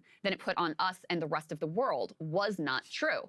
We are already trying to find little ways to try to control the price of oil so it doesn't get even more out of control, because we cannot take the pain. When you say we're issuing, these waivers to lift the sanctions in these limited ways, what you're doing is adding more oil into the market. It's a global market. That is the idea, is to try to keep the price under control. Now, I don't know if this will be sufficient to keep things from continuing to spiral as it increasingly becomes clear we're nowhere close to making any sort of a deal. But to me, no, because the second that he fucking strikes Iran again, you're going to see the markets just go kaput. It's an indication that I mean, that's there's the joke. this is not going. Hey, you know, Iran's infrastructure is not the only thing that's gonna go boom that day At all the way Food up cheese. that Trump had been told by the neocons it would go, that Iran would collapse, that this would be devastating economically for them. Instead, we're the ones who are already showing weakness and vulnerability as a result of our own strategy here. And then, you know, we really need to do some segments on what's going on with Russia and Ukraine, because there have been a lot of changes there in that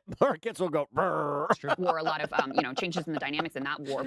But, you know, Ukraine has actually been holding the front line and making things difficult for Russia because of the advent of drones, and their effective use of drones has made it so they've been able to compensate somewhat for the fact that they don't have sufficient manpower. So that's made things more difficult for Russia to be able to succeed, you know, in the way that they want to and score an outright victory. At the same time, because of our war on Iran, Russia is now making more money, which is helping to stabilize them because they're, you know, able to sell their oil at a premium. So this has been very beneficial to them in terms of their economy and their war effort. So, you know, this being just one more indication of the way that this has not gone at all the way that Trump imagined that it might, and the way that he was sold on from the neocons who are interested in this war. 100%. That's very important. Yeah, if you're one of these YouTube keeps deleting your stuff. I don't need this right now, YouTube. neocons who supports the war, You having a bad day, Bloodstone? You good? or with Iran, you just bailed out Russia. You gave them a huge license. They're going to print billions. Just remember, we're going in, like, we're actually having a fun half today. Off of these transactions. India, I'm sure, will be buying it tomorrow, you know, because a lot of it is at sea, which has already been sanctioned, and it could just sail to port. They can offload, they can sell, and nobody has to worry about any U.S. sanctions. So, look, I mean, that's where things stand as of right now with Iran. There doesn't seem to be any counter proposal, any reality of some sort of a deal. Now Russia or China has the opportunity to do the funniest thing and send some of that over to Cuba. I did just see some Israeli report that maybe it could all be a a distraction, and the strikes would continue. I wouldn't put it past them. I just think, though, that when you fit it with the market, the fact is you have this Taco Tuesday, which, you know, it's been a long held strategy, especially because the market went down yesterday, oil was up a little bit. So if Trump reacts, then he has a couple of days, then there could be a potential tantrum on Friday, and then we're right back to where we were. And maybe he'll say it was a one-time strike and that then they need to come to the table. Who knows whether any of that is true? But it does fit, by the way, with the report that we gave yesterday. Really validates Trita Parsi, him saying, look, Iran fully believed the war is going back on in 48 hours. And they were right, at least from Trump's own psychology. That's what we know so far. Okay, let's get to polling. Hey, if you like that video, hit the like button, or let's get to polling. It's not. Hey, it's the husband and wife duo. They have taken over Pep Talks. All right, welcome to the show, y'all. Hope everybody out there is having a great day. Prepare yourselves, because we are all over the long way if you tip $5 or $10 on YouTube. So thank you to everybody who does do that. I'm you used also to this. sign up for Crystal Kylan Friends on Substack. That link is below. I almost had it perfect. Go sub to Corin's World so you can come hang out with us on Monday nights live. We have a great time over there. You definitely don't want to miss that either. All right, let's go ahead and jump right in. So let's start with this, man. These numbers, bro, I don't like, they just somehow keep getting worse. And honestly, we're at the point now where, I don't know. Can it get lower? Nasty lost. Yeah, we know. To get lower? If it does Thanks, Eric. get lower, I think we actually are talking about like world records here. So let's start with Trump's numbers when it comes to Hispanics and look at this utter catastrophe that MAGA is dealing with. Yeah, where are we now? What a different world. Oy vey if I'm the president of the United States, because just take a look here. Okay, Latino voters on Trump. He won a record share for a Republican. I watch CoffeeZilla. Presidential. And also More Perfect Union. Nominee, 46% of that vote going all the way back since we had the advent of exit. Oh, that's right. You just reminded me I had a CoffeeZilla thing about Trump's whole, like how much he's insider traded. Damn it. I might have to cover that tomorrow. Polls back in 1972. And look at where he is today. His job approval rating in an average. Amazing Asian. How you doing? Welcome to the show, by the way. Sorry, I'm a little just kind of... I'm just having a day today, but I appreciate you being here. CNN polls this year, 28%. That is an 18-point drop. The bottom has completely fallen out when it comes to Donald Trump and Latino voters. He won record numbers of them back in... Oh, you?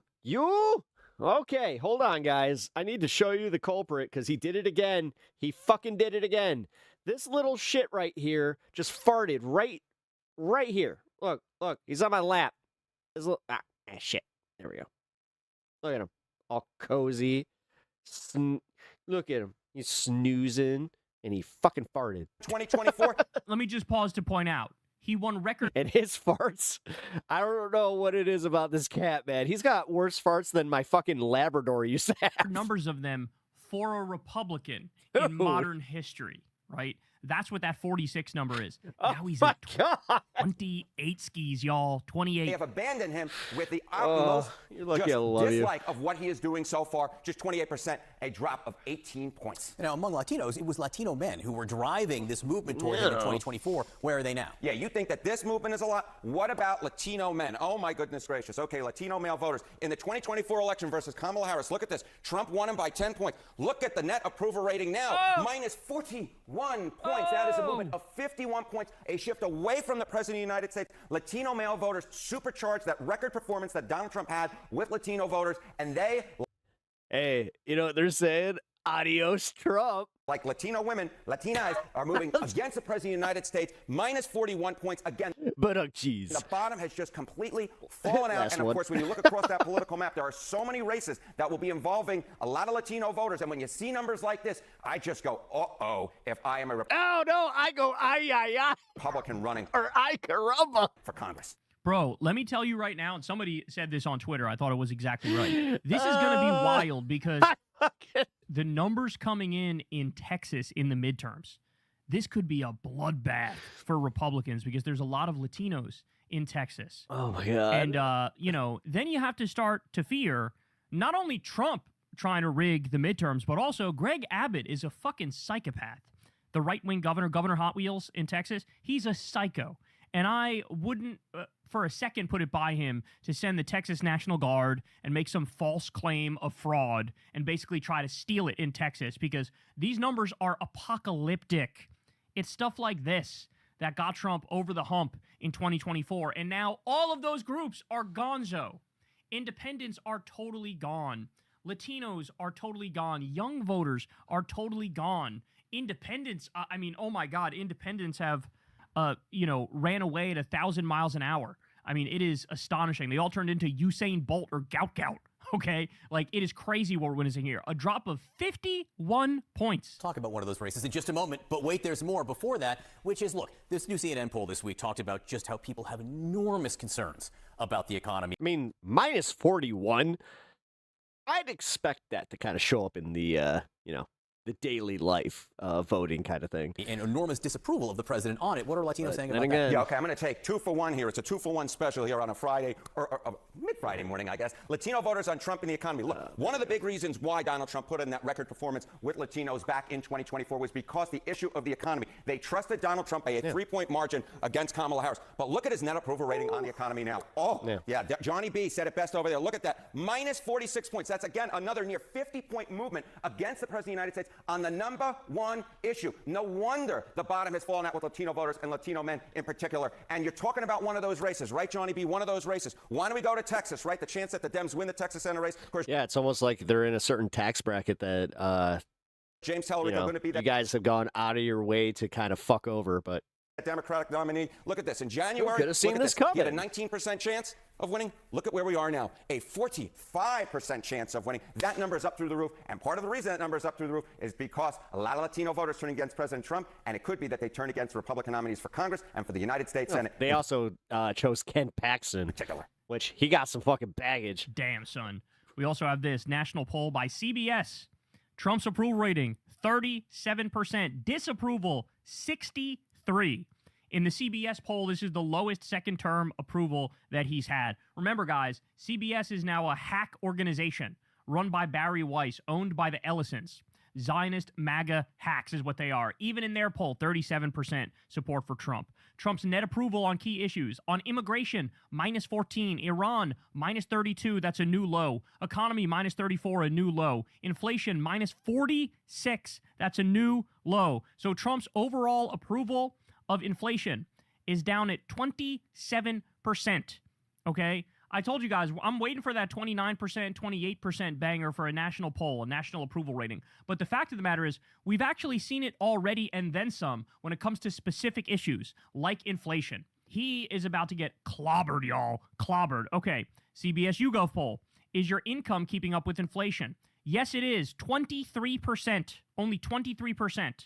Only 29% say the U.S. economy is good.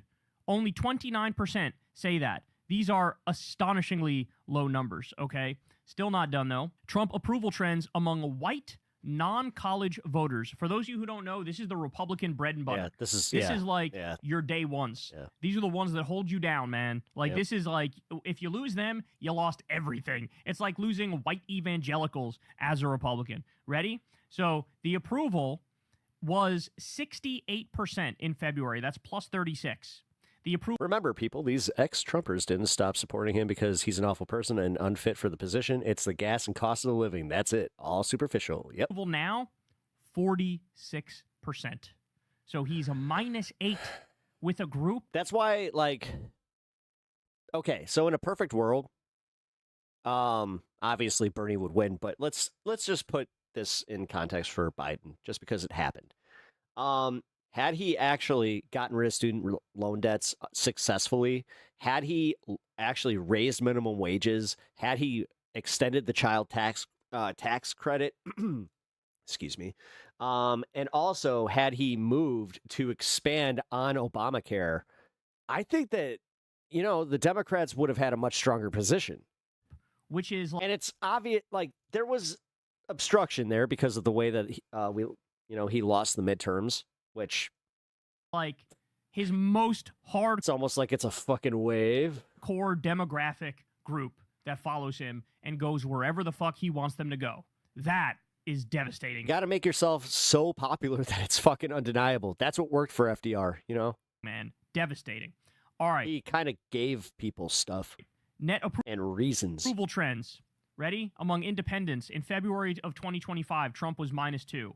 Then he goes to -26 in September, -38 in March, and now -46 in May. Well, because honestly, we can talk superficial, but realistically, maintaining the economy and, like, having people be happy, with their lives and, like, life-work balance and all that shit, fuck. Could you imagine if Republicans had caught on a little bit about that instead of using, like, their baser, like, instinct to greed and always fucking everybody? Had they just even figured out, like, oh, we should give a little bit, just a little bit, keep them happy. Holy shit. Among young people ages 18 to 29, in February of 2025, he was +10. As of now, in May of 2026, you are so he's goddamn -42. That's a 52-point swing, y'all. That's a 52-point swing among young people. That is, these are numbers you can't come back from numbers like this. Even if you were to reverse everything he's doing and inflation were to get under control. You want to see, this is why he gets away with everything. Immediately. Just the fact that people Right will here. put through what they've already been put through is enough for them to be like, So damn fuck you, kick the bums to the curb. All right, Scott McFarland says, rancid numbers and trajectory in an election year. Feelings about personal. Yeah, I did research. Finances. Had a whole personal thing where I got to maintain having health care until I was 26 because I lived through it, dumbass. What are you, 18? Concerned, 76%. You're either 18 or 67. Now. It was 72% in May of 2025. Stressed, 67%. It was 65% in May. Secure. Your ignorance is monumental. Trump approval is way up. Gaslighting off the scale. Seal the border. 44. That's hilarious. That's actually whoa. Back in That's a bot. Today in May of 2025, it was 53%. There's no way somebody's that stupid. A bot was programmed to kind of like come into like any leftist chat and be like, they're talking about polling. My time to shine. Beep boop, beep boop. Secure. Nearly a 10-point drop in people feeling secure in their finances. Content. Only 43% say content. 53% said that in May of 2025. Then we get to the real nuts and bolts of the conversation, y'all. I would argue responding to the worsening of their material conditions is the opposite of superficial. What superficial is their sudden ability to criticize them for what's been obvious to us the whole time. Yeah. Economy, bro. High five, Pinkerbell. Like, people are still underestimating just how bad this current moment is and just how ugly it's going to get. So let me walk you through some of that here. Quote, I wouldn't have had insurance if it wasn't for Obamacare. We're facing the largest supply shortage of lubricating fluids in the modern history of America. Realistic middle-of-the-road estimates are for our average available supply in this product category to drop by 40%. And like I said, I had a stomach condition that, like, without that insurance, I would have been fucked. It's an internal AutoZone memo, which is basically saying, like, hey, bro, we're kind of running. But, you know, these people like to discount actual human condition, anybody's experience. They'll always say it's anecdotal, it's anecdotal. Yeah, well, I'm an American. I'm an American that lived through the fucking healthcare system. I'm an American who also saw his mom have the inability to get healthcare because she had pre-existing conditions. So, fuck you. Out of this thing, no, you just want it to be all one-sided for the insurance companies. You just want everybody to pay more. And I don't know why. I don't know who pays you. Who pays you enough to where you hold that stance? What's your job? What do you do? And if you make that much money, $420 right now in my fucking donation box, either that or you're a poor-ass bitch that has nothing. Known as motor oil. Bunch of fucking bravado. Like, that's it. What? Yes. You wouldn't make Understand money. something, guys. You're just a poor boy like the rest of us. He had an oil shock that wasn't as severe as this one that happened in the 1970s. That led to rationing. That led to, hey, if your license plate ends with an odd number, you can only get gas on these particular days of the week. If it ends in an even number, you can only get gas on these other particular days of the week. They were rationing. There are 80 countries already that put into place emergency measures to try to conserve energy. 80 countries already did that. Where are the fucking idiots who are like, we don't give a fuck, bro. We're going to ride the Titanic right into that motherfucking iceberg. All right, yeah, we're going to go into fun half after this. We're going to ride the ship right into the rocks. So they're acting like there is no problem here, but there's a massive problem. And you already see gas is already near $5 a gallon, which also is an input for every other element of the economy. So what are you going to look at? Are you going to look inflation is up at grocery prices? He keeps missing that part too. That skyrocket even more. The thing is, the economy's so bad that you can literally hyperfixate on just the gas prices. Are you going to look at shortages in some place, for example, because the trucking to get the food to rural communities, it's not worth it for companies to do it, so nobody takes the contract? But this guy's just like, fuck you, Liv. Fuck you. Donald Trump's got highest approval rating ever. Again, people are not truly factoring in how ugly this can get. Okay, and when AutoZone is telling you, by the way, we have a 40% drop in having fucking motor oil, that should be a little bit of a wake-up call to everybody, shouldn't it? ABC News says grocery prices in the U.S. soared faster in April than any month in nearly 4 years, driving up the cost of everything. It's the one that powers your average sedan. To tomatoes to cupcakes, according to government data. Holy cow. Then we also have this. Senator Peter Welch says, the Trump administration is essentially banning wind projects on private land. Energy prices are higher than ever right now. Why would President Trump actively work against lowering energy bills? I'll answer that question. It's either because he's a Manchurian candidate and he's trying to destroy this country, or he's the dumbest person to ever sit in the White House. There's your answer, Senator Peter Welch. But yes, Canary Media points out, it's a de facto moratorium on wind power in the U.S. More than 250 wind projects on private land are stalled now that the Defense Department has halted once routine reviews. So stop and think about that. Not only are there no more public wind projects, there are no private wind projects either. So at the same time, Trump is creating an oil crisis, a gas crisis, this massive energy shock. Yeah, he's making sure that we don't have alternative energy. It's almost like they're planning to fuck us even harder. It's all, you know what? I'm going to go full Alex Jones right now. It's almost like the elite class know that they're so busted with the Epstein files that they want to tank the economy, move into their bunkers, and just be done with it. He's also saying you're not allowed to do solar power. You're not allowed to do wind power. You're not allowed to do renewable technologies. It is literally the dumbest thing you could ever imagine, trying to actively handcuff this country. By the way, as other countries are now speeding up their investment in renewable and green technology. I mean, honestly, I wouldn't be surprised if at the next State of the Union is just like, and you know what? In a complete surprise to everybody here, I'm going to legalize the purge. We are stuck.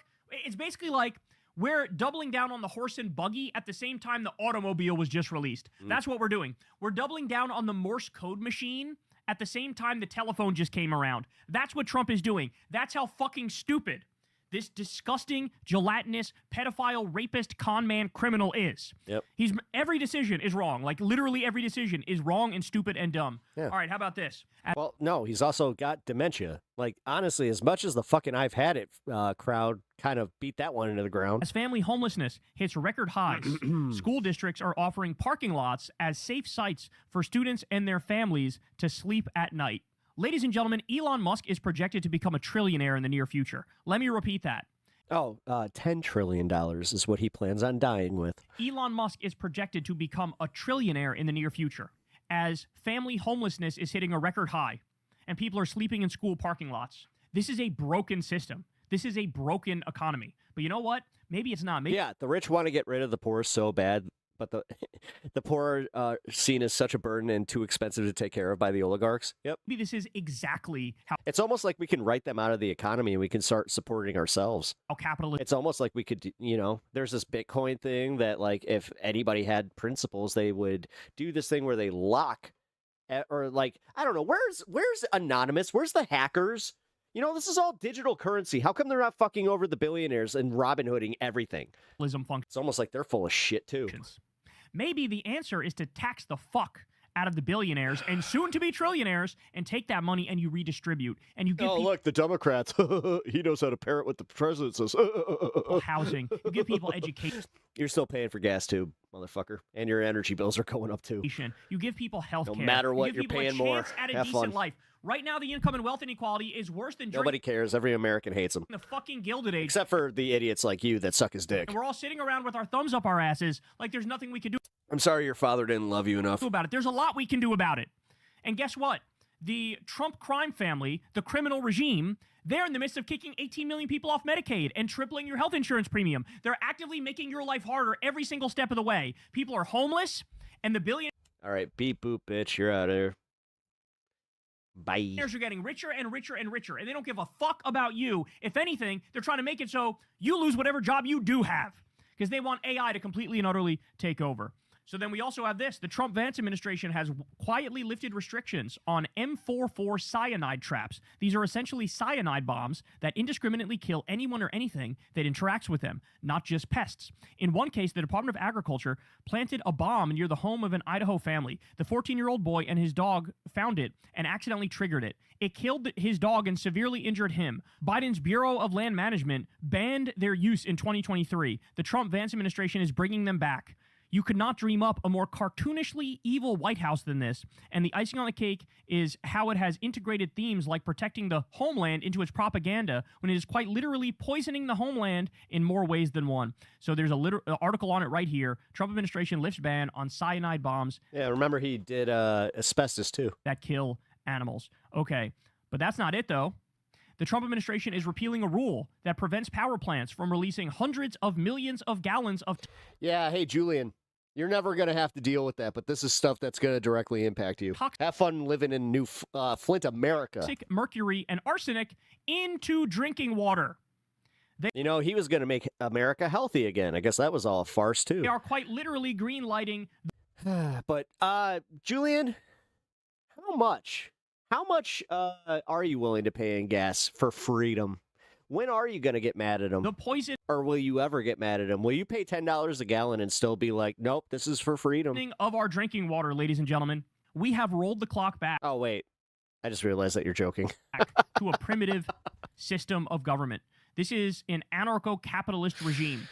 It's actually anarcho-capitalism for you. You better be joking. Otherwise, it's like, wow, if you're real... Socialism for the rich. All right. Give the cyanide bombs? Yeah, that's what they use. And that's, again, the Biden administration kind of caught onto this where they were like, yeah, that ain't great. Rich, all the money. There's better ways of calling calling these fucking invasive species, if you will. Let them loot and pillage. Let them rob the taxpayers relentlessly, endlessly. Give them tax cuts, give them subsidies. But when it comes to regular people, your water is going to get poisoned by these companies, and there's nothing you can do about it. That's what they're doing. So as all this is going on, Trump sat down for an interview with Fox News' Brett Baer, and he's asked, like, hey... Oh, my God, I just realized I have something really funny I want to watch. Here's some MAGA voters that say they're struggling with this economy. What would you say to them, sir? And look at Trump's reaction. When you hear Trump voters, Alex says, I voted for you 3 times. he can't handle the costs. And he's not for this foreign conflict. I hate it, bro. He's not for the foreign conflict. But Roy in Pennsylvania, he's a retired farmer. He can't handle the fuel going up. And he says he's going to come down disappointed. very fast. And well, so, look, I'm disappointed. I'm just telling you what they say. When you say to him, Roy, look, I'm disappointed. Alex, we got a problem. We just hit the highest stock market price ever. By the way, then, when I went in. Now, again, it's higher. With the war, it's higher than it was when I went in. These people are like, hey, I can't afford gas. He's like, well, the stock market is very high. Yeah, but you fucking Right, Alex. Listen, buddies, guys. asshole. Like, half the country owns no stocks, and like 90% of people don't have a significant amount of stocks that it makes much of a difference if the market goes up. The stock market is an indicator of how the rich are doing, how the investment class is doing, how like the 1% are doing. At most, top 10%. You can't be like, well, the stock market's doing well. Working people usually don't have Tim Dillon. I have Tim Dillon on Piers Morgan lined up. investments. Or certainly don't have many investments. The bottom 50% literally has no investments. This is so fucking out of touch. It's astonishing, bro. The highest stock market price ever. By the way, then, when I went in. Now, again, it's higher. With the war, it's higher than it was when I went in. Think of that. I agree. The 401ks at their all-time high. There are more people working right now in the United States of America than at any point ever in the history of our country. He's going to get so fucking clobbered, bro. It is so over. It's going to be too big to rig with shit like this. So they're saying, hey, we're struggling. Can you help out? And he's like, actually, things are amazing. Things are tremendous. And you're just sour grapes. Have you not realized the stock market? Did you look at the stock market? Yeah, but Kyle, have you ever thought that he wants that to happen? Market? Oh, my word. Plausible deniability for everything, and he can blame the Democrats? Oh, my word. And by the way, the Democrats. Actually, let's just use that one. Fuck it. The Democrats, they deserve it. they're only going to have that talking point for a little while longer because at some point, that shit's going to go belly up too, bro. At some point, that shit's going to collapse around us like nobody's business. Mike Johnson says Congress can't survive on $174,000. So as you struggle, this is what they're saying about their salary of $174,000. Well, look, the salary of Congress has been frozen since 2009. When you adjust for inflation, a member of Congress today is making 31% less than they made in that year. Cry me a fucking river, bitch. It goes down every How about you guys don't ever get a raise until we get a raise? year. And over time, if you stay on this trajectory, you're going to have less qualified people who are willing to make the extreme sacrifice. Look how everybody behind him, they all know how unpopular this is. To run for Congress. I mean, it's just people just make. Yo, dude, this if this isn't used to like get these people out of Congress, I don't know what to do. Reasonable decision as a family on whether or not they can come and like at that point, I think we all know. Move to Washington, have a residence here, residence at home, and do all the things that are required. So the counter argument is, and I have some sympathy. Look, at least let them like engage in some stock trading so that they can continue to take care of their family. Oh my word! Oh no! Come on, son. He said that with a straight face. He said, look, they only make $174,000. They can't even fucking keep up with inflation. You got to let them do some stock trading so they can feed their fucking families, bro. They're making 174,000 DZACs. That is so much more than your average American. That puts them in the top 10%, bro. Mm-hmm. He's like, oh, I mean, what are we supposed to do? They haven't had a raise since 2009. You motherfuckers haven't raised the minimum wage since 2009, and not a single Republican is lifting their finger to raise the fucking minimum wage. Not a single one. Do you guys want to give yourselves a raise? That's what I just said. Oh, no. Guillotines are about to roll out in this bitch, bro. I'm telling you, people cannot handle this shit. You are going to make people snap. You are going to make people snap. It is going to happen. I've already, like, watching TikTok, which I've been finally, like, I found a subsect of TikTok that I'm interested in. At some point, everybody's going to wake up and realize that the Republican Crash Talk trick or whatever of the blaming fuck it's trans called, people for all your where they're all crashing out about the economy. It's fun to watch. Problems and immigrants and black people and Muslims, that those are not actually the problem. The problem are the billionaires. The billionaires and the fascists and the warmongers are going to go down, and they're going to experience tremendous fury of working Americans who watch videos like this, and they fucking snap, son. They snap. All right, not done yet, though, because here's Lindsey Graham, the chief Trump ball coddler and semen slurper, and he goes out there, and he defends Trump. Remember when Trump said... I would call him Trump's nut rest. I don't think about Americans' finances at all. I don't think about that at all. Well, here comes Miss Lindsay to defend this and act like, actually, he's totally right, bro. Inflation has climbed to the highest annual rate in 3 years. Gas prices are at a 4-year high. Grocery prices are climbing. President Trump was pressed on how all of these factors impact how he views his negotiations with Iran. Take a look. I don't think about American financial situation. I don't think about anybody. I think about one thing. We cannot let Iran have a nuclear weapon. Ball coddler. That's all. Do you agree with the president that he shouldn't be taking... Coddles Trump's You can literally balls. see the fear in his eyes. Look at his eyes. Yep. You can literally see the fear in his eyes. Like, God damn it, Donnie, you really put me in a corner here. Now I got to use all my fucking bullshitting skills to try to tap dance my way around this. Here's Lindsey Graham thinking, I wish I was back in Disney World holding like a little magic wand. Tinkerbell's fucking magic wand, as he was caught doing, actually, by the way. That's what Lindsey Graham's like, oh no, even I'm going to have a hard time bullshitting my way out of this taking one. Americans' financial situation into account when dealing with Iran? That's his Churchill moment. When Churchill came into power, he promised blood, sweat, toil, heartache until we deal with the Nazis, who are an existential threat to the British way of life. And if Hitler had taken charge of the planet, it would have been the darkest hour in humanity. I believe Iran wants a nuclear weapon. They would use it. So does President Trump. They would use it as part of their religious agenda. They would destroy the Jewish state. They would eventually hold us hostage. So his audience, the Iranian regime, do I worry about gas prices? Yes. But President Trump's right. The biggest threat to the stability in the world is a nuclear armed Iran. And whatever price we have to pay, we will pay. What did Churchill say? Nobody signed up for this shit. And you motherfuckers weren't saying we were going to, you're going to have to sacrifice. It's going to be hard. None of you motherfuckers said that. You were acting like you be in and out fucking They instantly. said that we were going to fucking have it. By the way, what's best the difference? economy. What's the Dude, difference? he said he was going to change it day one. I don't know. Hitler was actually an existential threat and was trying to do global domination. And Hitler and Winston Churchill was right to say, hey, he's trying to do global domination. He's a real threat. Whereas with Iran, they were no threat whatsoever, you lying con man. In fact, Iran agreed to the strictest terms to limit their enrichment hours before they were attacked by Israel and the U.S., a.k.a. the axis of Epstein. So who do you think this works for? Who thinks you're telling the truth? Who thinks this makes sense? Absolutely fucking nobody. Every price we have to pay to beat Hitler, we will pay. Same with Iran. The good news, we're inside the 10-yard line. I think if we go back to military activity, weaken them further, then we can end this thing pretty soon. I got news for you. The better comparison, if you're going to compare anybody to Hitler, it's not the Iranians, bro. It's the Israelis, and it's us. Yep. Trump himself. What's he attacked 8 countries already? And you're going to say, oh, Iran. Who have they attacked? Trump's already attacked like 8 or 10 countries. Who have the Iranians attacked offensively? Fucking. It's funny, he got that fake peace prize or just got he got it, somebody else's peace prize. He's like, good enough. Let's go to war, baby. Nobody.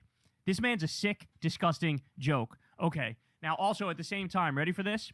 Trump's $2 billion taxpayer-subsidized slush fund comes with a legal disclaimer that basically says we are not responsible for any crimes committed with this money. So understand what happened here, y'all. Trump sued the IRS. I always forget the number. What was it, 10 billion, 100 billion? I think it was 100. He was asking for a shitload of money from the IRS, his own IRS, saying, you leaked my tax information. That's illegal. That's an invasion of privacy. I'm going to sue you and take you to court. Then Trump's own IRS goes, oh, no, sir, I don't want to go to court. I don't want to fight this with you. Maybe we shall settle out, okay? Let's settle out of court. And then Trump's own IRS goes, well, what if I give you $1.7 billion instead of the $100 million you're suing me for? And you can take this $1.7 billion and basically do whatever the fuck you want with it. And you could basically make it a slush fund that pays all of your family, all of your friends, all of the January 6th insurrectionists. And Trump goes, I wanted the $100 billion, but I guess I'll have to settle for the $1.7 billion. Okay, you twisted my arm. We'll make that deal. So now Donald Trump, the sitting president, is currently looting the Treasury in a way we haven't seen ever in our history. Yep. This man is looting the Treasury. He also stole Honestly, cool. Whatever, man. $10 billion, illegally, by the way, to... This is where I'm at, where I'm like, fuck it. Fund his... Let him. Board of Peace, which is supposed to be... Let's wait for the right people. Let's wait for people to fucking catch up. And if they don't, then... All right. Above the UN. Guess this experiment's done. What next? And only he controls that money. In the same way... He kidnapped Venezuela's president, stole their oil, sold... I'm black-pilled, Kyle. You did it. You got me. Sold it, made hundreds of millions of dollars, and Mark put it in bank accounts. Kyle Kulinski did it. That only he controls. God. Okay? This is what we're witnessing. We're witnessing a crime spree the likes of which we've never seen. All of this happening as you can't pay the bills. Yep. Isn't that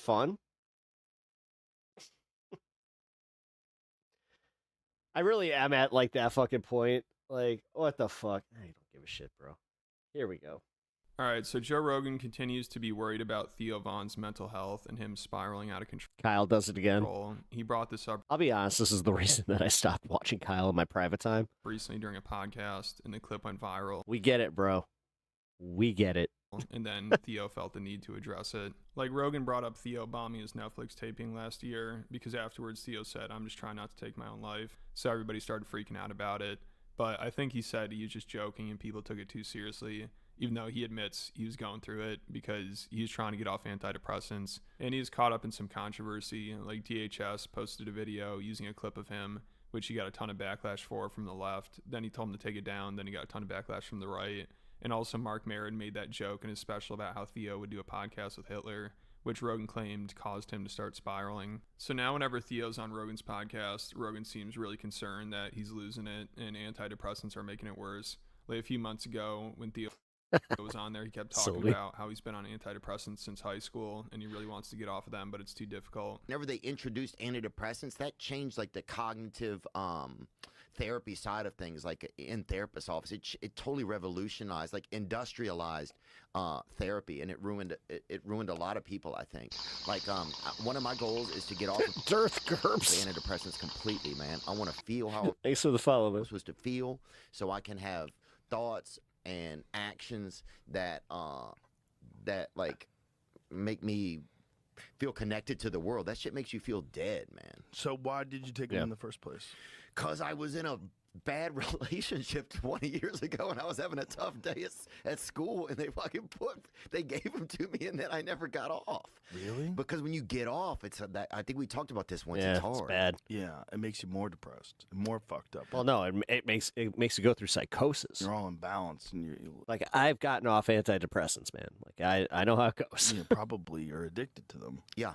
And so like, that's one of I wouldn't call it addicted. my goals is, and I noticed like it's just because addicted, I would say, like, that means you have the urge to get back on them, or like you need them, like, kind of thing, instead of just like where it literally like it kind of releases all these endorphins and all this bullshit, like, because this SSRI is not there to kind of like suppress them, which I'll be honest, that's the worst part about SSRIs, are the fact that they do, like, they make you feel numb, because like the same chemical that makes you feel the sads, also, it kind of dilutes the happies. For me, I've been taking like methyl blue. I've been doing some things like, and I'm working with a doctor to help me, but I'm gonna Never mind, I guess. I don't know.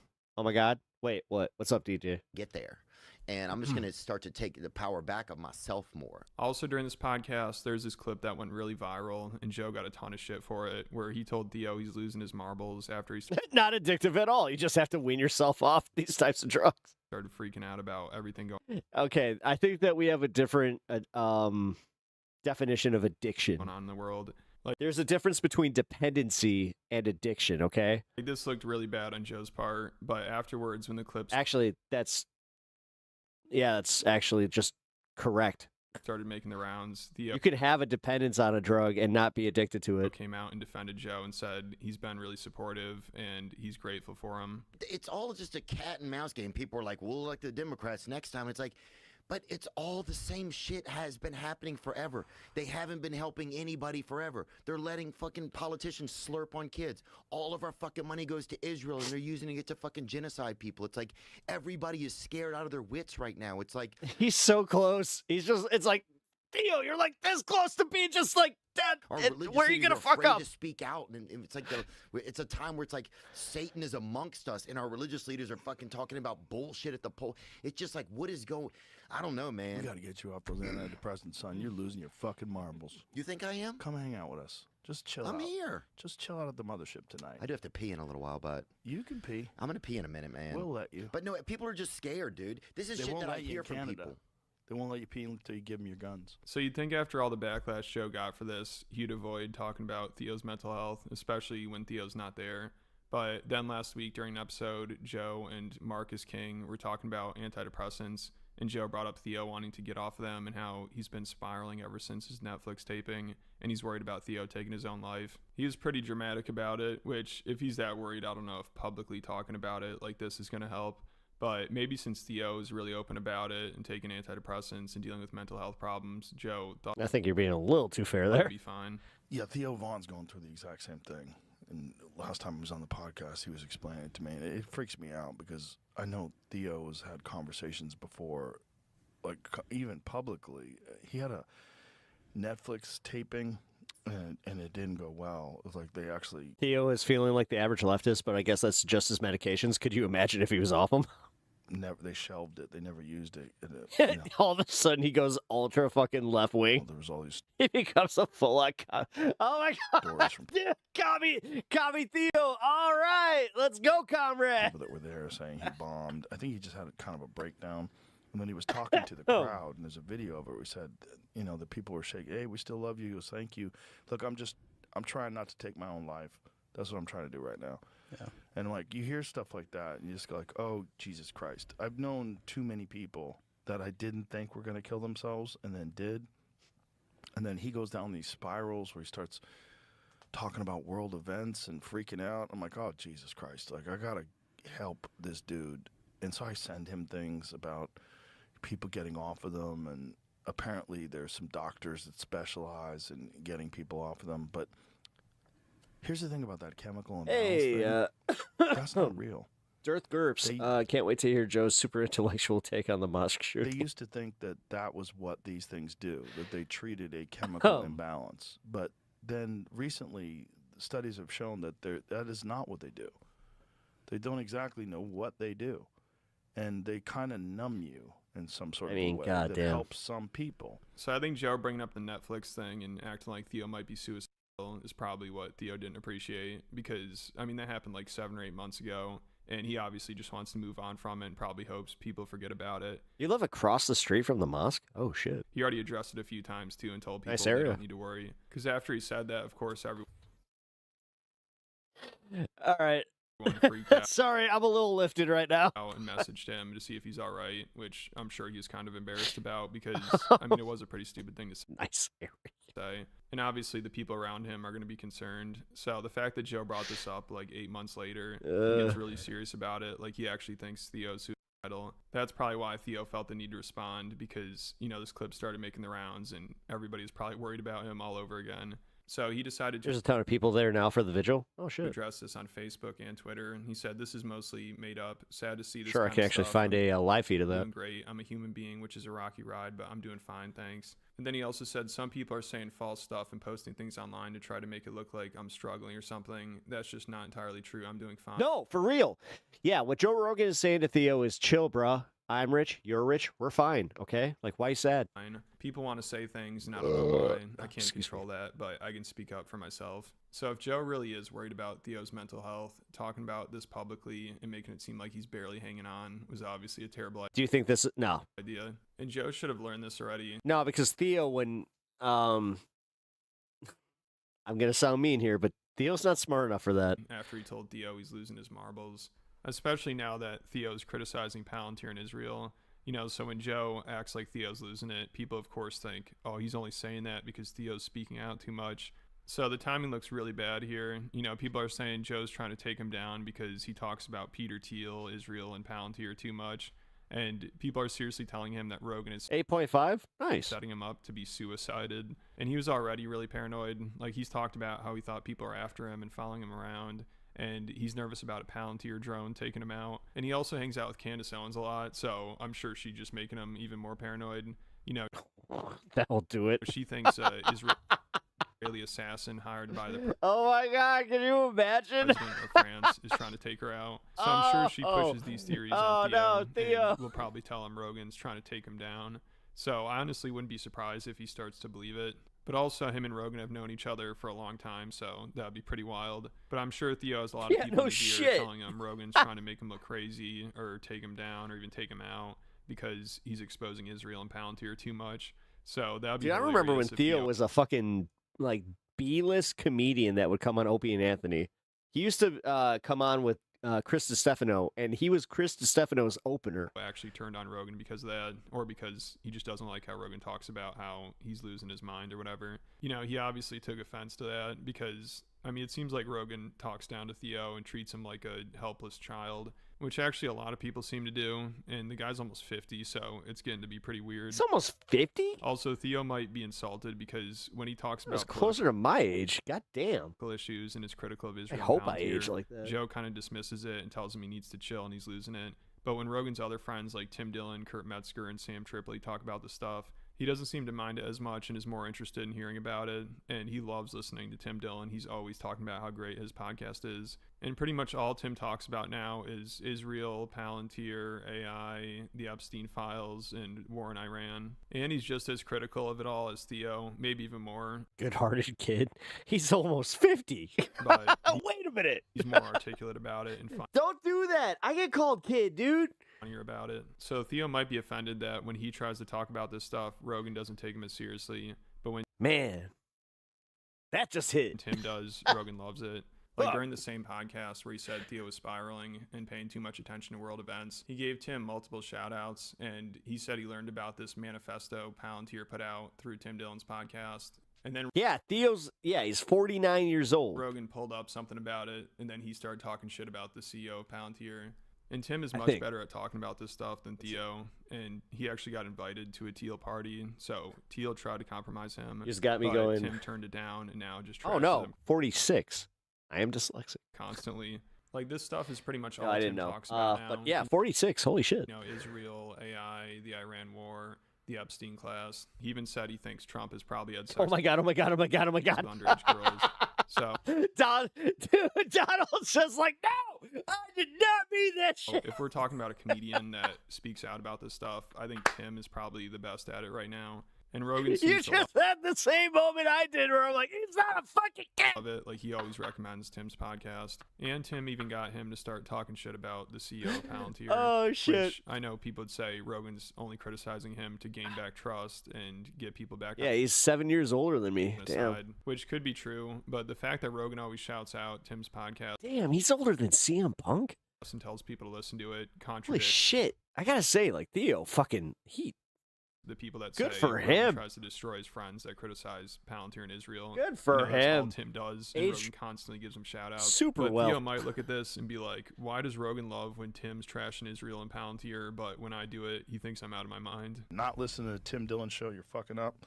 It's the funniest fucking take on all the chaos that's going on in the world. I don't think there's anybody better right now. His podcast is fucking phenomenal. It's my must listen to podcast every week. Yep. It's so good. Just make that guy's head big. Make Alex Karp's head big for a minute.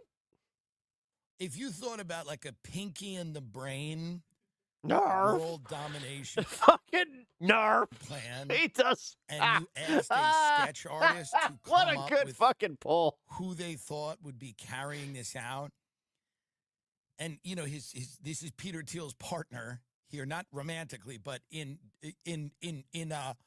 global governance. This is exactly what you would think. I mean, this is exactly what you would come up with. You would come up with this guy. But Palantir put out a manifesto, and I believe it is 20. Is it 22 points? I believe it is. And one of them is they're calling for a draft. And the promise of technology was that it was going to make wars Yeah, what about those little dog soldiers? less common. Yeah. But Some of that. Palantir's like, let's relax with that because we think there's going to be some big wars, and we're gonna be like Palantir. These are the people that came out and were like, we're going to be fighting a 4-front war. So get ready for that. So we need a draft, and we need a lot of money, and we're going to build a lot of autonomous drone death machines, and we're going to need a lot of security measures for the homeland. So goodbye to your liberty. Bye-bye. This will be like the Patriot Act on steroids. Yep. Younger people are what? Fuck Gen Z, Gen Alpha. Who gives a fuck? You're all dead. You're all dead in a Palantir war. It does seem like they are going to make money from enslaving the human race and keeping it in a constant state of war. Just an observation from the outside. I'm no genius. Drafting people. I was listening to Tim Dillon's show, and he was saying that, see if this is true, that Palantir thinks that we should reintroduce conscription, that kids should start getting drafted again into military, and they should have mandatory military experience for kids. Why the fuck would a tech company be saying that we need to move towards, I don't know, ask your buddy, universal national military service? That's the easiest fucking retort to that. How about fuck you? How about ask your buddies? How about they are bro? This is what I mean. This is what drives me nuts about him. He thinks that he's just like a fucking, like, the early stages of comedy. Like, he's just one of the guys. How about fuck you? How about, no, you rub elbows with these motherfuckers. Ask them. You go. On air. Like, be useful. Because, none of these tech dorks that are running these companies, they're not doing it. Yeah, call them tech dorks to their face. You fucking schmo. Like, what are you talking about? Yeah.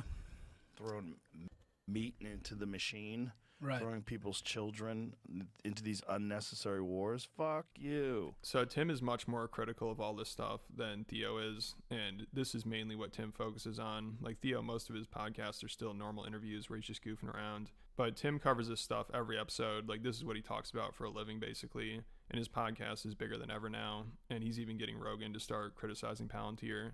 So I just don't see how the elites are like, Joe, you got to take out Theo Vaughn. But then they don't care that Rogan is constantly promoting Tim Dillon, who is much better at covering this stuff than Theo is. And he talks about it more often. Like, if we're talking about who's the threat to the elites, I'd say Tim is way ahead of Theo. He also... Bro, calm down. Used to what are you doing? No, shut up. Go off on Elon Musk all the time. Yo, there are inside thoughts. Inside thoughts. Too. I mean, he doesn't hold back. And Theo, he's interviewed Mark Zuckerberg, Sam Altman, Alexander Wang, who I think he's friends with. He also was friends with Jared Kushner. I don't know if he still is. That guy, he's a big reason why I went to war with Iran. He's really close with Netanyahu and is the architect behind the plan for turning Gaza into resorts. So Theo is way more compromised than Tim Dillon is. I mean, I don't think Theo will ever criticize Jared Kushner, but Tim has whole episodes about him. Also, Theo was at Trump's inauguration and last year went to the Middle East with him, which I think he probably regrets all that. I think he just got in way over his head, interviewing Trump and J.D. Vance twice and getting really political. I don't know if that was the best idea. Like, he didn't know what he was doing, even though, I mean, this man is almost 50 years old, so he should have known better.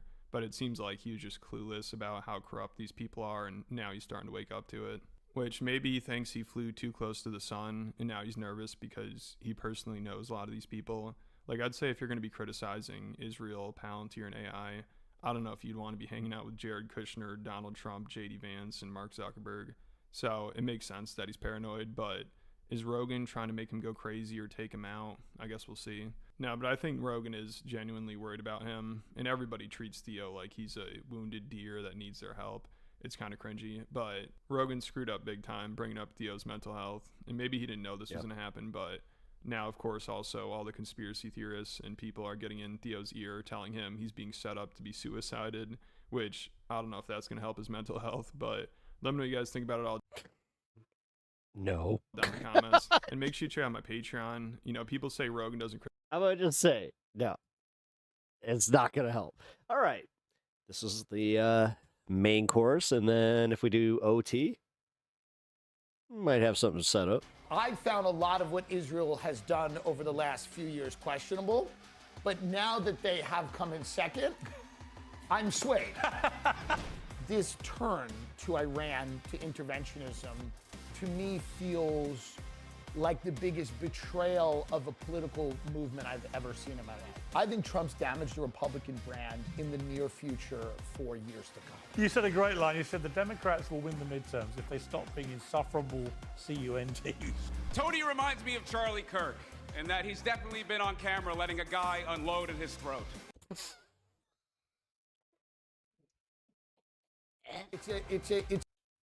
That's such a banger. It's a joke that will upset some people. That doesn't mean you don't tell it. That's a banger of a joke at a roast. Somebody called me a satanic pedophile, right? They've done the work.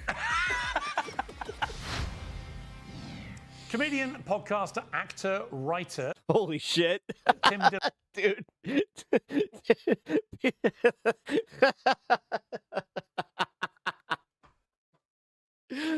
If you guys didn't see that roast, you need to watch it. It's actually, for the most part, worth it. Just look up the clips. But yes, Pete Davidson, man. That motherfucker, I have a new respect for the dude. He killed. There's many hats. Those are just a few. He's disappointingly not wearing a hat today, but many know him for his Netflix comedy specials, others for the acerbic commentary on his podcast. It was on that podcast just days before the presidential election that J.D. Vance explained how a war in Iran would be in Israel's interest, but not America's. Time has moved on. And while Dylan's often called a MAGA podcast, even a MAGA bro, he now says that MAGA is the biggest con in history. For some reason, he's not been banned from entering the United Kingdom, and he joins me now. Tim, great to meet you. Well, thank you so much. I have not been banned, and I hope to not be banned. I enjoy it here. I like it here too much to get banned. I mean, look, a lot of Americans, and I blame Tommy Robinson for a lot of this stuff, but a lot of Americans seem to be under a very weird view of this country right now and the capital city in particular. You've been here for a few days now. 90% of the content wasn't about Kevin Hart, because that's the stuff that didn't have to be ran through like the writers and the producers. That's why like Kevin Hart had like every time that he was just like, nah, like, and he would like have his mic. It was all set up. What's your view of it? I love it here. That's why Shane was uncomfortable, because he knew that like he had certain spots that he had to fill. But also, dude, he crushed that shit, and on top of it, it was hilarious when he would just be like when what's her face, the girl from that the Oscar movie, she comes out, reads her list, and he was just like, well, that was awkward. A little bit of, and she's not good at comedy, like just. A skewed point of view. I'm staying in a beautiful area, in a beautiful hotel. There are protests, which I like coming when things are... One to the right, one to the left yesterday. One to the right, one to the left. It was amazing. There were dueling protests... At the same time. ...outside of my hotel window, and I was drinking tea and watching, and that was great. I enjoyed it. I thought it was great. I like going to a place when it's... He talks like my mother-in-law. ...chaotic. But no, there's an idea that oh my God, I'm never gonna unhear that. Oh my God, it's a crime-ridden hellscape. Right. I have not found that. No, I have not found that. It's bullshit. Yeah, I think you have areas that are a problem. Right. We did see one guy, two young guys chasing each other. One kid was chasing another kid, and that other kid ran into a grocery store. I don't know what that was. It seemed violent. But it's whatever. But also, I mean, no offense. I mean, look, I love America, and I love Americans, and I've lived and worked there since 20 years now. And we both have a place in LA, and we both spend a lot of time in New York. The idea that somehow London is more crime-ridden than great American cities like LA, like New York. No, you don't have crime the way birds. that we have crime. Right. I think what happens is when somebody gets a watch stolen. Yes. Or something happens, it's in the paper immediately. And people react to that. Obviously, it's wrong. Nobody should have their watch stolen. But, like, I think you're not dealing with... Is he asking questions? No. He's a millennial that either did like and ums, or he did upspeak. The crime the way we... I mean, I've driven through your quote-unquote... This is how I do my Australian accent. It's a little bit of a British accent with a little bit of upspeak. Bad areas? Yeah. They're lovely. They're actually They're like your good That's not my best one. But, it's not a problem at all. Like, people tell me to go to these areas. You go, you got to go here, you got to go there. And then you go there, you go, yeah, I think it's okay. I think it's okay. He's from Rhode Island? Oh. Not compared to what we have. That's not how you spell Rhode Island. There was some big events going on at the same time as the rallies, one of which was Eurovision. Are you aware of Eurovision? I do. I'm very aware of it. I'll watch clips of it. As an American, I haven't done a spelling correction on this show, I don't think, ever. No, you're not. It's the European countries We're not only. in it. I will tell you that I found a lot of what Israel has done over the last few years questionable. Sorry, Don. But now that they have come in second, I'm swayed. Personally, What do you think about the whole debate about, people get very exercised about whether you should ban Israel from double whammy. Right, Eurovision, or ban them from competing, like Iran might be banned from the Soccer World Cup, and so on. What do you feel about punishing countries? Mouses, spelling bee? You may be engaged in military conflicts. People would argue back, well, hang on, America's engaged in an action in Iran, which many people view as illegal, for example. Should they be banned 2002 fucking second place runner-up. from hosting a World Cup? Yeah, Not to me, kidding. it's all about money. And if people are really, upset about something going on, you have to cut off funding. So I think at this point, until we can rein Israel in, we can't fund them anymore militarily. I think that's becoming a mainstream view in my country. I don't think we care about a song contest. I think people have to stop with the song and dance contest and banning people from the pie eating contest. Who really cares? It's about the money and it's about the funding. So to Thank me, you. it's like it feels good. Woo! Damn! To say, well, they can't compete in Eurovision. Damn! I'm genuinely kind of shocked that he had that take. To me, it's a completely pointless exercise. Why is it that Israel is becoming increasingly unpopular as a country in the United States, to the extent that 60% of Americans now have a negative view of Israel? That would have been unthinkable 20 years ago. I think people feel very uncomfortable about the nature of the relationship. I think Netanyahu clearly has a political agenda that we don't feel benefits America. He's constantly in the White House convincing Trump that agenda is part of whatever movement Trump has created, this populist movement. Nobody agrees with that. There's a very small group of people. And one of Trump's best ideas, because I grew up during the Iraq War and Afghanistan, was that we should stay out of unwinnable foreign conflicts and focus on the economic well-being of the American people. And that's been completely thrown out the window. Which is why I don't understand this whole Iran thing from a political, never mind anything else, from the political economic aspect of this decision by Trump. And I said it from day one. There seemed to be no clear end game here. Mine was restaurant, 5th grade. Was it regime change? I hate to admit that it was that late, but in fifth grade, I had that weird thing. I got nervous and I forgot how to spell restaurant. Was it preventing nuclear weapon? Was it this other? But here we are, several months into this thing. Hey, restaurant spotlight. No sign of it ending, no sign of any regime change, no sign of the people rising up. Iran suddenly discovering if they can just control the Strait of Hormuz, they can hold everyone to economic ransom. And if they pop a few rockets up at their neighbors, they can damage their business models potentially for a very long time. And here's Trump, never more unpopular in the polls personally. The economy is really... I think that I was good at spelling bees because of my dyslexia, because it made me pay that much more attention. So, I had to retain that. Really struggling from this. Cost of living is going up again. I've been reevaluating a lot of that because I got diagnosed late in life. Right way. And he's got midterms in November. And you think, none of this makes sense to me. None of it makes sense. I feel as if he thought he had to do it. And for whatever reason, people can make up their own mind. Do you think that was pressure from Netanyahu? I think it was pressure from Netanyahu. Yeah, I do. I think I would say that that's a pretty rational way to think about it. I don't believe that Trump thought this was in America's best interest. I think he was kind of convinced one way or another to enter the war without a plan. I mean, the article in the New York Times with Jonathan Swan and Maggie Haberman, they're great reporters. You have the chairman of the Joint Chiefs of Staff, you have CIA, you have people going, this is not going to be easy. And we probably cannot affect regime change. But you have, and basically saying the Israelis oversell, Mr. President, that's what they're doing. And they're talking to Trump like a real estate developer from New York. They're saying to him, they're overselling.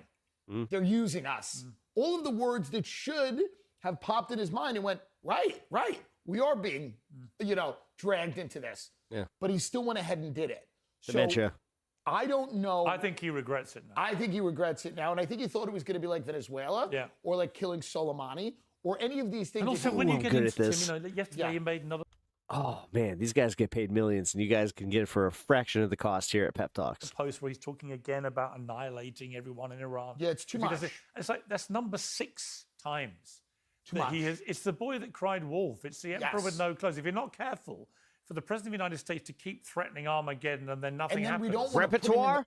Oh, repertoire. Okay, I had a box where he actually does. I had a problem with that one too. So by saying this, and we go, well, you're crying wolf. We don't want to press it. No, I agree.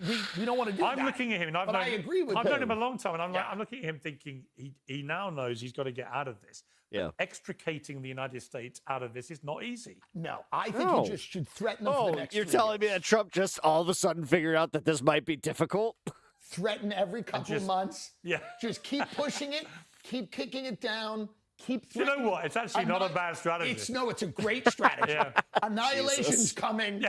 It's all over soon. You won't have air to breathe. Whatever he's going to do, keep truth socialing it. Keep saying it. Don't do it. But I think that's the strategy now. What's been your Trump journey arc from when he was, doing The Apprentice? I was on it, won it with him, to then becoming a politician, then winning that 2016 election, then I think coming out and then winning again. I think there's the mass migration of people from one place to another is the biggest issue of our time. Whether people want to admit it or not, not everybody talks about it in an eloquent way, but it is the biggest issue of our time. How to assimilate people into an existing economic, political, cultural sphere is very difficult. Trump came out and talked about that issue, and again, in a way that offended a lot of people and drove a lot of people crazy. It's a big issue in the UK. Farage is about to potentially win with this issue, right? So he came out, and to me it was very interesting because the working class in the United States, and I think the working class here, feels like they've fallen behind tremendously. Yeah. And if you look at cities like London and New York, a lot of people are buying property that don't even live there. It's a boon for luxury real estate. It's a boon for finance. But really, people that, are, British born, of all races, of all religions, but have called this country home forever, feel like they're losing ground. That was happening in the United States. Trump gave a voice to that, which no one else had. He also gave a voice to this idea that going around the world and wasting money on pointless, unwinnable, largely Middle Eastern wars was bankrupting America, saddling our children with debt. These were his two main salient points. Have you voted for him at all? No, I didn't vote in the last. No, I didn't vote. You didn't first time I was in Texas doing a podcast with Joe Rogan, and I'm registered in New York, so I was there election day. In New York, your vote doesn't really matter. Would you have voted for him? Probably, yeah. I think that's bullshit. You could have fucking voted early. He's full of shit. Certainly the last time. I think Kamala Harris and Biden were a disaster. I believe that. But again, this turn to Iran, to interventionism, to me feels like the biggest betrayal of a political movement I've ever seen in my life. And it's really interesting to me how it split the conservative right pretty well down the middle. Yeah. Where you now have people lining up, whacking each other in a way that, again, would have seemed unthinkable a few years ago. What do you think is going on there? Is it the Israel issue? Well, that's a big part of it, but I also think it's preparation for the inevitability of what comes next. Of life after Trump. Life after Trump. Right back. And a lot of people feel Vance is not a viable Not gonna candidate. risk my bladder. So obviously you look at a guy like Joe Kent who resigned. He clearly has political aspirations. Maybe Tucker does. I don't know. But there's a lot of talk about that. There's the preparation for what comes next. Polymarket has J.D. Vance at 36% now, Marco Rubio 25%, Tucker Carlson at 7%. Yeah. We've had the host of The Apprentice serve 2 terms as American president. Tucker Carlson, whether people love him or hate him or don't even care about him, he's incredibly televisual. He's incredibly eloquent, fast-talking, inspirational to many people. Yeah. Is it unthinkable that someone like him could become the new face of the Republican Party? Certainly not. I don't think it's unthinkable. I think it would really depend on if the country was going to give any Republican a shot after this. I think Trump's damaged the Republican brand in the near future for years to come. If the Democrats don't screw it up, which they can. It's always in their locker. It's always they can always screw it up. And I don't see the thing is, I keep saying to people, I don't see who the new Clinton, Obama, that kind of left of center, but appealing, charismatic, smart, politically savvy that person person. exists, where is that person on the Democrat They need to side? not pop their head up, because if they pop their head up right now, they're going to get attacked for whatever reason for the next 2 years. They need to stay wisely quiet up until the moment when they have to announce. Because the thing there's a few of those people. There's guys like Andy Beshear, who's the governor of Kentucky, which is kind of a red state. He's a Democratic guy. There are a few people like that. I think strategically they're probably keeping their heads down. I don't see why they'd pop their head up right now. I agree. I mean, right now, just let the Republicans do what they're doing, because it is kind of a dismantling of a coalition in real time. Well, I honestly think if the Strait of Hormuz continues to be shut for another, say, 2-3 months, the knock-on effect on not just the U.S. cost of living, but particularly things like food prices because of a lack of fertilizer coming through, that's all backed up, and they haven't really factored that in, but it's going to have a huge impact. The economic impact from people that I talk to who are much smarter than me, no one is prepared for, and it will be global in nature, and it will be catastrophic. So I don't think Americans are prepared for that. I agree. We talked about that this week. Could you imagine voting Democrat if the right candidate came out? Absolutely. Really? Absolutely. Have you done before? Yeah, I voted for Bush once and Obama once. Right. I've been similar in this country. It seems to be, with Trump going into Iran, no matter who you vote for, you do seem to get a lot of the same foreign and economic policy in my country. You do seem to get military intervention abroad, and then kind of the tech and the financial sector dominating the domestic political agenda, no matter who's in there. And that's why all these tech CEOs are clustered around him in China. These are the same people that were with Biden and Harris and censoring their websites to limit conservative speech when they were in. So they obviously view themselves as the actual government, and whoever the president is like a guy giving them a tour. That's bullshit, because by that logic, you know, they wouldn't get their tax, like the tax breaks that they're gearing up for here. Like, shut up. They work them both. We remember that Sam Bankman-Fried guy. He got caught donating just as much money to the Republicans and the Democrats. So shut the fuck up, Tim. They might be half right. You know, no, half. I think they're more than half right. You said a great line. You said the Democrats will win the midterms if they stop being insufferable CUNTs. Yes, they just have to. It's in their nature. It's very hard for them, and I understand that. It's difficult. You know, I liken it to a fight with your parents. You know, my parents are divorced, but they would fight. And I don't want to make it a gender thing, but the fight would over, and then my mother would come in and go, and your family's a bunch of drunks. That's what they do. They come in after they've won, and they somehow wrestle defeat from the drunk. But also, I think they've got to somehow completely unattach themselves to the woke ideology. 100%. Because there are so many people like me, but I'm Tim, you benefit from that. Shut up. thinking about Bill You're a gay comedian. Maher and Like, what are you talking about? Joe Rogan. I think probably you and many, many others who, you know, could easily be persuaded to. Yeah, so some are Democrats, but some could be. I can sit on the fence either way. I've voted for both sides, but I could never vote for any party that signed up, for example, Tim's a fence sitter the other way. Ayo! To the farce of trans athletes in women's sport. Simple things where you're just Now that's highbrow. denying basic science or biology. When you tribalize a society to the point where it's the opposite of civilization. Right. Civilization is a process by which people build coalitions based on shared values.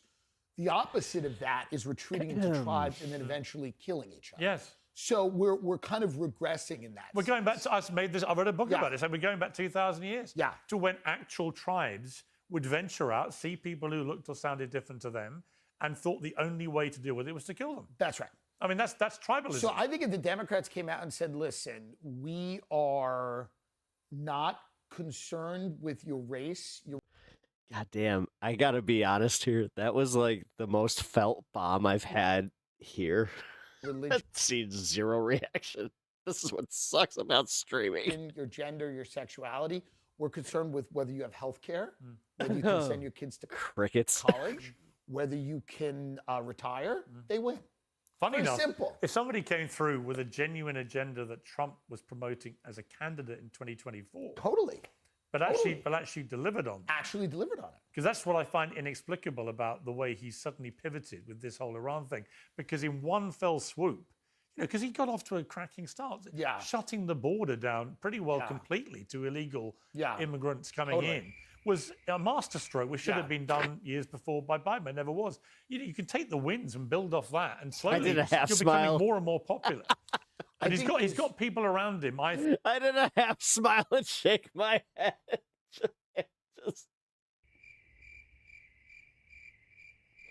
I said fence sitter.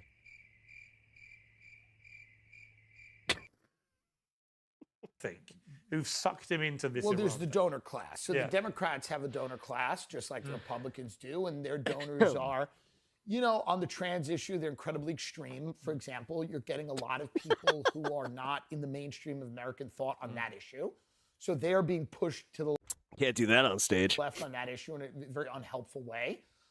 You also have like a lot of the Republican donor class. Wah, wah, wah, wah. People like Mary Nadelson. Be more funny. That have given Trump a lot of money, who are very fervently pro-Iran war and believe that regime needs to be taken out. And they started lobbying for that, I think, many years before it happened. So I think it was kind of understood that if we give you this money and you win again, we're whacking Iran. That's. I mean, now he's in a position where he goes to China, and no one's quite sure what's come out. Okay, I did laugh. I thought you were reading a Twitch chat. Of that, other than he was effusive in his praise constantly for President Xi, a man. No. That, you know, he was campaigning on, I'm gonna rattle China. I'm gonna do this, hit him with my tariffs. And again, I'm looking at that, going, well, which one is it? Well, we couldn't rattle Iran. So here's the real question. I mean, this does show the limits of America. Can the U.S. still rattle countries with pure military I don't might? know. I don't know. I mean, I'm not sure they can. No. I think the economic war. I think the economic war makes. I think we as Iran has kind of proven with this Strait of Hormuz issue, if you can just control a small strait of water, you can have more power economically than perhaps you. And people you can are not built for war the way they were. Yeah. Social media has made the horrors of war a lot more accessible to people. Yeah. I think one of the reasons that Israel has become so unpopular is because younger people are growing up seeing the realities of what's going on in Gaza on their phone every day. Yes, I agree. And I think that, you know, when you look at the limits of hard power in this century, the Iran war might be the tipping point where you see this is the beginning of the end of America's ability to enforce a global order militarily. Yeah. I think that's extremely likely. And I think the next shoe to fall is our ability to do it economically. Right. Yep. And that's the real problem. I mean, Yeah, we're giving it to China. you know, it's interesting because the Mitchell, what up? U.S. economy is still in Good incredibly to see you, brother. strong shape comparative to most other countries. Yeah. The U.S. Wait, dollar were you in the other chat? is still a very, very powerful currency, but everything feels a little bit fragile. But it wouldn't take a lot. It wouldn't take a lot. There's a lot of anxiety with AI. It's a huge bubble, and people are speculating that number one, it's either overblown, and a large share of our GDP fuck yeah. is based on this very overhyped technology that's not coming to fruition. Yeah. And then maybe even worse is the idea that it's not overblown. I think if anything, and then it's going to take everyone's job. Right. So I saw a video the other day of one of the robots, and it was just packaging stuff, right? Coming through a sort of conveyor belt and just choosing things and putting them in packages. It does it 18 hours a day. It never needs a tea break. Right. Never needs a lunch break. That's right. It is far more economic than having a human being do it. It's never going to have a sick day. Right. It's happening. Except. Hold on. I got to pause. Cat and dog going at it. Let's see. Is this going to be peaceful? Do we have a peaceful transition of power? Or does he bully him out? Oh. Et cetera, et cetera. And I watched Stan fucked off. Video sort of hypnotically It's like, for a couple you know of what? minutes thinking, Let him have it. well, that is the future, isn't it? I mean, you're not the idea that in 20 years' time, Transition. AI won't be basically doing the vast majority of manufacturing. Yeah. I think it's for the birds. And so if it is, what then happens to all the people who are currently engaged in manufacturing? Ken Griffin just came out and said, Oh, shit. He comes in with the fucking left hook. Nope. Fucking Stan coming in out of nowhere, does the pump fake, goes outside the room and comes back and gets the cat off his bed. And we got the winner, Stan, the man, taking his bed back. I'm watching Claude, AI model, do the work. Look at him, victorious. PhDs I hired Yes. to analyze financial. Come here, buddy. Yes. So Kim It's Griffin, I okay. believe, runs Citadel. He's a multi-billion-dollar. He's literally sitting right down by my legs, staring at the dog, just pouting, just like. We used to call them masters of the universe, right? He's saying, I'm hiring know, you're people upset. at Come on. seven-figure salaries who graduated Princeton and Harvard, and I'm watching this AI model do their work. So yes, obviously, it's going to disrupt manufacturing, Globalization has disrupted manufacturing. This will finish it off. But it's also going to come for white-collar work. And I think Tucker has made this point. That's when you're going to get a Look real at how revolution. proud he is of himself. You're a legal clerk, for example, and Yeah. your job is I'm just picking them at random, but course. if your job is to research, Oh my form God, Catzo with the rare L. I mean, he just folded. case studies for a particular case and so on, why do you need a He folded quicker than a fucking bedpan on Vince McMahon. human being to do that? There'll be AI can do it in 10 seconds. 100%. But it'll never do what we're doing. What Right? are we doing? We're doing the most important thing ever. We're sitting in London, we're talking. You know what we're doing? No We're one actually. can, Pierce, it won't do what we're doing. I won't let it. You Oh, won't now let he just it. fucks off. Now he's just like, I got what I wanted. Well, this is Those the two point. guys who just came in and screamed. I've used this example ad Yeah. nauseum, and to the extent that I read the comments every time I say it. People are like, Piers, there are 3 things you've got to stop talking about. One, Yeah. your brother was in the military. We know. You've Right. known Donald Trump for 20 years. Yeah. And you had the last conversation with Stephen Hawking about the future of mankind. Well, I'm sorry to my fans, but you're going to get the third one again. Yeah. Stephen Hawking, in literally one of his last ever interviews before he died, said to me the biggest Oh, threat thank to you for mankind the is when floating heart. AI learns to self-design. Now, actually, what we are doing at the moment is self-designing. We're thinking on That's our feet. right. We're being creatively minded. We're reacting to each other and so on. But I feel, and I might be wrong to feel And this. that's what matters. Yes, but I feel that Stanley AI is upstairs. increasingly... Cat there was takes the such bed a back. disturbing thing recently, that they asked 6 AI chat robotic machines. They said to them, right, we're going to replace you Chat robotic machines. with another AI. Have you heard about Yes. this?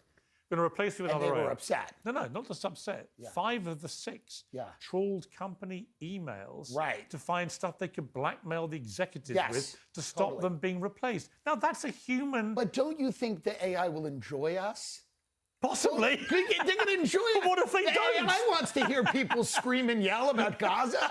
Don't you think the AI at the end of the day is going to kick back and watch this show? See, someone offered me the other day a chance to Yeah. have an AI twin. It would be another Piers. Yeah. And it would be, for all intents and purposes, me at this desk. And it would go, what they wanted was access to everything I've written and said, right, publicly. Yes. And then you could basically pay money to have an argument with me, a heated debate about anything, right? Right. And I thought, well, great, but what if... And is this going to be you would take it around to like festivals? Right. Like different Yes, fairs? but I wouldn't have to be there. Yeah, you could argue with Pierce Morgan. Yes. It's totally. It's a great idea. It's a phenomenal idea. Right. Have I a don't tear know- up with I don't- Pierce. Yeah, and we just put like a bust of you. Right. Oh, I hope he's kidding. But it's not me. Well, of course not. So then what happens to me? You become irrelevant. Well, I mean, The AI literally rewrites her personality too whenever it wants to. Now that'd be funny. But the robot that's becomes, anyone's but guess. my twin becomes ever more powerful, successful, and rich and famous. It's a nice part about having just a tinge of mental illness and, I'm unpredictable. Yes. What happens? Good luck. Good luck translating me into AI. To little old human me who Well, gets then a bad cold every now and someone's again, gonna or breaks a say- hip like I did recently and needs to be, Yeah. off work for a week. Someone's going to say, I know the real Piers Morgan, and you're going to be like a novelty that gypsies will bring around the country. They'll bring you to carnivals and fairs and then open a tent, and you'll be sitting there, and they'll go, is that the real one? Let's turn to comedy. Yes. Because you're being very funny. The roast of Kevin Hart has been extremely controversial. It so surprises me that that's the case. Exactly. I don't even understand anymore what is going on because it's a roast. Yes. It's a and roast, the jokes yeah. are roast jokes. Are there any limits? No, it's not that. The controversy is literally coming from the reactions, like from some of the people, like I hate to say it, that were the Charlie Kirk joke. That's the one that got the most reaction. To a roast joke. I don't know. I mean, not everyone has to think everything's funny, obviously. I mean, let's play the really contentious one, which is Pete Davidson about Charlie Oh, Kirk. this was funny as fuck. I'm gonna speed this up to 1.2 or 1.5. So I'm sorry, guys, I have to. Otherwise, copyright. Tony reminds me of Charlie Kirk, and that he's definitely been on camera letting a guy unload in his throat. No. When you heard that joke, what is your reaction as a funny guy yourself? I thought it was funny. I thought, obviously, it's a joke that people are not going to be thrilled about, but it's a funny joke. Oh my god! Oh my god! He's playing this serious? Oh, this is the biggest surprise. No. Oh my god, Tim. Should there be any limits with humor? It's up to the comedian. I mean, the whole. Even he's just like, oh my God, Tim. Woke left tried to up basically the cancel comedians and the right? audience, right? Yeah, So yeah. the audience tells you what the limit is, and some jokes. The audience were pretty muted about that. Yeah, as if they kind of didn't want to be seen right, laughing. Right. So that tells you that that joke was, you know, it's a joke that will upset some people. If we don't do something about AI in 10 to 15 years, your job is completely gone. I mean, this version of it. Remember, I do live performance. That doesn't mean you don't tell. Oh no, you're going to force me to go back and perform on stage like I've been toying with doing anyway because I miss comedy? Because you don't know what the reaction's going to be until you. Listen, my goal is to become big enough at this so then I could do that as my backup. Nah, that's bullshit. I love this more. It really, oh my God, I never actually had to like really face that, but I do love this more. Fuck, you're right. God damn it. Do it. That's the thing about comedy. You don't know what the reaction to that joke's going to be. That joke might have been great. It was a little muted. People were. So that's the thing about comedy. Once you've done it, then you get the response. Yeah. And then maybe you go, oh, that one was a little far. You know, but the idea that people are very angry about this seems confusing to me. I'm confused by it. Well, I think I am most things. Well, I found there was also a double standard in that Tony Yes. Hinchcliffe, who did this wild, like 7-minute routine, but he told Yeah. a George Floyd joke. So Yes. the black community is so proud of you, Kevin. Right now, George Floyd is looking up at us all laughing so Is this audience capture? hard he can't breathe. And George Floyd's family came out and were very angry about it, and very Yes. upset about it. But it seemed to me that all the people that were criticizing that joke were much more relaxed about the Charlie Kirk joke. In the same way that when Charlie Kirk was murdered, a lot of people on the woke left celebrated his assassination. Two different realities. So the political dimension of this comes into play, and the double standard of that. I mean, I always think, as long as you're intellectually honest, I can deal with you. In other words, if your position about both of those jokes is, I think they're unacceptable and cross the line, Sure. fine. But if you think one is and the other one isn't That's because of your crazy. political bias, Totally. You lose me. I long for the 90s because, to me, I didn't grow up in a time where, even the early 2000s, even the mid 2000s, I didn't grow up in a time where every single thing went through a political lens. I really, Because that's the late night guys, right? So the other day I saw the 5 late night guys, and I made a joke on X, which blew up a bit, which was great to see them all doing their bit for the DEI they promote, and it was 5 middle-aged white guys, right? Of course, yeah. But they all basically, I mean, I think exclude Jimmy Fallon, who I think he's a sort of warmer, more old-fashioned in the type of Johnny Carson kind of role. But if you look at the others, they're all basically they're all in on Trump bashing. They never They literally bashed Biden too, by the way. have. Stephen Colbert had a fucking Biden impression that was hilarious and also not exactly flattering. Conservative right-wing guests if they can possibly avoid it. No, you guys are just bitches because you're like, oh my God, he's making fun of our Lord. Jimmy Kimmel had, I think, 1 or 2 in 5 years, right? So they're very transparently political. But if you go back in time in American late night, it never used to be the case. They wouldn't be so transparently political or take a side. Yes. You know, I spoke to Jay Leno about it. He said, why would you alienate half your audience? Right. And now they preach just to one half of America. Yeah. I think that's part of the problem. Yeah, I think it's part of the problem No. that we have split into 2 dueling realities. Because the right wing has an ecosystem of entertainers and media figures, and the left wing has an ecosystem.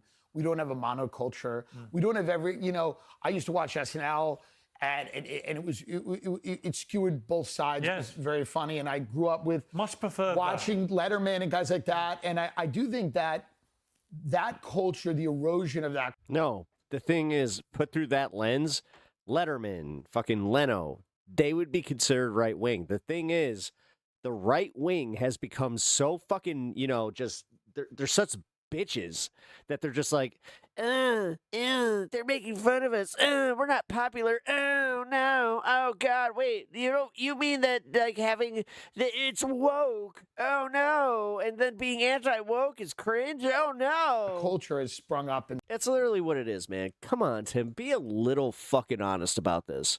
Like, for all the fucking, like, cancel culture bullshit, just remember who started that. to this kind of like world in which people are kind of, processing everything. And politics is not the most interesting thing about life. There's so many deeper human truths that are not political. Yes. And I think that we're getting so far away from that, so far away from nature, and we're really just superimposing this political architecture on everything. And I think it's bad for everything. Are you a religious man? I was born Catholic. I try to be. I try to be. I'm the same.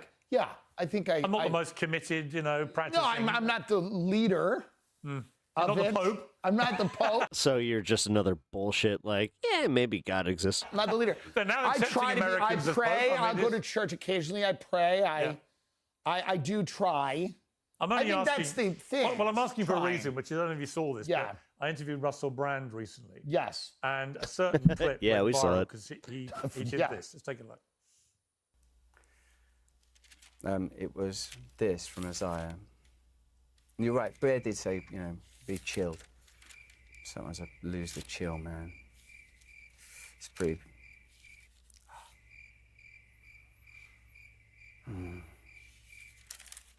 It's this.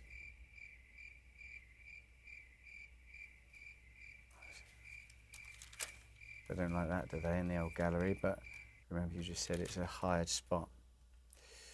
This is from Isaiah. That's for.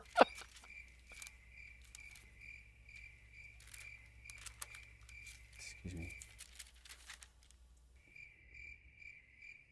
That went on for 2 very painful minutes and went viral and created more memes than I've ever had probably for any interview ever. And it came because he's promoting a book called 7 Days to be a Christian. I'm not sure he's given it the full 7 days. That became its own bit. That was a 10-second clip each time, and I was just like, oh, I gotta loop this again. Well, everyone has a personal relationship with God and faith, and it's hard to know what's going on in anyone's head. But just have the quote ready. That's what I would do. I would just mark where the quote have it in your head. Just have it in your head. If it's that meaningful. But AI is going to help with that. Yes.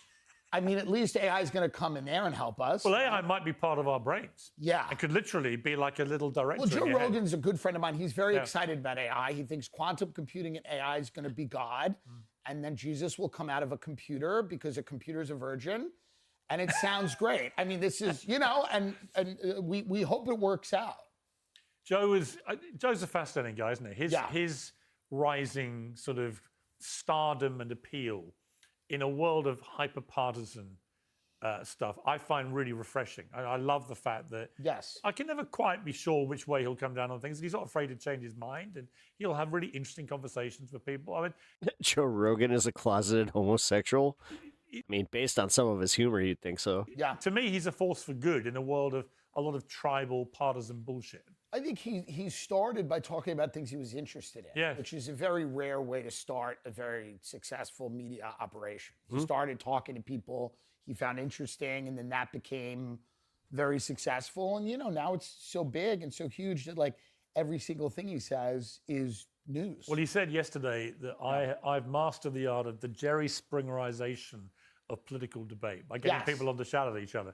And he said, but he personally prefers the one-on-one. So I just hope he looks at this interview and realizes it's I cater to all types. I have a one-on-one here with your mate. No, first of all, I think you need people in a room screaming at each other. Yeah. I do. I do too. Because that's what happens in life. Yes. And I think that AI will never replace that. I think you are safe. I think I am safe. Do I think we'll have to build big houses with walls to keep out the hordes? Yes. Yes. We're going to have some security because it's going to get bad for a lot of people out there, but not us. Yeah. Not us. Not us. No, we're going to be okay. The podcasters, the media people, we're okay, but we're going to have to live in a place where we can kind of protect ourselves from the others, the lawyers and the doctors, because they're done. It's interesting when I went into this full time on YouTube because my kids are 32 down to 14 and none of them watch television. So I was watching the revolution happen with my own eyes with my own kids. I was like, well, they don't watch television. Obviously, they don't listen to vinyl records. They don't read print newspapers. So it's not difficult to see the digital revolution and where it goes. But also, I felt like they didn't understand things like having structured shows on a certain time at night that you had to watch at 8 p.m. that would have advertising breaks and all these kind of things. These are alien concepts to the youth. And that's why they gravitate to a more free-rolling kind of environment. I think there's good in that. There's bad in that. I do think these tech algorithms have ratcheted up division because it makes a lot of money. So they do radicalize people. They make people very angry. I know a lot of people who've like blocked their own mother. Damn. Timing. On social I know. media. It's ridiculous. I know a lot of people, their own mother, they go, I blocked her. I go, you blocked your mother? So I don't think it's having always a great effect, but I think that we've done very well with it, and that's kind of what's important. I totally agree with you. We've got a couple of minutes left. I want to just fire off some names to you. True story. When I worked at Radio Shack, one of the funniest things I ever had to deal with, and also it was satisfying because this woman came in at 8:58. I was standing by the door waiting to lock it because there's no customer that's going to come at the last 2 minutes. There's no way. Cue this woman that looks like a fucking ghost. Like she literally comes like she is in her nightgown and she's holding her phone. I had to do this company policy. So I open the fucking door. I take this woman to the phone counter because yes, we had phones. Get this. She's not technically part of like our whole like umbrella of phone companies because we did AT&T, we did Sprint, T-Mobile, and Boost Mobile at that time. So I'm kind of like I don't know what to do here, but she keeps asking me about Facebook. She's like, my Facebook. Look, my Facebook. I can't read my Facebook the way that I could before. And I was just like, what do you mean? Like, is it like, is the program not working? Have you updated your phone? And she's like, I updated my phone. I've already done that. I went to Walmart earlier and they told me that everything was up to date. And I'm like, okay, so what's this specific problem, miss? And she's just like, well, every time I go to my daughter's page, I can't see her Facebook. So I have that moment where I'm like, oh, fuck. So I'm like, can I please see your Facebook, please? Like, can you just show me where this is? And can you like try to click on your daughter? Thing comes up, name doesn't show up. And I'm just like, miss, I don't know how to tell you this, but I think that your daughter blocked you. What? Why would she do that? I only liked every one of her children's pictures and commented on every photo the way I'm supposed to. I swear to God. and stories and see what you... I had to spend a half an hour in OT to tell a woman that she got blocked by her fucking kid. Your gut reaction. The Michael Jackson bio. And watching her fucking shuffle back to her car was both satisfying and heartbreaking at the exact same time. But god damn it, that bitch made me late to my dinner. Is heading towards $1 billion globally. What does that tell us about society? That people want that type of cultural monolith. People long for something that someone that everyone knows and music everyone's heard. I think in such a balkanized, splintered world, having remembering that there were figures like that, I think is very comforting. Meghan Markle. Yes, my favorite. A force for good, or? Well, I think a force for a perpetual embarrassment. Perpetual. Are you happy to have her back in the United States? We are not. We'd love to do a trade. Well, the trouble is we don't want to get Harry back. No, yeah, to me, it was... All right, this is the gayest I've heard Tim be. Like, he's talking about Meghan Markle and shit. Very interesting about her was it seemed from the jump to me very transparent. That this is a woman who didn't want to fit into this family structure. she wanted to be a massive star. And I think she went about it all the wrong ways. And the irony is that the royal family are, by definition, huge global stars. That's right. So you don't need to try that hard. You just have to do the basics. That was her problem. Yeah. Blake Lively. Have you ever seen anyone kill their brand quite that quickly? I mean, I know so little about that, but I know that she really shot herself in the foot. Yeah. And I think people can do that. Both feet. Both feet. But it's a kind of mixture of narcissism, hubris. What the fuck are we and on this? It's a weird Okay, we're almost. stubbornness that comes from I being a think big for star. years she didn't actually show the bar. existed in the very old school world of Hollywood, Yes. which where lawyers and publicists and managers and No. agents were able to create a reality and sell it to people. That world is over, and I think she's finding that out now. I also think people they can smell a fake. They can smell inauthenticity. Yes. Again, coming back to why you're very popular, why this show I think does well, why Joe Rogan, people think we're authentic. Right? I get people to me, I may not always agree with you or even like you. It doesn't matter. Right. They don't care. They just think I'm true to myself. Yeah. I say what I think. Right. That's a powerful thing in a world where many people are quite afraid to say what they think. Well, there's a penalty in certain cases. Yeah. Yeah, for sure.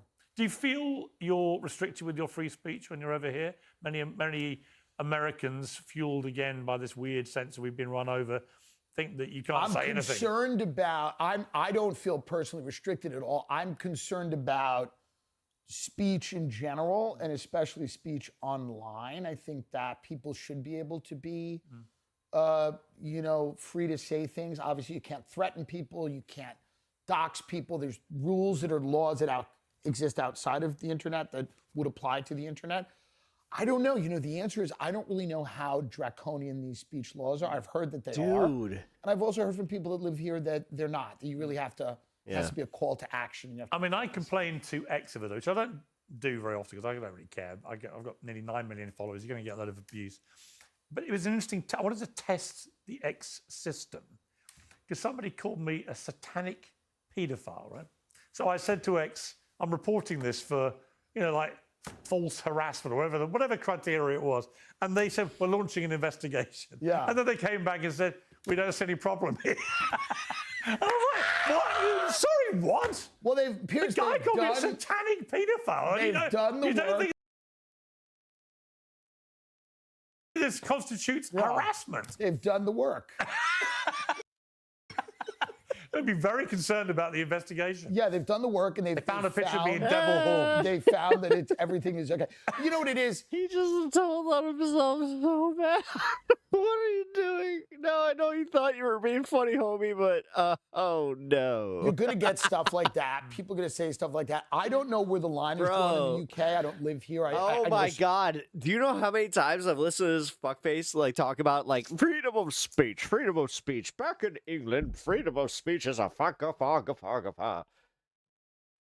Some people here, they're not really tweeting or, they're not on X. Someone called me a satanic I don't really know, but pedophile. I've heard that it is a bigger problem than... Well, we've definitely had a bit of a problem. It's not as bad as people think. Most people caught up in that have been issuing direct threats to people. Yeah, this is the world that he would The one want, that got me was Graham Linehan, the Irish comedian. Yes, right. Who was actually arrested at Heathrow Airport by 5 armed police for jokes he posted on X months earlier about the trans issue or whatever. They weren't even that savage. They certainly wouldn't have been savage enough for a Kevin Hart roast. And he was frog marched away to a cell by 5 police officers. See, that to me was dystopian. Is a real problem. Yeah, I agree. And perhaps a preview of what's to come. If we're not careful. If you're not careful. Tim Dillon, if we're not careful, you mean if we don't have it from Trump? Wait. Really? If we're not careful. You're never too careful. Piers Morgan, thank you so much. It's been great having you. And great to meet you. I love London. Now I'm going to go get stabbed. Great to see you. All right, thank you. Well, millions of people around the world have seen clips of a recent debate at Cambridge Union on the vexed issue of gender activism. The breakout star was the student Maeve Halligan, who went viral for calmly dispensing home truths like this. I think you've been sold a story a comfortable lie in which being progressive means never questioning the dominant institutional line, and it's a line in which compassion is equated with compliance. But real compassion asks hard questions. Real advocacy protects the people it claims to represent, even when that's inconvenient. Real activism doesn't silence lesbians, medicalize children, or tell a little boy who plays with dolls that actually he's a girl. There's no serious This woman made my pee-pee crawl in my body. activism happening in these institutions, as I've unpacked. There's ideological enforcement, language policing, nasty online abuse, regressive demands dressed up as virtue, and there are children very likely to grow up saying... What happened to Hermione? ...attracted, questioning... Was that me doing the crickets? Yeah. ...vulnerable children who are paying the price for our collective reluctance to say so. That's what we think of that, bitch. It's not bigotry to notice. I don't care what you say to me. It's not cruelty to object to it. It's not backward. But that accent, literally, dude. It's just like every time she talks, it's just like... To ask what's a negative boner? Who exactly modern LGBTQ plus activism is for. Be brave. Let yourself question the narrative that You're like a -4, bitch. being fed. Don't tell me Sorry. to be kind if being kind involves lying to and medicalizing kids, betraying lesbian and gay people, rolling back women's hard-fought-for rights, and Shut up, mafiosa. hurling Hey. threat at those who object. Again, hatred, you talk about it. Try being a woman who knows what one of those are. I'll tell you about hatred. No, I don't subscribe to this kindness, and I'll tell the truth instead. Well, mate, Flanagan joins me now. First of all, absolutely brilliant. Thanks. That was badass. Oh my God, you're gonna glaze. Oh no! Yeah. Oh no! Oh no! Oh no! Were you surprised about the reaction when it blew up online? I think to an extent, yeah, because, you know, I think we all know that this debate, such as it is, has been going on for a really, really long time, and there have been some really amazing men, women, organisations that they've set up and are part of that have been saying the kind of things that I said in that speech on Thursday at the Union. I think I'm really pleased that it was sort of picked up online, because I think it's important to see that young people, students especially, are saying this. Oh, she's a pick-me for the right? Oh, okay. Okay. She's actually, like, legit less interesting for that. Wow. All right, we got anything else? Let's see.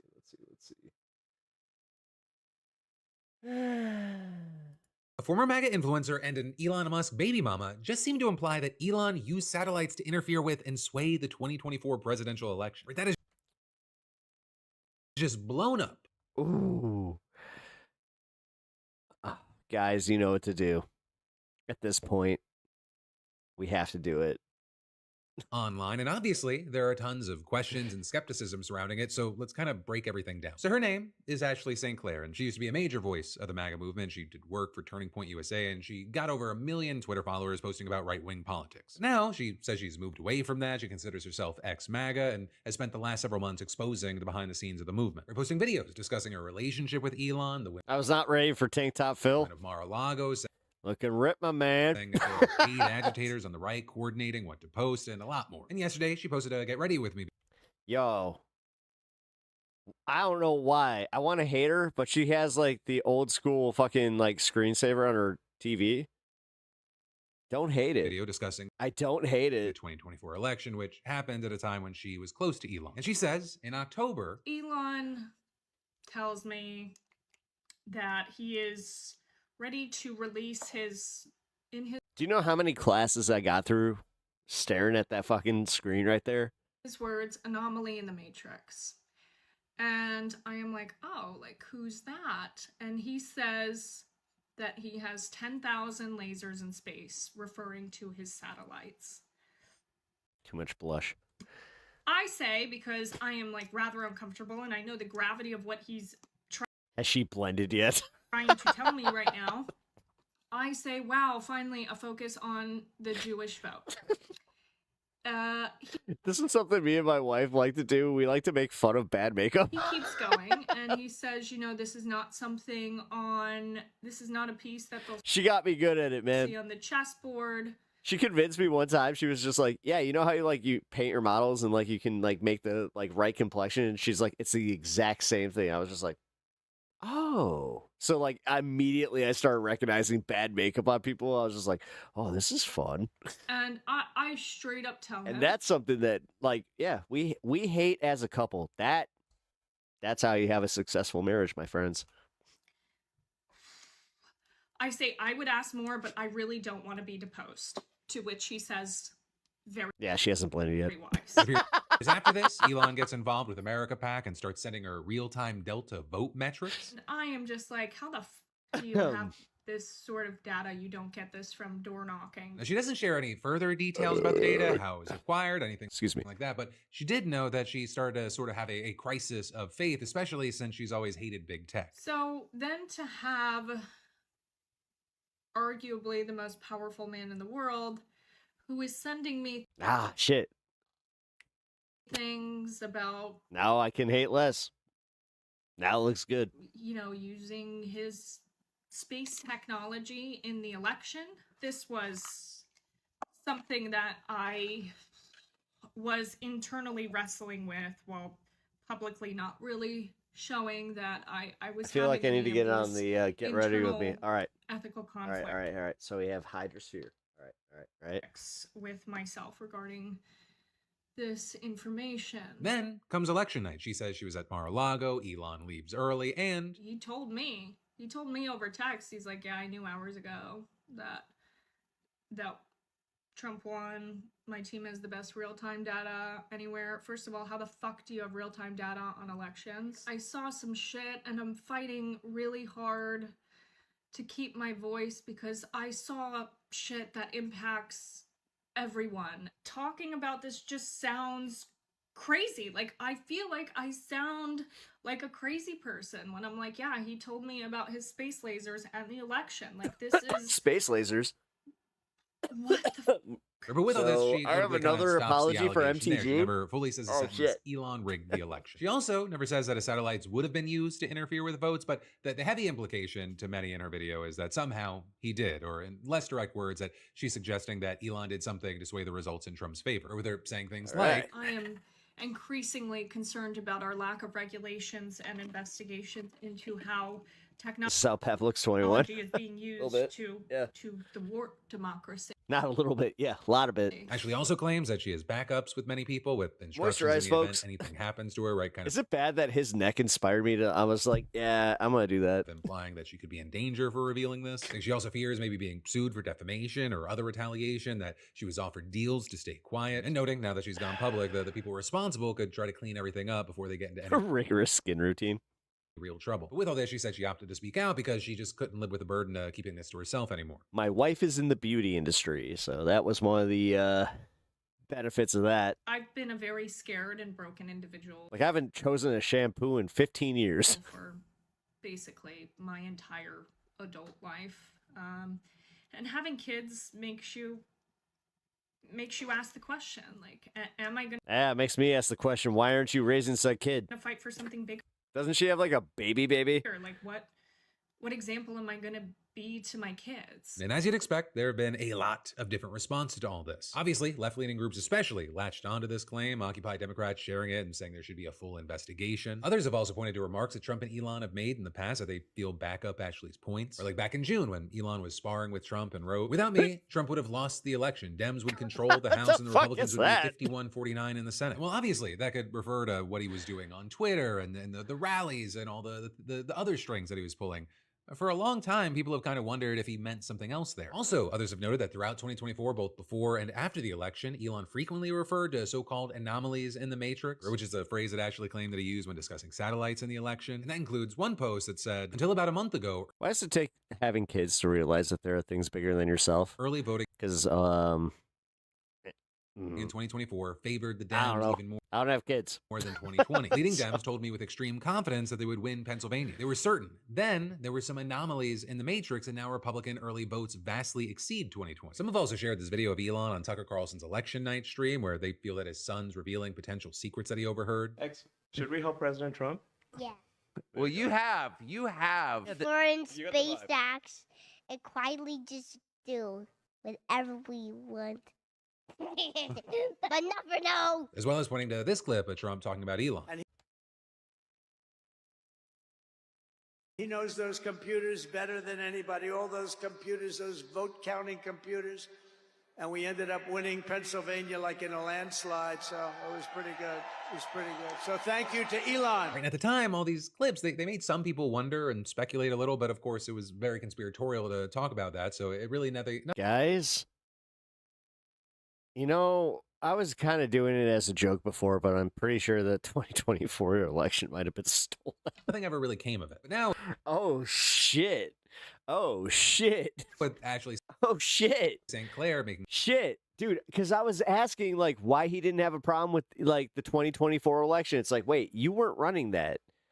These videos, you have people kind of circling back. But of course, with all this, like... What the fuck? I think it's important to... How transparent can you be? He really is the most transparent president ever. Remember, you know, we are still in conspiratorial territory.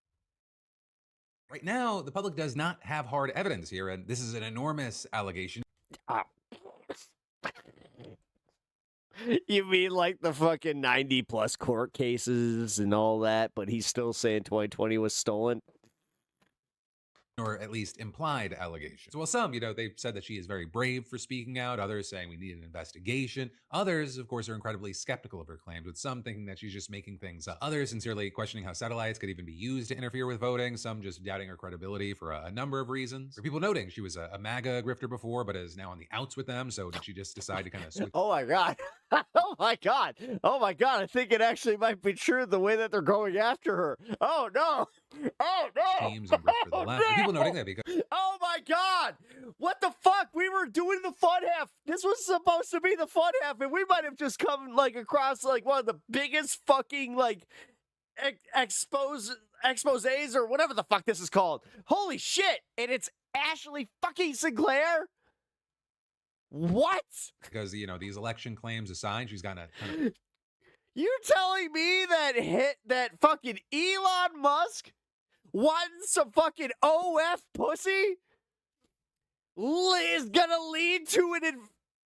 You have got to be kidding me. Attention for pivoting away. I was not prepared for this. From MAGA, getting profiled in tons of major outlets, doing interviews with left-leaning creators discussing how hard it is to leave MAGA. If you're to leave, you're not just changing your vote or your political opinion, you're blowing up your entire life. My social circles, my friends, my income, all of the above. Also, with all this, you had her previously telling the Washington Post that this is not lucrative for her, saying, I have everything to lose and nothing to gain from speaking out about the most powerful people in the world. And so this whole situation, I'd really love to know your thoughts, or whether it be the allegations themselves. She's cute, but like she annoys me.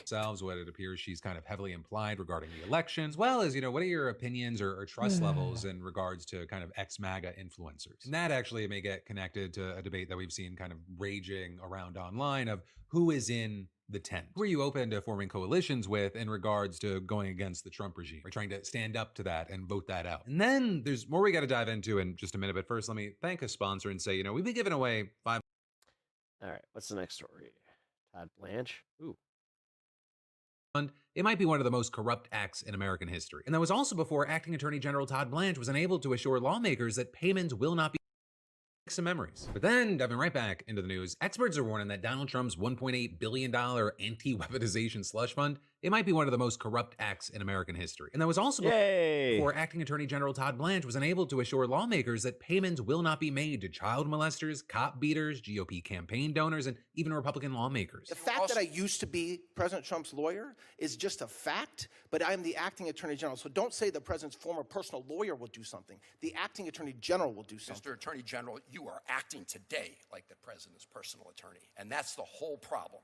You've got you have a whole banner of his face hanging over the Department of Justice, and you and everybody else walks under it. Right, because as I briefly touched on yesterday, in January, a year into his second term of the presidency, Trump sued his own Treasury Department for $10 billion.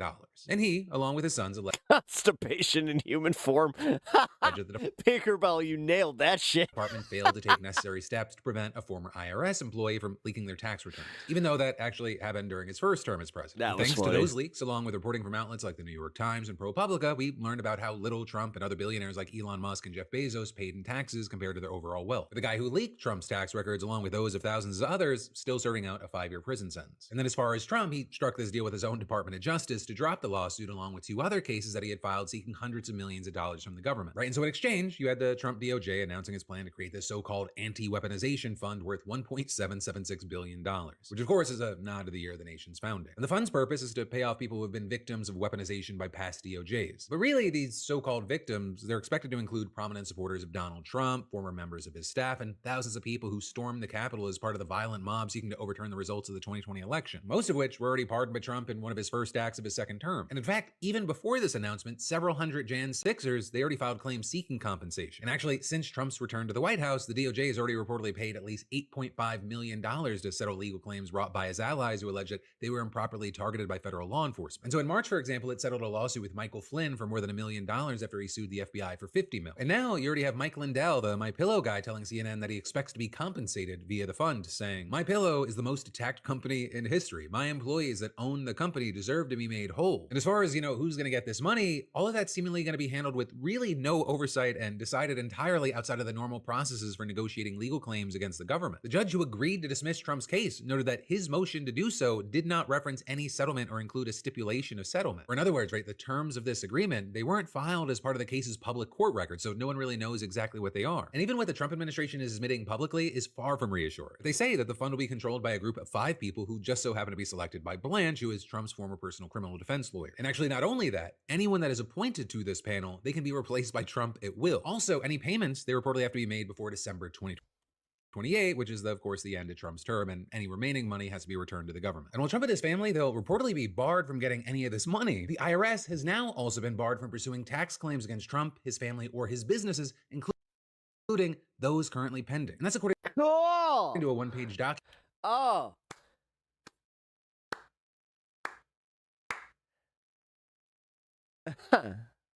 Yeah, I'm gonna keep that one as a screenshot just to use against anyway. It's ever like the Biden crime family or any of that bullshit. Even signed Holy shit. by Blanche and quietly posted on the DOJ. Holy shit, this is just so fucking corrupt.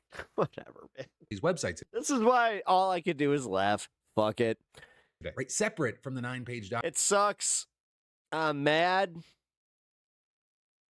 But Document posted yesterday that the department claimed explained the settlement. And altogether, this seems to be one of Trump's most brazen efforts to reward himself, his supporters, and his allies. Bottoms We have up. the head of the nonprofit Citizens for Responsibility and Ethics in Washington saying, "This is one of the single most corrupt acts in American history." And with that, the announcement of this fund has notably coincided with the resignation of a top government lawyer by the name of Brian Morrissey. But he's stepping down from his role as the Treasury Department's general counsel only 7 months after his confirmation in the Senate. Now, he hasn't publicly commented on his reasons for quitting, and in his resignation letter, he reportedly said that he had been grateful to work for Trump and Treasury Secretary Scott Bessent. You also had a Treasury spokesperson saying in a statement that Morrissey had served the department with both honor and integrity, and adding, "We wish him all the best in his next endeavors." But still, despite all that, the timing of Morrissey's resignation, it does stand out. And that's because the Treasury Department is the one responsible for depositing the $1.776 billion into the anti-weaponization fund. Right, it first has to approve what's known as the Judgment Fund, which is an uncapped pot of money that's available for the federal government to pay settlement claims without needing congressional approval. And actually, with all this, in testimony before the Senate subcommittee today, you had Blanche claiming that he didn't know why Morrissey resigned. He also acknowledged that the so-called anti-weaponization fund is unusual, but claimed that it wasn't unprecedented. Or with the DOJ likening the fund to a holy shit $760 million fund that was set up during the Obama administration. This is so fucking blatant. To deal with claims of discrimination. No, and that's like significantly less. What are you talking about? No. By Native American farmers. No. And no. We are paying for violent insurrectionists. What? No. Ranchers. Blanche also claimed that the settlements paid by the fund would not be limited to Trump supporters or based solely on actions of the Biden administration. And what the fuck? At what point do we all like just kind of say like, no, we're gonna sue the who do we sue? What do we do? There's nothing we can do. They control everything. Pledged to make public quarterly reports detailing any settlements that are paid, saying the claims that are awarded and the amount will surely be made public along the way. Though notably, the agreement establishing the fund reportedly says that records will remain confidential, leaving it all up to the Trump-controlled panel overseeing the fund to decide what, if anything, to disclose about their processes for granting or denying claims. That said, though, Blanche openly admitted that Trump campaign donors wouldn't be excluded from seeking compensation. And he also— Oh, get the fuck out of here! What the actual fuck? We can't have health care, but we're gonna pay these motherfuckers? Yo! Suggested that Republican lawmakers whose telephone records were seized in 2023 Like I said, what's it gonna take? What's it gonna take? What's it gonna take? by special What's it counsel gonna Jack fucking Smith take? might receive money. And also, What? in some cases, he kept on insisting What?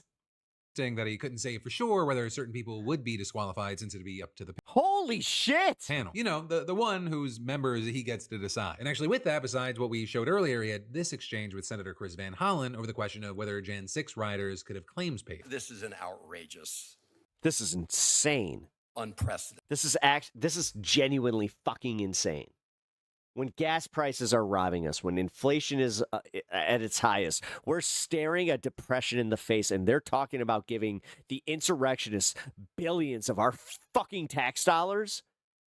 Like I said, what the fuck? Slush fund that you set up. Simple question: Will individuals who assaulted Capitol Hill The blatancy is the point. Yeah. police officers be eligible for this fund?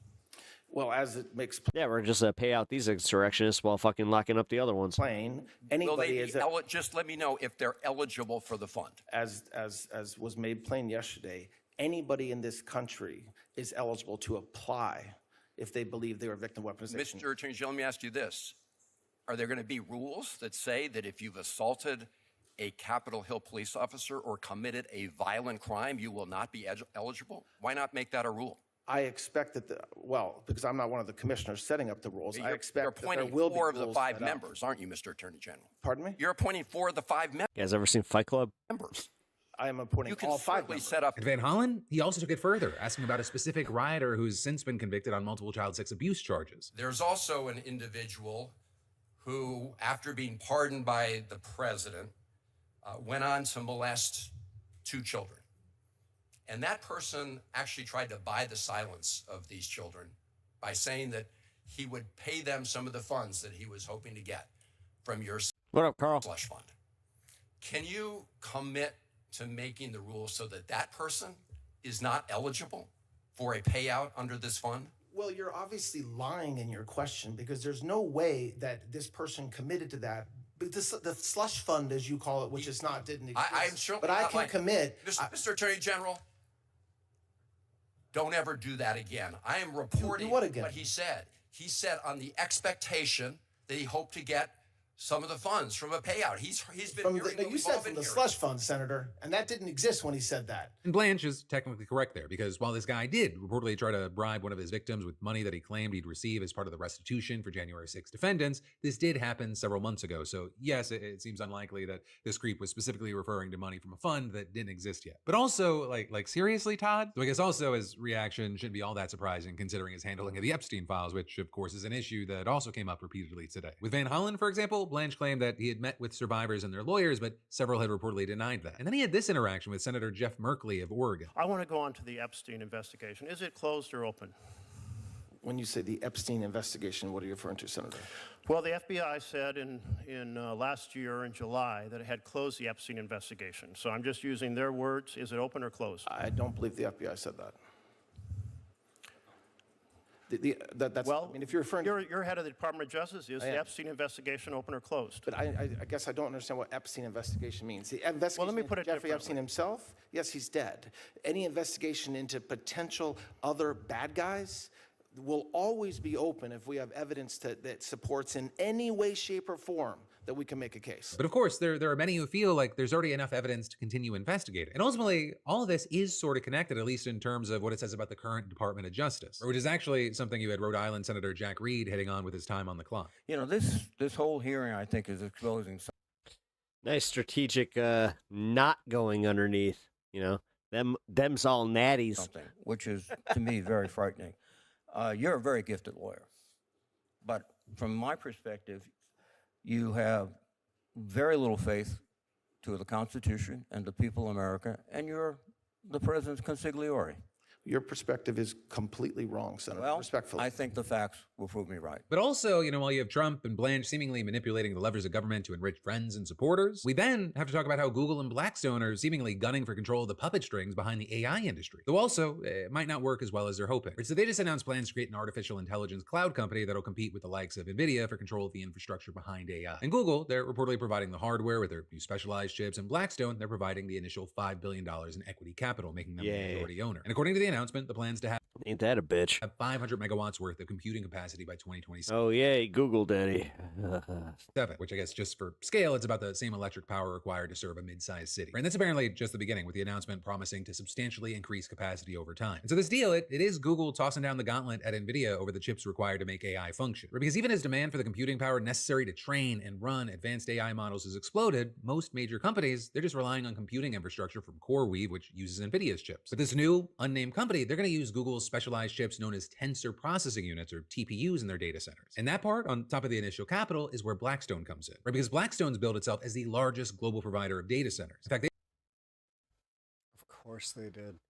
Of fucking course they they've did. been buying up data center operators for years. And you had their chairman and chief executive, Stephen Oh my god. It's insane how corrupt this fucking government is. Schwartz. It's insane. And this isn't just both sides bullshit. No. saying No.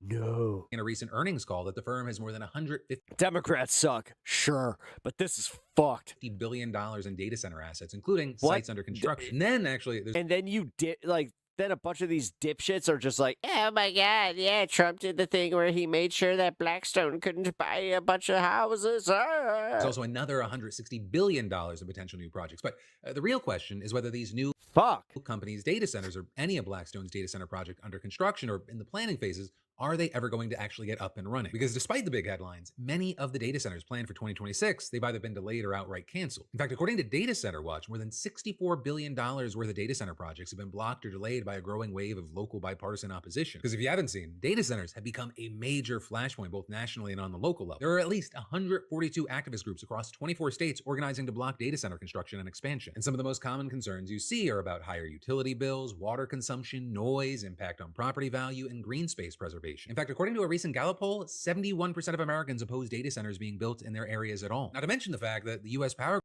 Jesus, that's a mass majority. grid really isn't equipped to handle the type of power that the data centers demand. Peak electricity supply in the United States is on track to fall short by 2028, with that gap only growing in the years after. And at least for Fun. Just when they can blame it on Democrats. Cool. right now, It's almost like that was part of the plan. Elon Musk's solution of orbital data centers, it's a little closer to sci-fi than reality. But then also, on top of all that, there's the fact that AI itself has a kind of a PR problem. Right? It's really not a secret that AI is very unpopular. Guess what the Republicans are going to fucking make their swift comeback post-MAGA with? Energy and data centers. In certain circles online and in real life. In fact, another poll found that 80% of Americans are either very concerned or somewhat concerned about AI, and Gotta check out some live guitar. See it? All right, buddy. Catch you later. 55% think that AI will do more harm than good in everyday life. And it seems, at least at this point, that the unpopularity is just snowballing, and it's happening fast. Some researchers say that they've never seen backlash intensify this quickly. One consulting firm CEO predicted that Yeah, we're supposed to be doing fun half. What am I doing? there would be large Fuck this. All right. Fuck that too. All right, let's chill.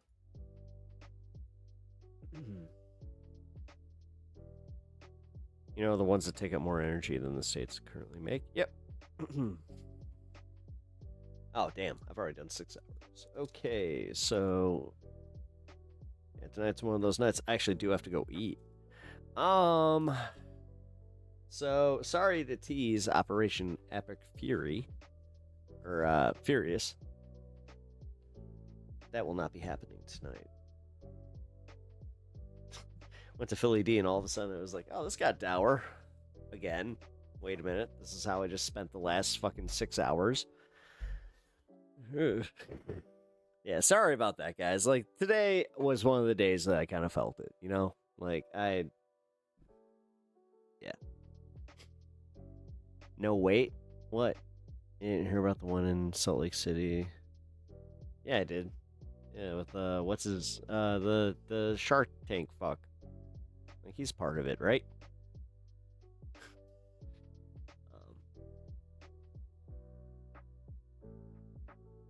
Yeah, I'm not really, as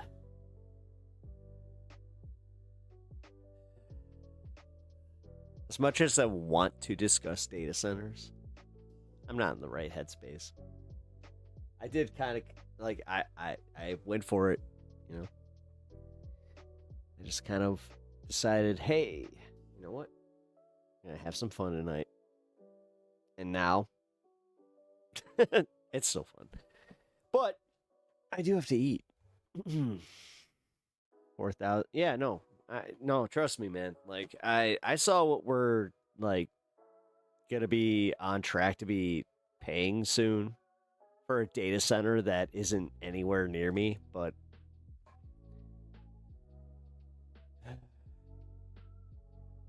fun fucking times. Wait, beefing with the 220 somethings. What are you talking about? Oh, you guys are having your own little thing. Okay, never mind. I thought I was still involved in that. My bad. Oh, God. I'm at that point of just kind of, yeah, trying to decide if I want to play a game or not.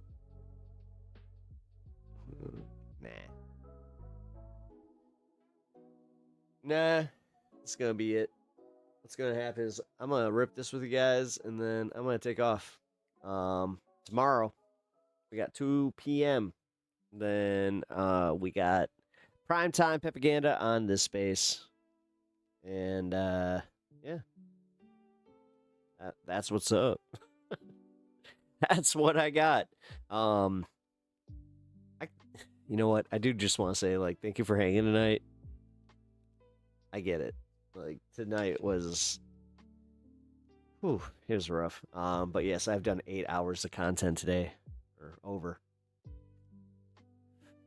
Ooh, almost went early. Get some rest? Yeah. Kind of what I just figured out. I'm like, oh shit, I've been on for 8 hours. No wonder I'm kind of like beat. I mean, yes, I did. I cheated a little, but I do also have to eat.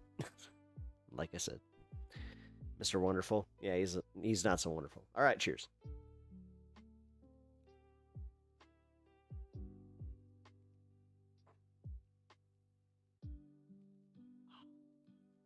Wonderful. All right. There's the dog. Everybody, give your love to the dog. Stan needs it. Why is he called that? I don't know. He called himself that. He's one of those losers. He's like, I'm on Shark Tank. Give me a funny nickname. Whatever. Fucking dipshit.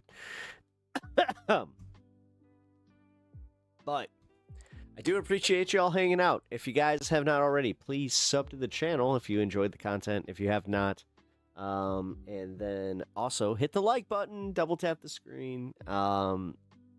I hate doing, this is like the part where I do kind of feel like, I'm puppet for YouTube, but it does help my channel. And that's how I get out there. So, hey, if you guys can help me with that, really appreciate it. Hope you guys had fun. Believe it or not, I did have a blast with you guys. I know, like I said, we were going through some pretty serious topics, and just, yeah. Pep, your Chicago-ness has been drifting into my life. I appreciate that. Yeah, that just makes him more of a badass. Middle America, baby, let's go.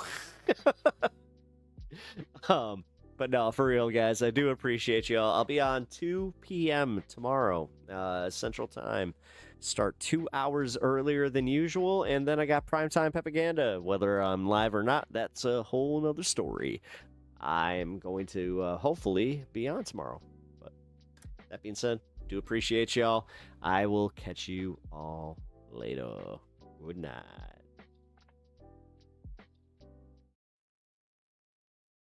Who the heck is Pep Talks? I'm not gay, but I fantasize about Marco Rubio. Pep talks. Pep talks. Pep talks. Let's eradicate the Kung flu. I'm literally coming. Pep talks. Pep talks. Who the heck is Pep Talk? They want our women. They want our children. Pep talks. Sometimes no means yes. Grab them by the pep talk. Grab them by the Marco Rubio. Obama is a racist. Pep talks. I'm literally coming. I'm literally coming. Pep talks. We found weapons of mass destruction.